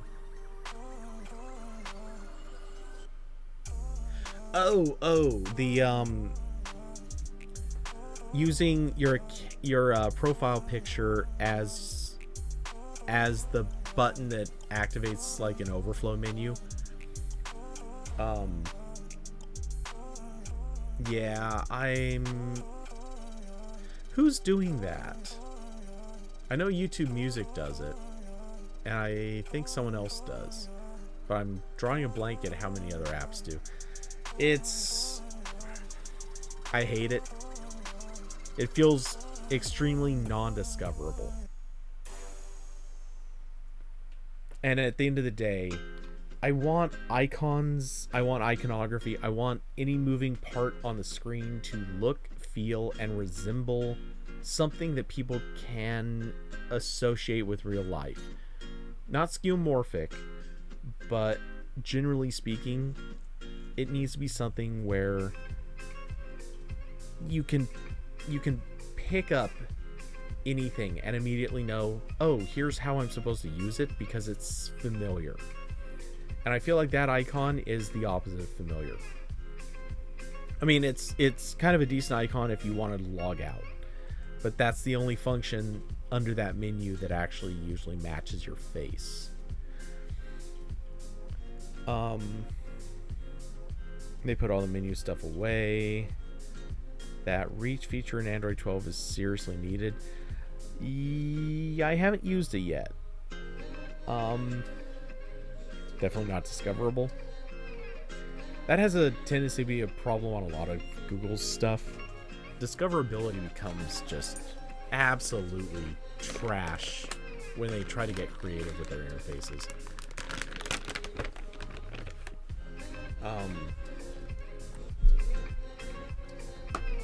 So this is a new thing in the Play Store. AP had to make an article about how to use it.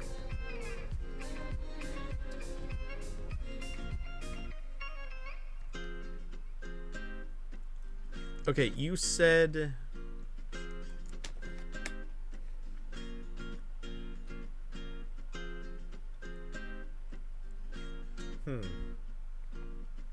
Are you saying that they shouldn't have both the overflow menu and the navigation menu?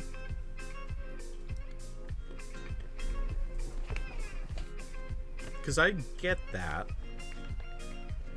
but mostly because I just want to get...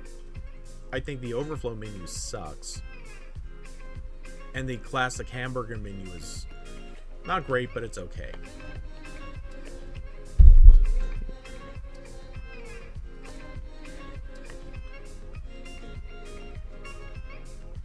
I'm poking around to look at how everything's laid out.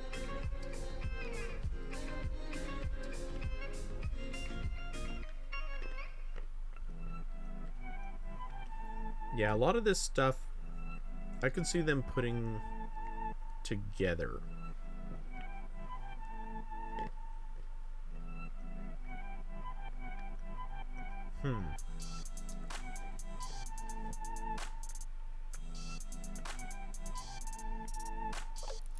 Yeah, no, I agree.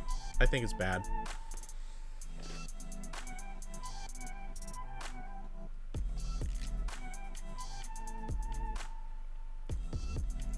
You think material theming is out of sync lately? The guidelines are really guidelines.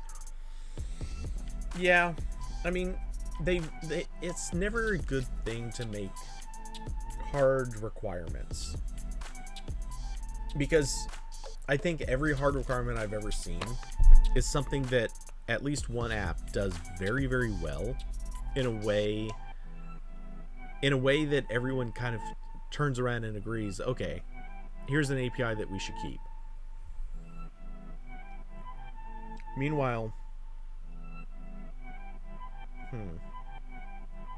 sorry, man, my brain is floating. I just said API when what I really meant is like a design guideline or a control or a look. But yeah,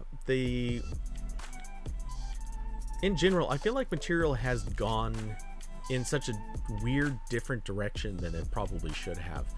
It's not really Material look anymore anyway, which I think is kind of symbolic of something else. There was a time when the whole metaphor was about pieces of paper on a desk. They're flat, but they have elevation. They still create texture by having a stacked shape. That's gone. It just isn't there anymore. There is no Material design that looks like a material at this point. And it's not that they needed to put like fake paper texture on everything or anything like that, but something that feels a little more real. Yeah, the shadows are completely gone.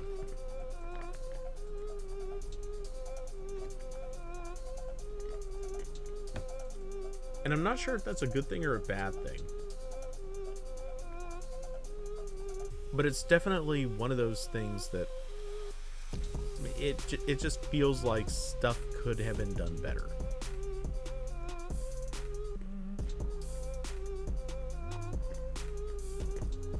Yeah, it's no ink on paper.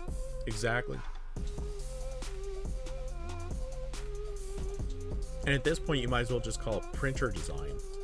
It's not material design anymore, it's just a printer design.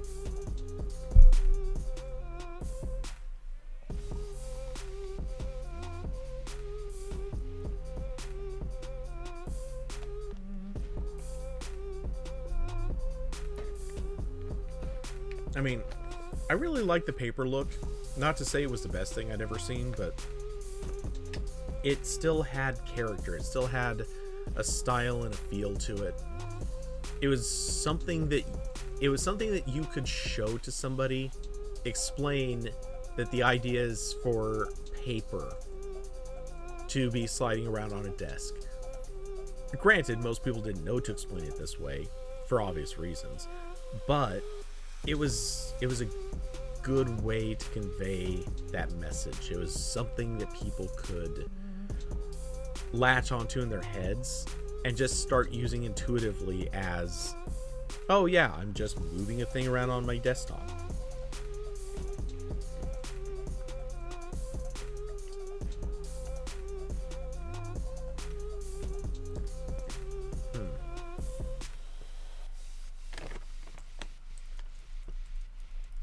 Which, by the way, I noticed material design is one of the topics you can register for in IO.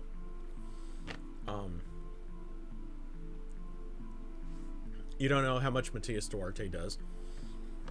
Neither do I, but my guess is that at this point, I doubt he's interacting too much with any particular team. I bet at this stage he's probably acting more as an executive.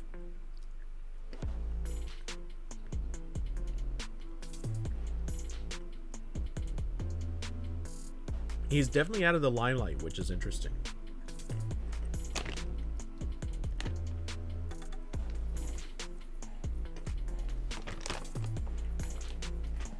Now that I think about it.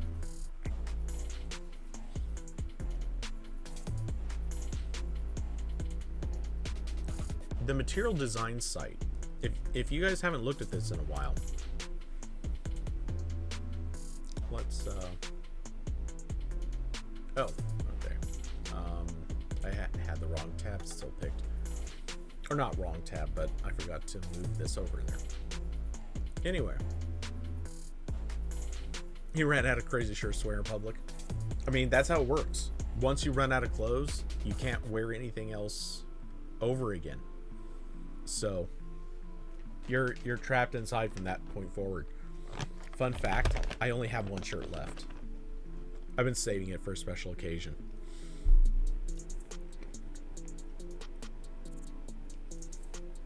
My terrible humor will be sticking around. But so seeing this reminds me, and not entirely fairly, but it reminds me a lot of I think it was neomorphism. Let me look that one up.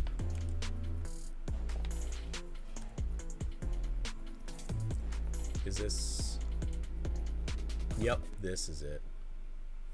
Okay, in case you guys haven't heard of this, neomorphism is this concept that has been making the rounds to come up with things that are basically representative of physical objects, but heavily stylized and idealized physical objects. They do not necessarily conform to reality, but they still match things that we know from reality.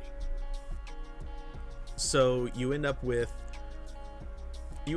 buttons that kind of have raised textures and various controls with little hints of depth. You end up with a lot of things that look like they're cutouts, and just overall they have a certain look and feel to them. Anyway, there is this interesting goal to push neumorphism because reasons.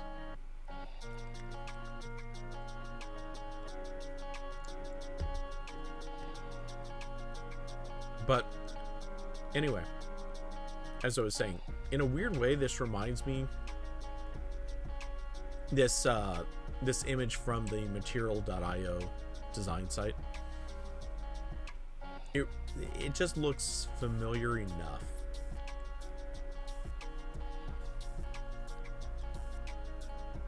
They always make nice looking concepts. By the way, this neumorphism has nothing to do with Google.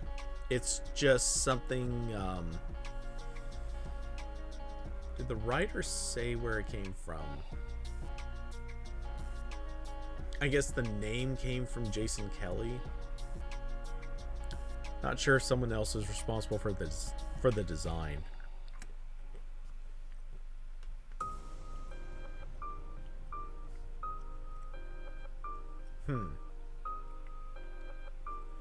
You missed the play music concept? Yeah. Well, you'd think by now if Google had an interest in doing that one. That I think is going to live in infamy is probably the best example of Google being like, wait, what? What? I didn't hear you. What? Oh, you were looking at something? Great. Awesome. Oh, you still want my attention? Yeah. How's that working for you? Cool. I'm just gonna be over here, not paying any attention to you. You guys can keep asking for this, and I'm just not gonna do it. All of a sudden, I've gone into my Barack Obama voice. I don't know why. Me and Michelle, we're just gonna be over here thinking about it. I have no idea why. I to be fair, I'm fairly tired. So the random impression, it happened.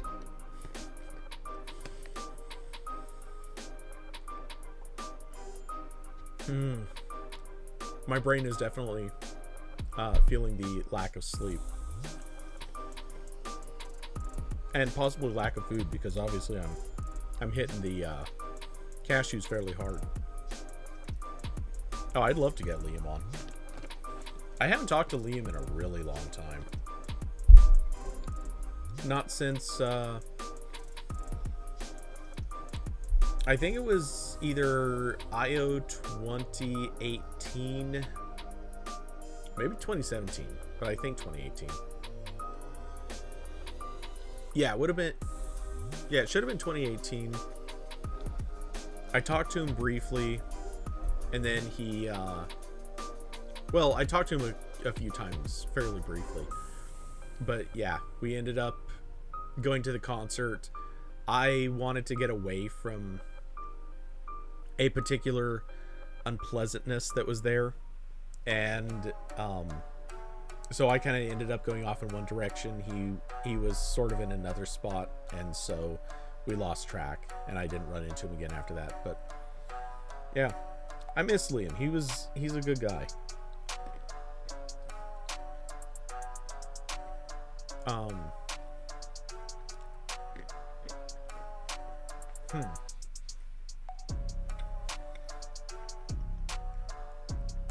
Okay. I'm feeling like with this cashew, I should probably wrap. And as much as you're thinking That means I'm about to bust out Salt and Pepper. No, I'm thinking more the wrap it up. Oh, see Saldana. Bad timing. So we are looking at, in case anyone cares, we're looking at something, and I was just making a reference to it. We're looking at something called neumorphism. It was this design style that kind of popped up about, I guess it was about a year and a half ago. And I noted, I looked at it because I opened the material design site, which is that link. I opened that up and I saw, I saw this, and I was thinking, it just the look of it reminded me of neumorphism. It's obviously not the same, but it feels weirdly similar.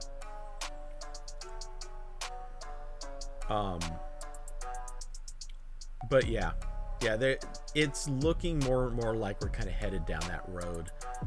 Material design has lost its depth. It doesn't do shadows anymore. It is like it. What was the comment? I think it was Diablo said it earlier. It's like ink on paper, which it's a little too true. I mean, they just went to such a flat design.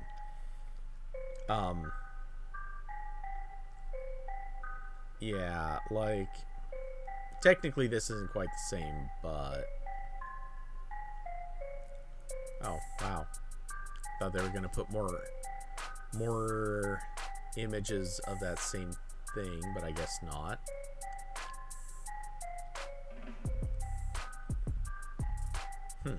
Okay.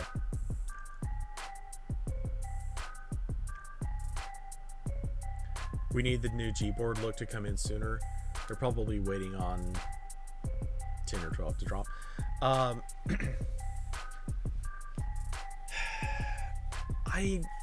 Okay, so first off, I'm fairly confident, yes, the keyboard's gonna adapt and adopt a new look as soon as a new version of Android comes out. I mean, we may not get it immediately, but I have a feeling they're already working on it. So the keyboard is one of the few things that typically does follow the OS very closely. Like, if let's say a new version of the OS comes out, Gmail, there's like a 10% chance Gmail's going to get an update that immediately adopts anything. Whereas Gboard, a lot of times it gets pretty close updates.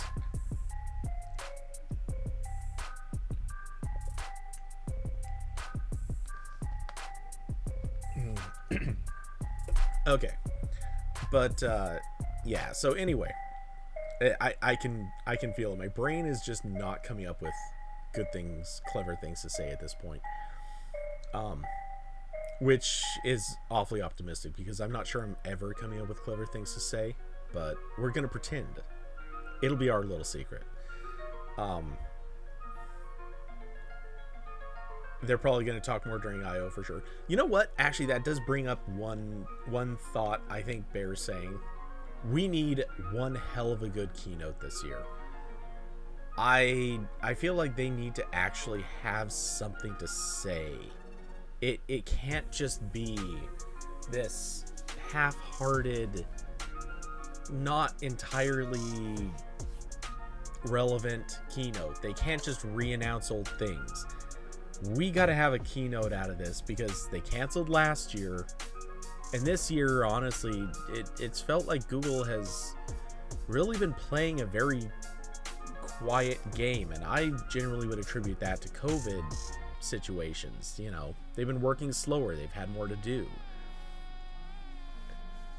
I feel like this year they're gonna have to bring something good. They're gonna have to talk somewhat optimistic and be interesting.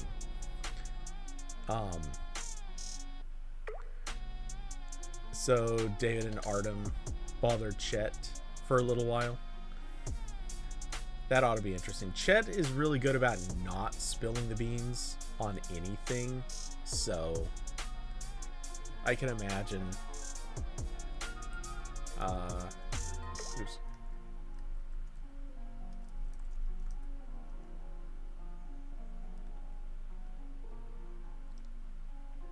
Let's see. Shouldn't be too hard to find that one.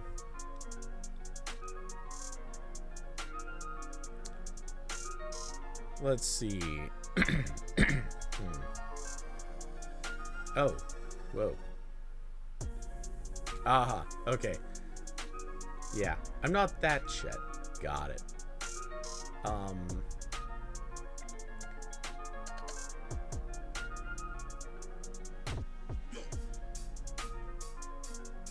Okay, so asking if it's fully free.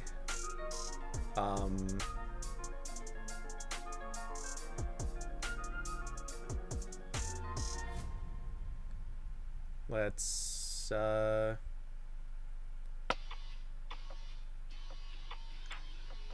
geez.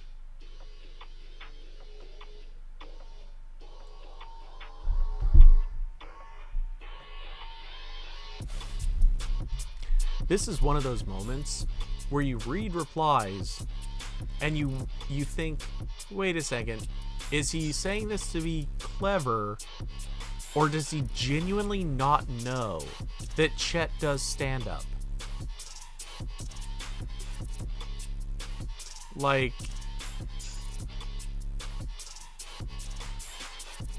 he's got to know, right? I mean, okay, so everyone knows that person who is just forgetful as hell and doesn't really pay any attention. Artem is that guy. But I can honestly say, I stood there. I remember this. I clearly recall having this conversation with him, specifically saying that Chet does stand up. This is before he knew who Chet Haas was. And I was at I.O. with him and a couple of other people, and I was saying, you know, no matter what, like, the sessions I'm going to go to all of Chet Haas's sessions, because, you know, he's like the funniest presenter there. If the sessions aren't really going to contain any useful information, I at least want to go and watch the guy who's funny. I want to go him and Ramon Guy. When those two get up on stage together, they're just bouncing jokes left and right. And they've got a well-practiced routine. They know what they're going to say and do. And when I say well-practiced routine, it's definitely like a good chunk of improv too. But they know how to keep a roll going. Anyway, I know I explained to Artem very directly that Chet actually does do stand-up. It's part of his shtick. He's actually talked about it in the past. When he knew he was going to have to start doing more presentation stuff, he actually went and took classes on, like, giving speeches and stuff like that, which got him interested in doing, or like joining kind of a improv stand-up sort of thing, learning how to talk to crowds and be more engaging. And in doing all of that, he had so much fun doing it that he just decided to start going and doing stand-up. And him and a couple of other people, I think it was, if I remember correctly, I think it was him and 3 other people. I might be wrong on the number, but I think it was something like that. They started going to a comedy club in the Bay Area and just doing occasional open mics or, you know, whatever. And they did routines. And I believe they joined an improv group. There's this whole backstory to this that goes deeper. I'm sure he's explained it probably many times, but yeah, it became a thing. and they just kept doing it. I know I explained this to Artem, but at the same time, he's the one person I can genuinely think of who would say this and not have a clue where he got it from, or have any clue that it's actually true.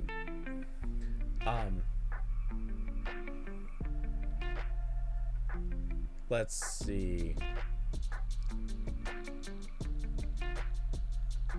Though I don't see. I mean, I guess that is. Yeah. Anyway. See, Solana, you're confused about what the last reply was about. I actually didn't read it. Mateo Donnie said that management consultant Chet can not only call out my Scottish accent, but also dismiss me wonderfully. Would pay for a conference where it happened again.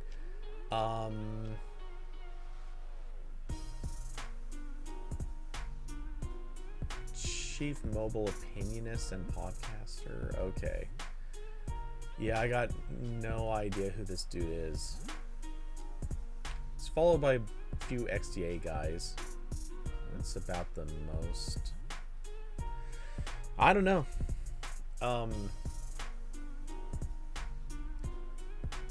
Diablo, you still don't get Artem's humor? Oftentimes I don't know if he has much of a sense of humor. I don't know.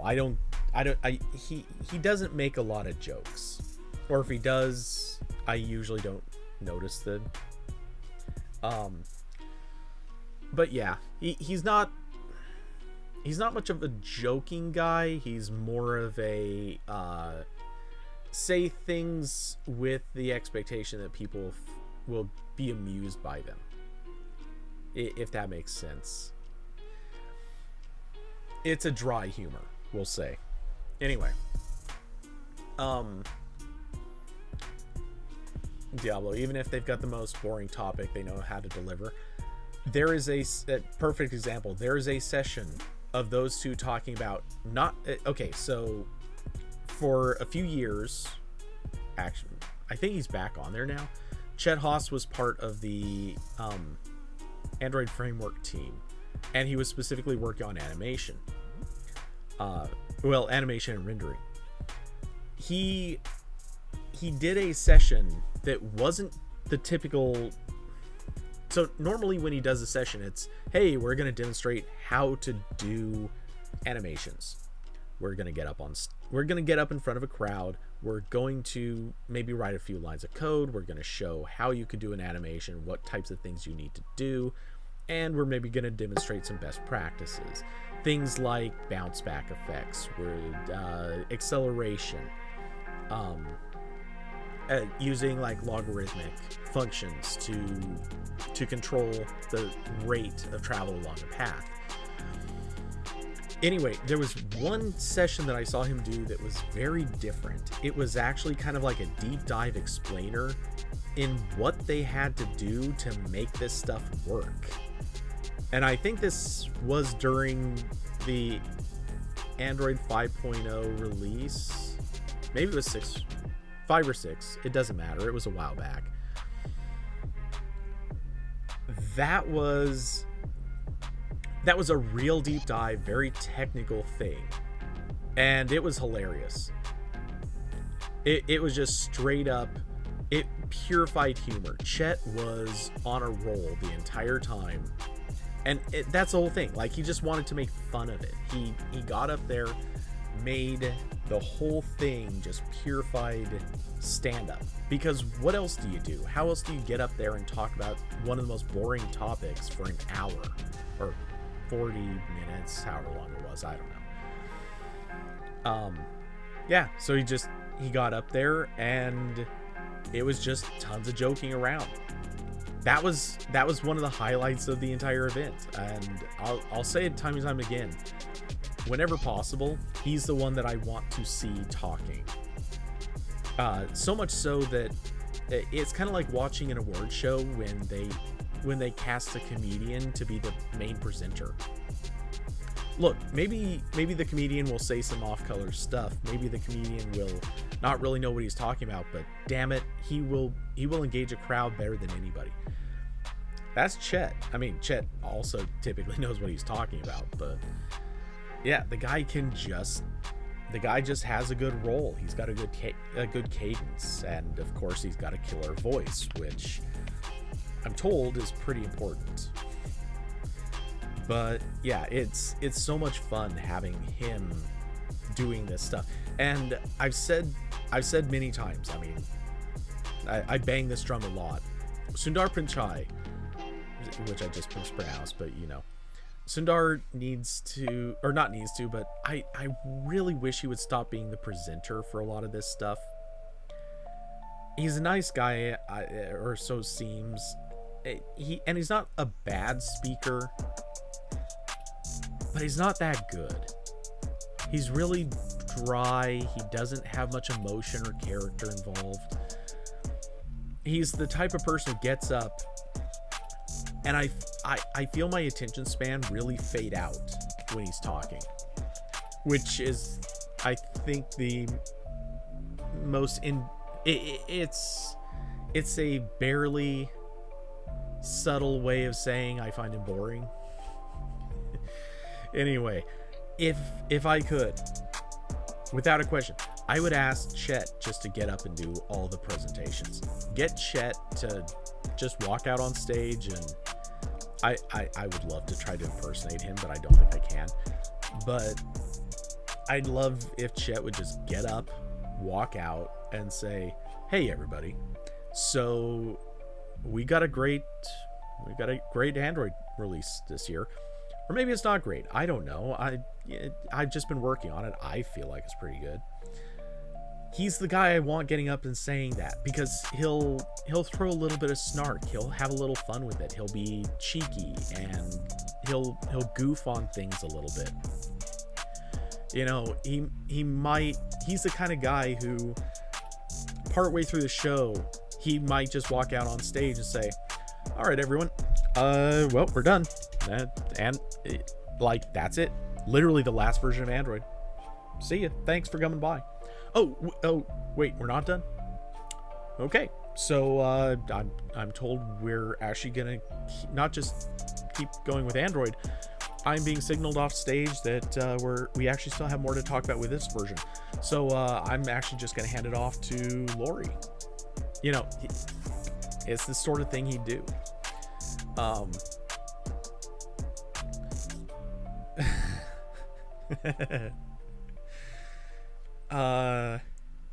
Diablo. I don't know if it's just hating or what, but when they talk about the next billion being in India, it's like, fix here in the US first, though. Okay, so I'm not gonna... I get what you're saying, and I kind of agree with it in a way, but that's one where I do think sometimes fixing something in the US kind of happens as a side effect of fixing things in India too. And they can definitely gain benefits from both. And Google's a big enough company that they can tackle multiple goals at once. I'm always a big believer in that. But yeah, you know, there is something to be said for pick your goals, pick your focus. And sometimes, yeah, believe me, it's not like I'm afraid to comment on that, because the comments I would have are actually not that bad. But yeah, the Google Pay situation was weird. Hey, let's abandon the old Pay app that we struggled to get as many users on as we already did, and that's not very many. And while we're here, let's just kill that and then use the Tez app that nobody knows or cares about. Yeah, we're just gonna force everyone over to that one. Not the best move.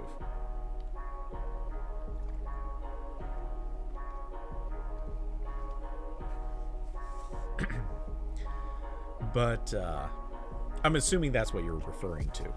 I could be wrong. But yeah, if if I were going to pitch something, I think I would spend less time focusing on, hey, we're going to target this country or this nationality, this region or group.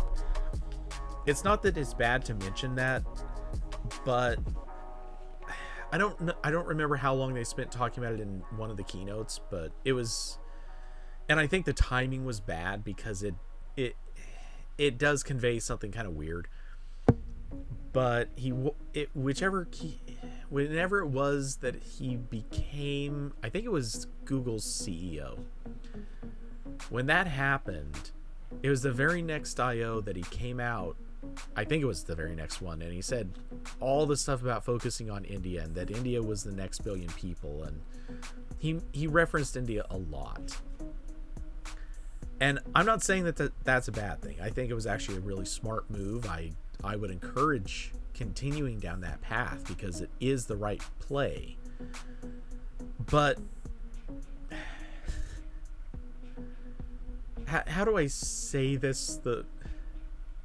I know exactly how I want to say this, and it is hilariously awful. So I'm going to definitely say it. It would be sort of like Matt Gaetz getting up and saying the children are our future. It's just not really the right way, and not just saying the children are our future, but actually like spending the next hour talking about boys and girls clubs, the Cub Scouts and Girl Scouts, and I don't know, teaching sex ed in schools. Look, I'm not saying, in no way do I want this to come across like I'm being critical of him over this, but it's not hard to see how a lot of other people were. It was really, really not an elegant move to come out and say, "Hey, everyone, yeah, I'm the friendly Indian guy that used to run Chrome. Now I run Google. Oh, and by the way, we're gonna talk a lot about India." Like, again, I'm not criticizing the decision. I'm criticizing the way the message was delivered, or at least the timing of the delivery. That was not. It was not necessarily a way you want to play that. It would have been great to come out and say, "Listen, you know, India clearly is going to matter. We're going to be paying a lot of attention to India. We're also starting initiatives into," and then list off a few of the other countries that are also underserved. And yeah, and then just stop there. You don't have to keep repeating it and making a big show of how important India is, because that was inelegant. Yeah, anyway.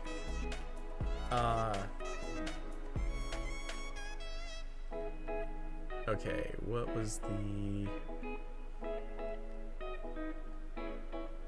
See, Saldana. Okay, still can't believe that Google changed their payment strategy like 4 times. It's almost as much of a meme as their messaging history. I think the messaging history is just way more of a meme at this stage. I mean, just global scale crazy, like, messaging history is the joke. But yeah, the rebranding, because it was rebranding. It wasn't necessarily all changes in strategy.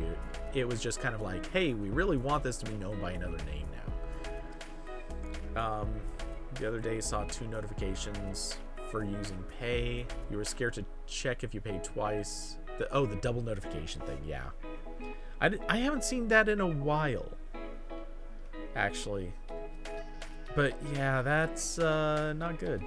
That's definitely not good. And messaging and Pay. Look, at this point, as far as I'm concerned, having messaging and Pay is fine. I don't care. That's the sort of thing, like...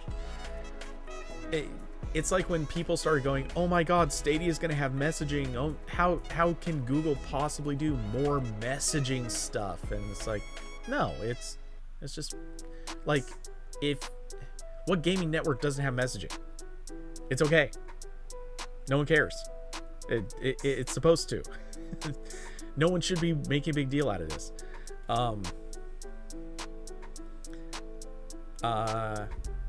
But can't use with Google Messages or direct integration, you mean?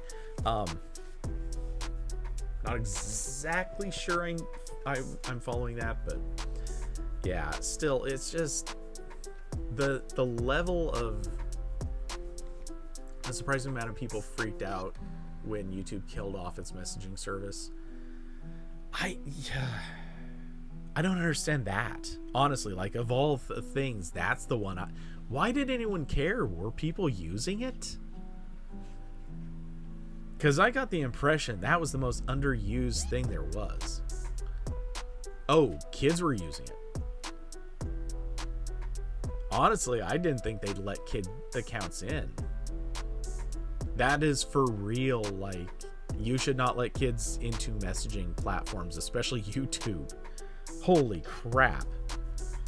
That's like, I don't even have kids and I'd be scared about that.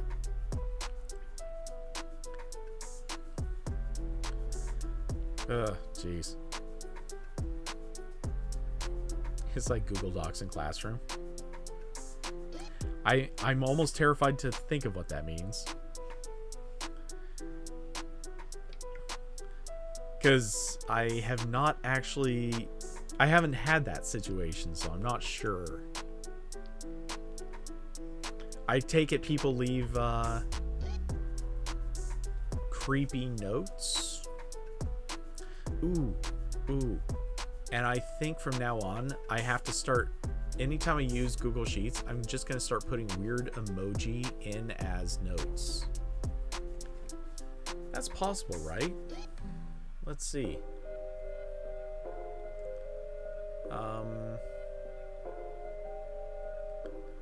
I'm absolutely opening the document I should least be opening for this exact purpose.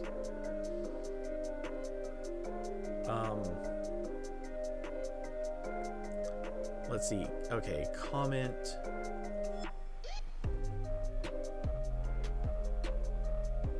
You can indeed.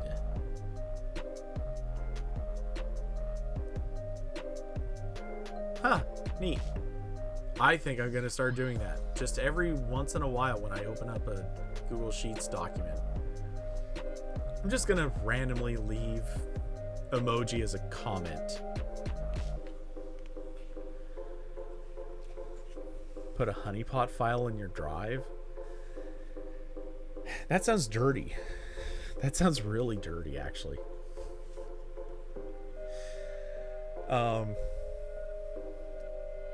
Jamboard might be fun too. Jamboard. That's such a terrible name. I mean, for real. That is just the worst name. Why did someone think that name should happen? It's awful. It's wrong. Don't do it. Don't do it. Oh my god, Jamboard. Okay. Anyway, I've now gone honestly about an hour past when I thought I could make it. And at least 45 minutes after I was pretty sure I was done. So I think it is definitely time to go. It is 7 on the dot, actually. My voice is definitely going. I can feel it. Or maybe my voice isn't going, but I can feel that like level of rawness where it's time to take a break. But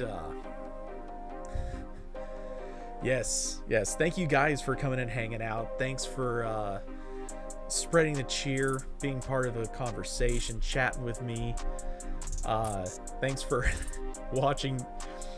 I don't know if you guys noticed this, but Corbin was looking pretty brutalized for a while during that camera chat.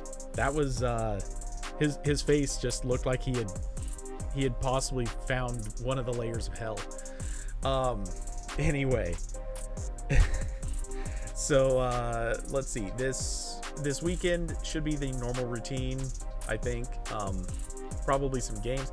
B Slidem, you're still around, or did you just come back? I don't know. But yeah, dude, thanks for coming by. And for real, I definitely didn't block you. I don't think anyone else did. I don't know, obviously, but the DSLR topic span too long. Camera talk, man. Camera talk. Though, yeah, I expected it to actually end a bit sooner than it did. And don't know how we got 2 hours out of it. Oh, believe me, could have gone way longer. It might sound crazy, but could have gone way longer. You guys are definitely hinting, like, don't do it again. Okay, anyway, for real though, thanks for hanging out. As usual, if you'd like to contribute to the channel, links down below for Patreon and Streamlabs. If you know someone whose computer is unlocked, go in, open up a web browser, come subscribe to the channel. And as usual, I will see all of you guys either this weekend, next week, or probably in Discord. Photos and cameras, please. What does that mean? Like photo edits or something else? I'm not actually sure how you mean that.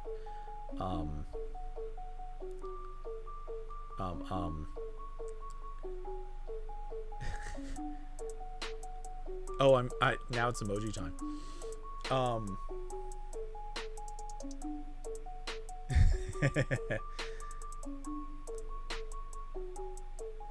Is that a thumbs up or a middle finger? I can't tell. No, anyway. Take it easy, guys. I will see all of you soon. Good night, everybody.